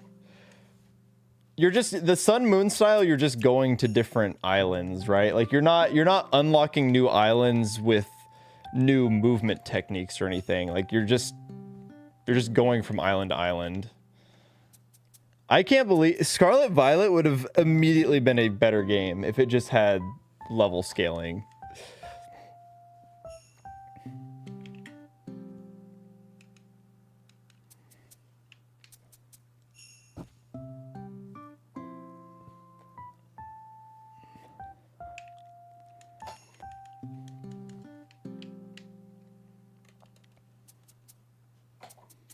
But I feel like I haven't seen, I don't know if I've ever seen my idea would be the gym teams would change depending on how many badges you had.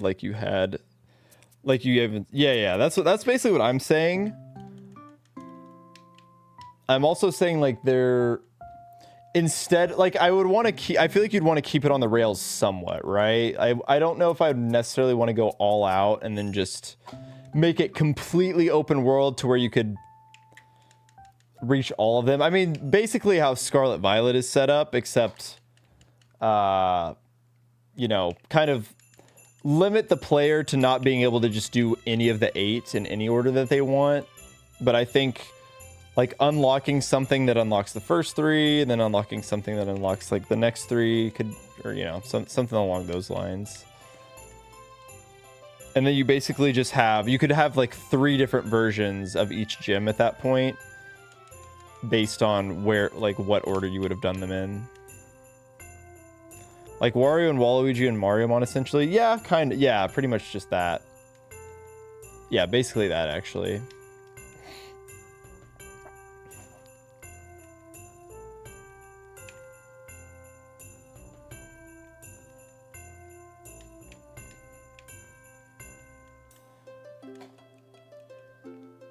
Because it's like, it's kind of hard to do. I mean, you see how it just didn't work when Pokemon Sweet Tooth did that.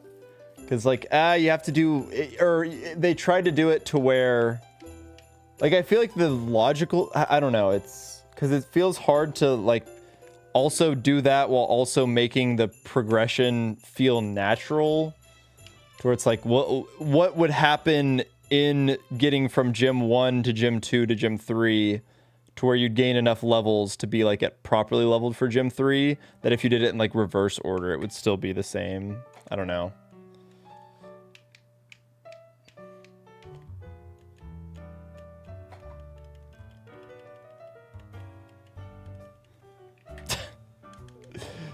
Yeah, I would imagine that getting to the 5th gym before you've done gyms 2 through 4 was probably not going to go super well for you. Yeah, there's certainly something there. There's something there to latch onto.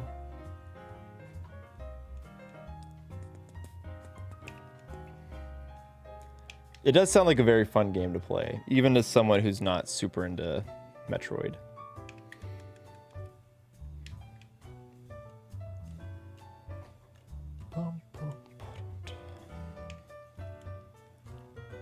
I mean, I've enjoyed, like, obviously I super enjoyed Mario Mon. I even enjoyed Puffy Pink, which was really just a reskinned Fire Red Leaf Green. I think I like a lot of the reasons I enjoyed that game so much was the soul linking with Failboat aspect of it, but it was still fun. I still turned it into something that was fun. Why are we shiny hunting tonight? Well, we got to finish this black shiny Nuzlocke at some point. Eventually, this shiny only Nuzlocke will be completed.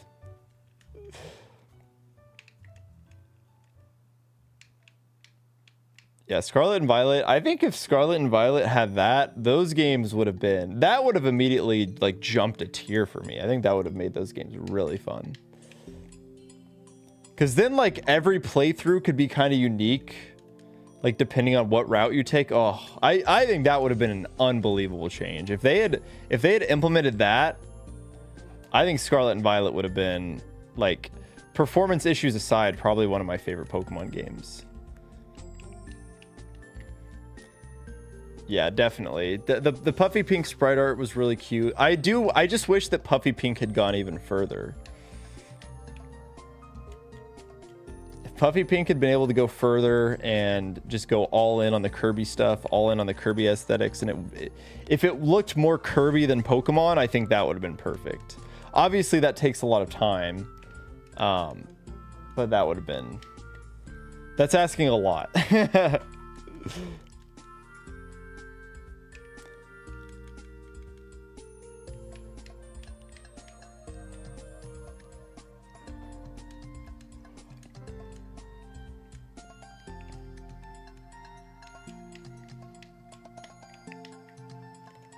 Like, even, I think we did such a good job, Quinn, in the edit for that video, did such a good job of masking the rival in that game as King Dedede. Like, we overlaid all the King Dedede sprites onto the rival throughout the whole game. And I think some people actually thought that the game, like, that was part of the game because we did it so seamlessly.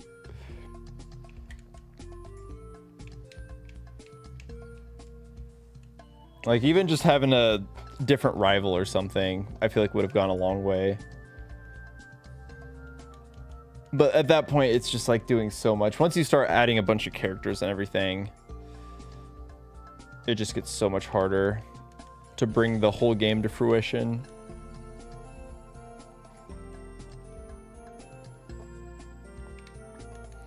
$44,444 is the shiny for sure. Well, I'm trying to get there. I'm like 200 away now. See, all of a sudden 200 feels so much closer than 400. I told you this is exactly what was gonna happen. If I hadn't seen Puffy Pink before, that would have fooled me too. We did a good job. I'm glad we did it too. Fighting against King DDD felt a lot more natural than fighting against freaking Blue. Dang, they put all the good Stardew music in this.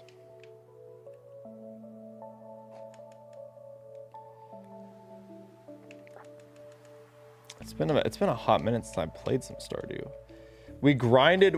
I went to the Stardew Valley orchestral concert down in Dallas back in September, and so we grinded super hard to get to perfection, and we hit it just in time, and I was so glad that we did.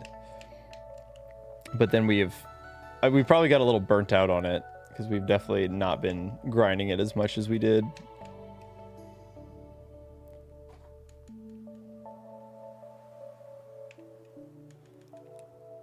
I gotta get the rest of my Achievos. I've been Achievo hunting on my weightlifting app a lot too. Joe and we did not work out together on Christmas Eve because we didn't really line up our schedules, but we are going to work out together on New Year's Day. On New Year's Day, Joe and I are gonna hit a workout.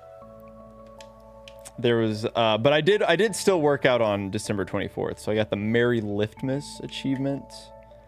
And then there's one if you work out on the 1st called New Year's Repsolution. And then that'll be it. I will have completed every single holiday lift.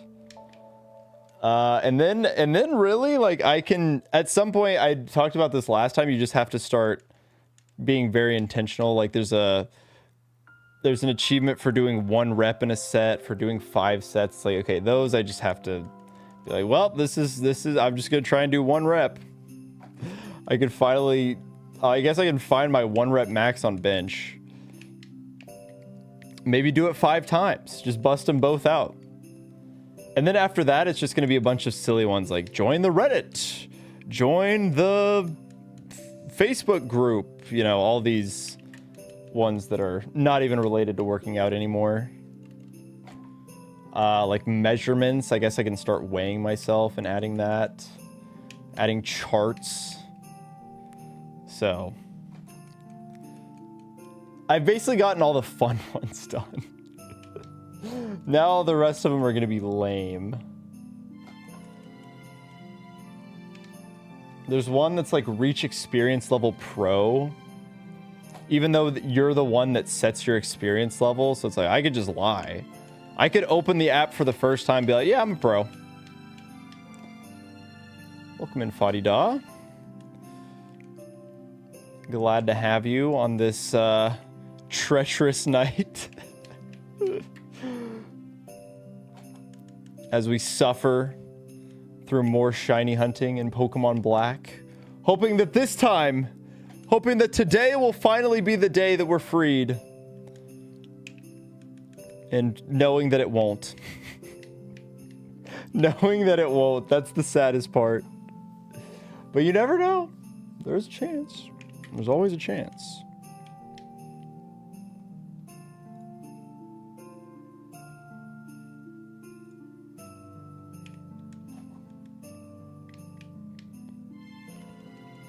Good news? What's the good news? That I'm still here? You got ads right off the bat? No worries. I was just making a joke. I was just yapping about how we're never gonna find this shiny. I just found a shiny unknown on Pokemon Gold. Congrats. Good for you. I hope to also get such good news.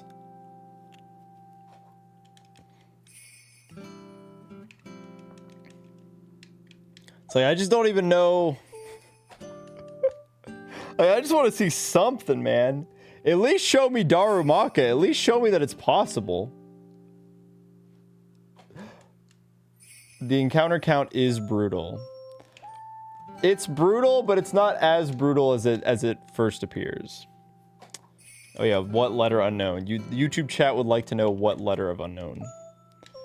The encounters are for the total run. So actually, 5 shinies and 44,000 encounters. That's pretty good. Assuming I got my 6th shiny right now. I'd be like, you know what? That's great. But we're at like 26,000 encounters for this in this drought. So we're in like the 96th percentile, which is not where you want to be. Definitely not where you want to be when it comes to shiny hunting. I just got so lucky the first few shinies. It is a lot of encounters. It is. And at this point, over half of them have been in this desert.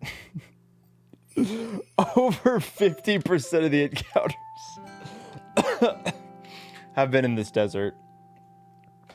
A lot of world events. The world has changed since I entered these pits.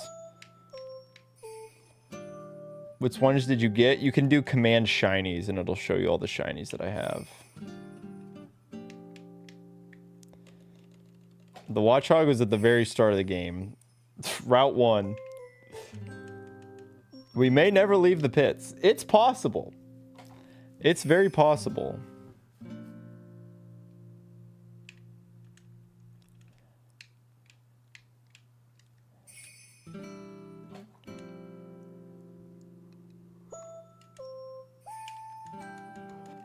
Man, this place might be a little too chill. If I'm fading, I know you guys sure as heck are fading. Let's take on the too many types 2E4. Best of luck. Are you just playing it normally or are you trying to Nuzlocke it?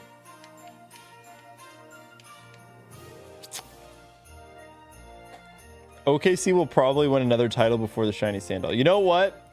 If I had to say, if I had to choose between the Thunder getting the title or me getting a shiny sandile, I think I would choose the Thunder getting the title. Normally, well, it's still hard even then, so best of luck. Hope you managed to take it down. It's a pretty fun one. It's definitely not easy. Yours will be different than the one I played even. Yeah, next 15 minutes. I mean, look at that. We're already in the 300s. We've only got 150 to go, baby! Not bad at all. Mega Crustal Y. You know what? I would take it at this point.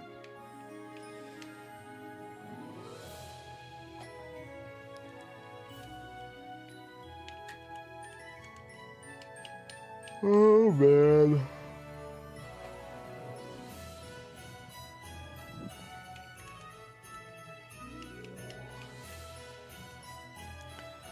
I don't know how I did this for 12 hours. How did we do this for 12 hours?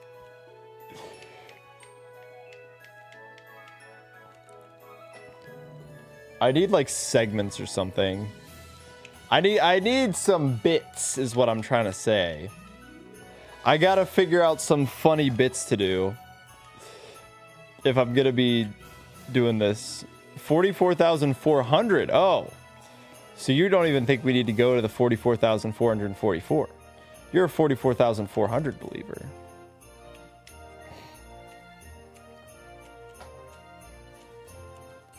Yeah, for real. What is this discrimination? We're handing out megas to Pokemon that already have megas?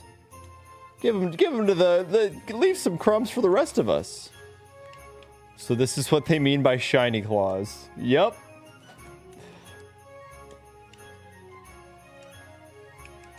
Me when I don't want to lose my Nuzlocke. Me when I think abusing shiny claws and Nuzlocks is really, really funny. Like, oh man. Oh, my encounter luck's just been so bad. I feel like I'm never gonna be able to beat this fight. Let me go shiny hunt for the next 24 hours.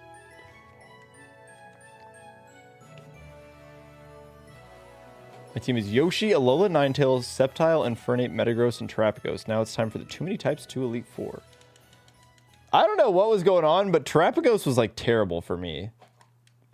I don't know why. I thought in theory Terrapagos would be incredible. But it sounds like a pretty stacked team.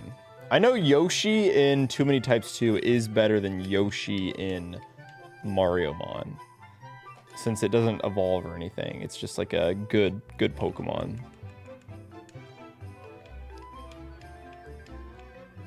Yeah, it's like if I'm about to wipe and run and bun.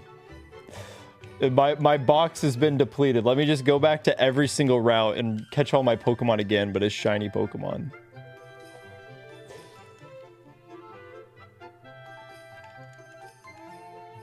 I don't even know if Run and Bun has modern odds or...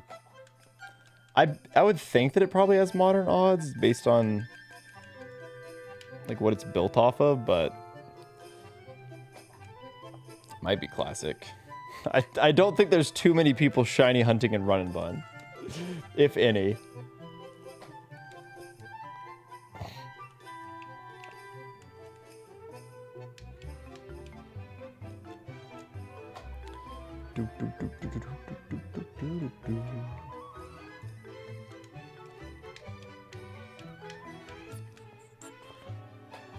I think the real reason that I feel compelled to play this is I can't be going into the new year still harping on these old projects, right? You know, I gotta move on. 2026 is a time to move to new projects, not keep working on this project from 2023.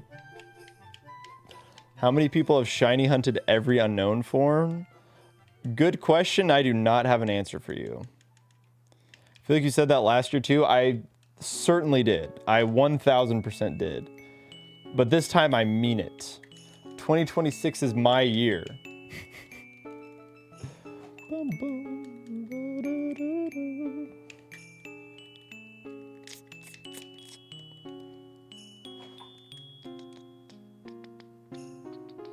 More than 0, which is too many. Form shiny dex? Is that like is that a living dex plus all the forms? Or just the forms? Dang. How many people have that? Is there anybody in the world that has every shiny of every single form? Have I tried a sandwich again? No, I haven't tried the sandwich strat. I do really like that sandwich place. I know that they close at 2 a.m. I found that out. I would like to order another one of their sandwiches, but I think I also would rather just make my own. I think that's the secret. If we don't get it here, I think I'm going to... The bit is going to be that I prepare just like a bunch of sandwiches. I'm just going to buy a bunch of sandwich meat, get all the stuff that I need, try and make different I think that would be fun. That might be a fun way to go about it.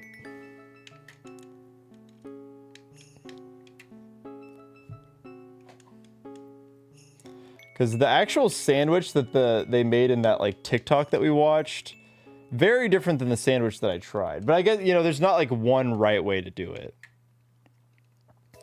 Hand cam with me prepping it. I don't know if I have that technology.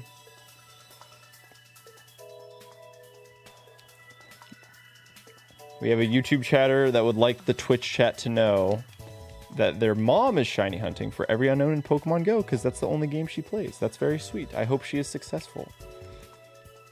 I do need the Herba Mystica. I don't know what the supplement for Herba Mystica is going to be. Yo, it's good sunflower seeds. Ooh, turkey sandwich does sound pretty good. King Gambit needs a Gigantamax form. King Gambit needs more love, obviously. It's just not good enough. It's not good enough.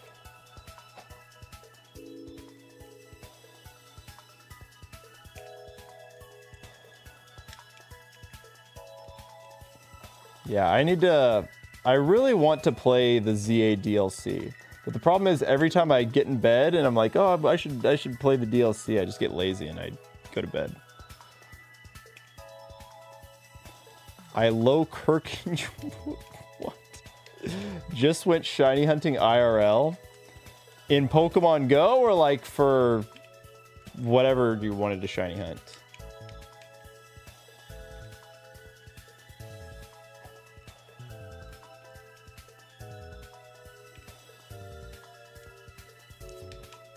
Make us, you know what? You're right. Guys, I need to buy the $700 Cheeky Dog Webkins for good luck. It's clearly a sign. I hadn't even been able to find one. And now I finally found one. That's the real shiny. That's the IRL shiny. I need to go get it.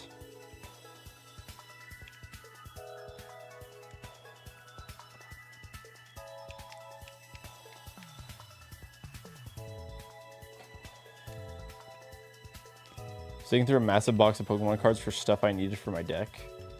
Then you just pulled out something random. It's like, whoa, this is a $1,000 card. Delcatty needs a lot of love. Delcatty is not living up to the current power level. That's right. And it was actually never living up to the power level. The cheeky. Okay, see, now I'm actually trying. Now chat is actually convincing me to spend $700 on a Webkins. It was already in somebody's cart.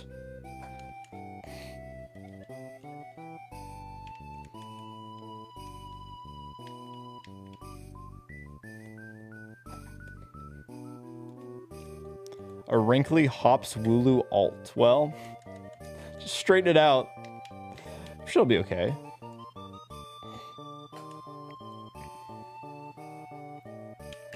Me when I have to lock in and not die in ZA. Yeah, trying to play ZA as a Nuzlocke, it made it very painful at times. Some of those rogue mega evolution battles, when I was worrying about managing my Pokemon, I was like, this is terrible.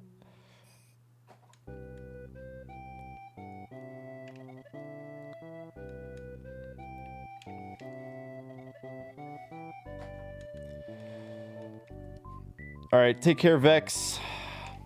Hopefully there will be a Sandile clip within the next 90 encounters.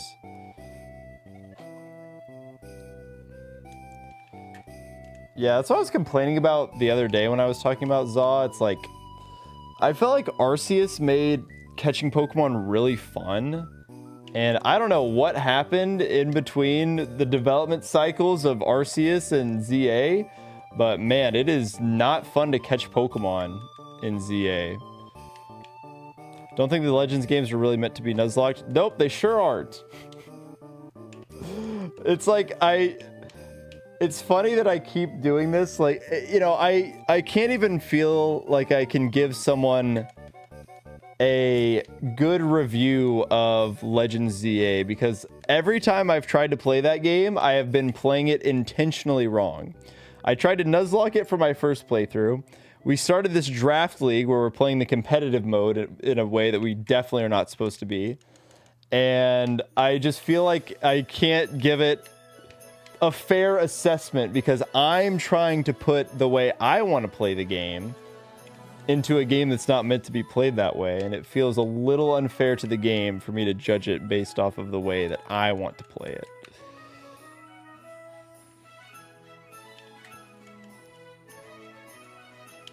Technically, no official game is meant to be Nuzlocke. Pretty sure Game Freak hates Nuzlocks.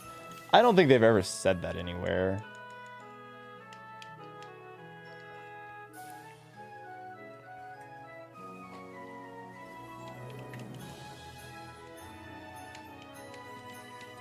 Zaw doesn't feel like I'm catching wild Pokemon. Yeah, it just feels weird. I don't know.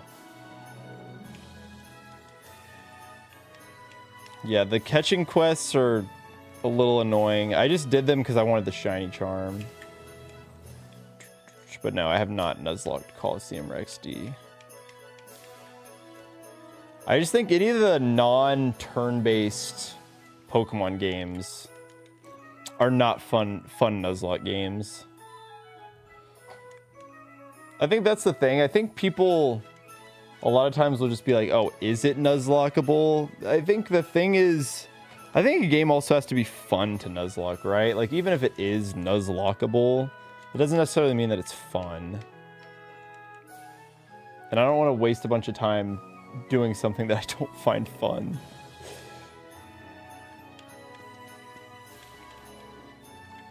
You would have 10 shinies by now with the odds in ZA. I feel like I'd have even more.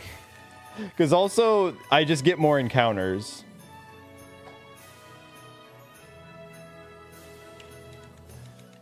No, the Game Freak didn't shut down the Nintendo Minute Nuzlocke.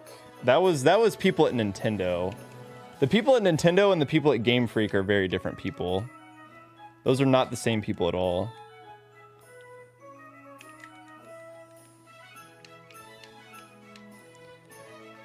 Yeah, I think everybody that grinded for the 1,000 battles was pissed that the DLC added new quests but no new rewards. So it's like, well, what? It's okay. Just grinded that for no reason. Fire Emblem on permadeath mode is basically a Nuzlocke. Absolutely. Fire Death was doing the Nuzlocke thing before a Nuzlocke was even real. Wizard 101? Wizard 101 still going? I had no idea. We were just talking about Webkins earlier. Webkins Club Penguin. Wizard 101 has stood the test of time.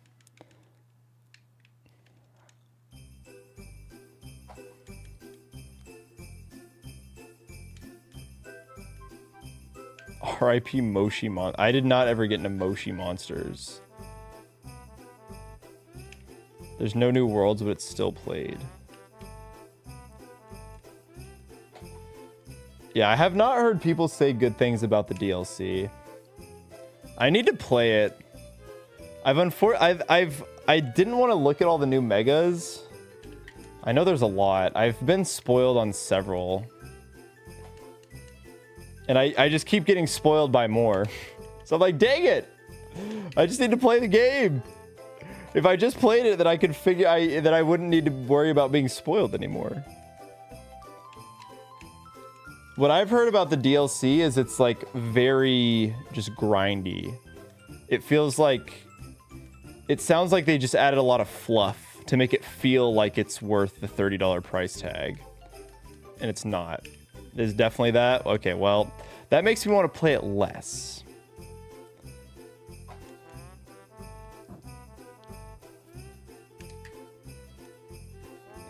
Ponfu? I've never even heard of that one. $30 DLC? I'm pretty sure it's 30. Am I wrong?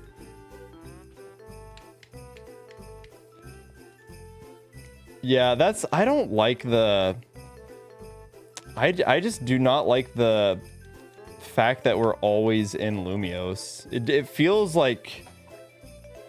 I don't know, just everything feels the same. I really do not like the aesthetic, especially after coming from Arceus. I know people think that Arceus feels empty, but at least it feels diverse. Zaw feels almost empty and not diverse. It's 30, yeah, okay, it is $30. That's what I thought. Yeah, and announced before the game came out. Just got an AI gambling ad. I need to subscribe to get rid of this shit. Yep, that's... Hey, if you got a Prime hanging around, if you got $5, $6 burning a hole in your pocket, and you don't want to get those annoying gambling AI ads, you know, drop a sub. Drop a sub. You gotta get it. You gotta pay $30 for the Zubat. Yeah, no, I respect it.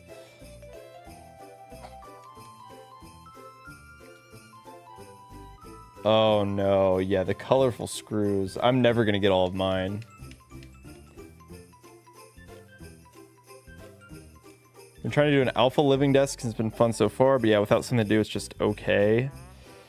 Yeah, I mean, like, games that require you to make your own fun are not inherently bad. But I feel like that's not what a $30 DLC should be.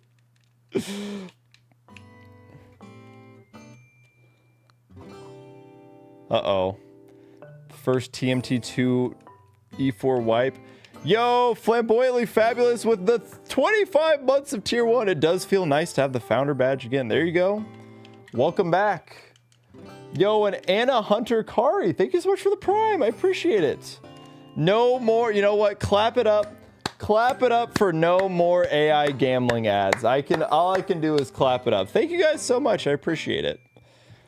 I feel like now would be a good time if you want to go ahead and join the Discord. For those of you that just subbed, you can chat in there. But if you're not a sub, you can also just be pinged whenever I go live. There you go, YouTube chat, if you want to join as well. Thanks for reminding me that I have that Prime thing. Now back to YouTube. All right, based, my favorite viewers. Thank you. You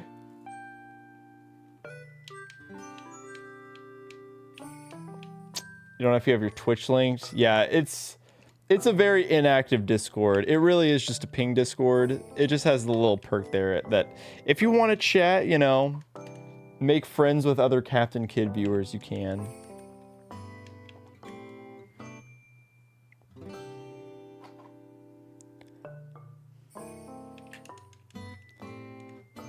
Good luck with the remaining 40 encounters. I need to go nap for like an hour. If you're still going, I'll come back. All right, take care, Lightning Flash.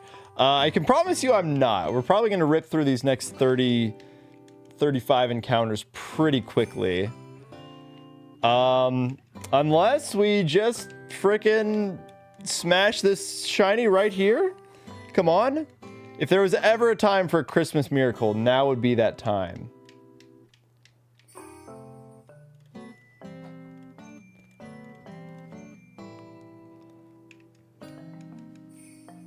Yeah, it's a great place to share cat pics. Do you know how many hours you've hunted for this? I believe it's 50 plus.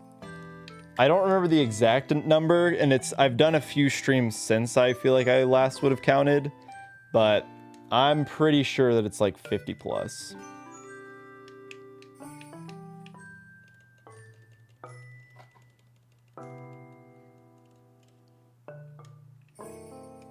Dang, level 42. Oh my god. I think I was like level 30 on the research or something before I finished the game. I might not have even been that high. I don't remember what I was. Unfortunately, I don't have Twitch anymore on pad, so I had to do that on the PC, and it's in the living room. Well, hey, I appreciate it. Going out of your way for the Prime? That's a incredible viewer. Thank you.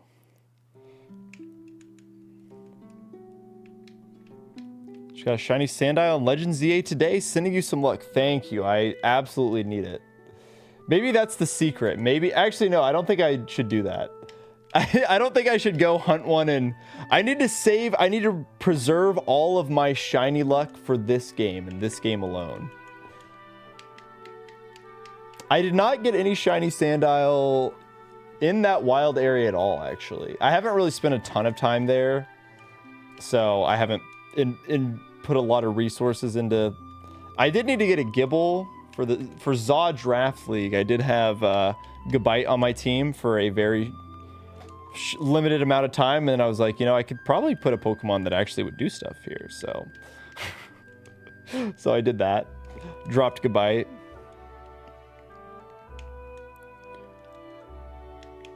All the shiny Sandile migrated to Cal. Maybe, yeah, maybe they did. Maybe they did. Ariados and it's pre-Evo. Like, I mean, hey, I got a shiny Spinarak.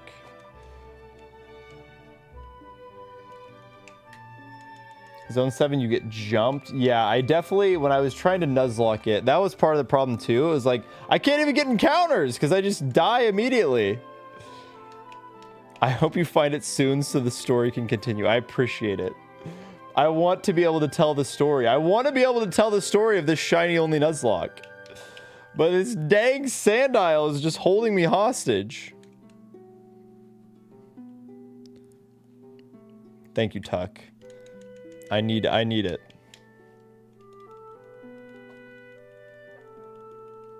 Three minutes to find your first shiny.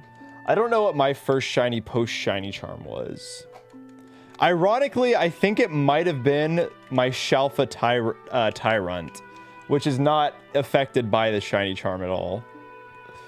Are we going for any shiny or a specific shiny? So this is a shiny only Nuzlocke, which means that I would have to take any shiny that I get, unless Darumaka, because there's like a whole bit going on with that. But yeah, so I will take any shiny. So we have gone over 25,000 encounters without even a single shiny. I would like to get a shiny Sandile. That is my preferred encounter here, but it is not guaranteed. Yeah, I've gotten a lot of shiny Fletchling too. All the catching X types and maybe attempt the like balls while you're shiny hunting. We are mindlessly grinding through Pokemon games. Shiny Graveler that self-destructed mine was thankfully a Starly. Yeah, I have also had the shiny Graveler explosion. Shiny experience. It's a very sad one. If you get Darumaka, then we move. Yep.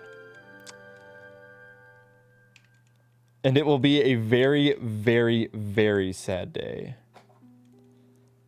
All right, here we go. Just a few more encounters. Oh my god, it's one of my favorite songs. A mysterious playlist to make you question your life. YouTube! What are we doing? Why are we giving me that? That's messed up. That's messed up, YouTube.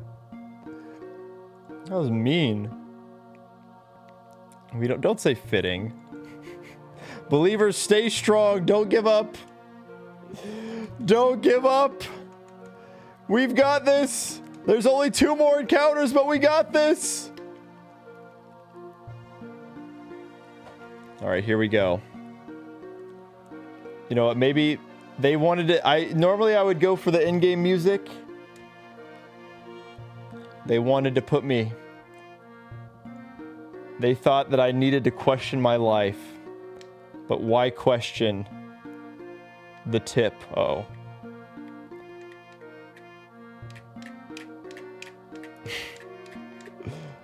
Never question the power of the tip. Lead with Tepig, you'll get better luck. Okay, okay. Let's see it. We'll lead with Tepig. It's the Blue Eyes Great Chipmunk isn't doing it. We'll throw Hot Tub in the lead. And then we'll just get the tip. Just the tip. We'll edge the tip. Let's see, I guess it would be faster just like... Oh, here we go. All right, let's see if that was a trick. We changed it. The Hot Tub... Okay, can you imagine, though? Can you imagine? That would have been kind of awesome. Let's try all of our different Pokemon, okay? So Hot Tub didn't work. The problem is not all my Pokemon can run away. The problem is not all the Pokemon can run away. Wait, hold on. I'm going to save. Wait, I'm going to do this. Just because I like to keep the... extended time. 55,000. Yeah, 55,555 for sure. All right, let's try your Dan. Are we sure there isn't a bug of sorts going on? Also, I haven't really kept up. Did he find other shinies that are not the Croc? Nope, we have not found any other shinies. Okay, that one didn't work. Let's do this and then this. Oh, shoot. Oh, okay, nice. And then we run. Okay, so your Dan didn't work. What about Corey Star's gotta work. Corey, if you want to be the goat of the run, then this is your time to shine. This is your time to shine. Show us how it's done. Bring us the shiny luck. We got to get a Sandile. We got to get a Sandile with Corey Star. Eventually. Okay, cool. Okay, come on. Show us the Sandile. Show us the Sandile. Let's see it. Okay, wait. I believe if we want Corey Star to continue the Corey lineage, it's going to get us a shiny Sandile right here, right now. Dang it. Dang it, dude. I thought for sure that Corey Star was going to be our beacon to success. Well, that means our last hope is Knarzard Z. Let's see if Knarzard Z has the juice. And then we'll do one last check with Blue Eyes. All right, they seem to be very afraid of Knarzard Z. Like, very afraid. Oh, here we go. Okay. We're fishing. We were digging deep for the shiny. Dang it. Dang it. As they should be. Okay, well, you know, that was a fun little way to get to view everybody's back sprite, since we're so used to seeing the back sprite of a lone watchhog. Let's see if the goat can do it. The people doubted the goat. Show them why you're the real one. Okay, well, obviously we don't want Scraggy. So the second that we get the next, as soon as we get the shiny Sandile, like right here is gonna be the shiny Sandile. Well, obviously not Darumaka. So all right, come on, Blue Eyes. Come on, Blue Eyes. We got doubters. Prove them wrong, Blue Eyes. Let's see it. You proved them right, Blue Eyes. You proved them right, Blue Eyes. All right, take care, Crash. Oh man, unlucky once again. So okay, let me look this up. If I go to drive, if I look at my drive, I do have a, let's see, I have our shiny encounter stats. So shiny P-Dove was encountered at 17,180. So we're basically at 27,000 encounters since then. So for the shiny probability graph, wait, hold on. Let's see. 44,444. So if we take a look at this graph, everybody take a look at this graph. So we are, what did I say, 27,000. So we're like right here. Woo! We are well into the 96th percentile, because we're actually like closer to here. Oh my god. Oh my god, we're never gonna get out, man. We're never gonna get out. No, you're right. I do need to, all right. Haters win. The haters win tonight. Congratulations, haters. Yeah, we got to get in that 99th percentile. We definitely have to get into, the problem is to get into the 99th percentile, we got to go way over. We got to go like way over. We are 10,000 encounters away from the 99th percentile. Let's do it. Who's here for the 99th percentile? Right? Who's down for another 10k encounters? I am. Let's see. Who's live? Whoops. Let's go! Another 10k! 99th percentile! That's gotta be good, right? That's gotta be good.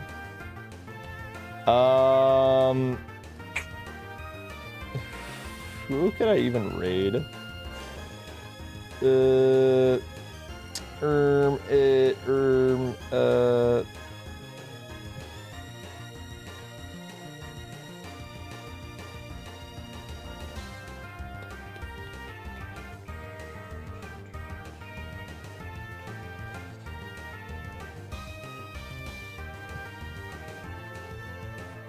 Trying to think who would be. I don't really want to raid anybody playing Zaw, just because a lot of them are playing the DLC, which I have not played. I don't want to spoil myself. That would put my Sandile in the top 1% of Sandile, assuming it's even Sandile. Dang. Wait, I don't even follow Siren. Oh, I think she's sleeping. I guess I'll drop a Siren follow.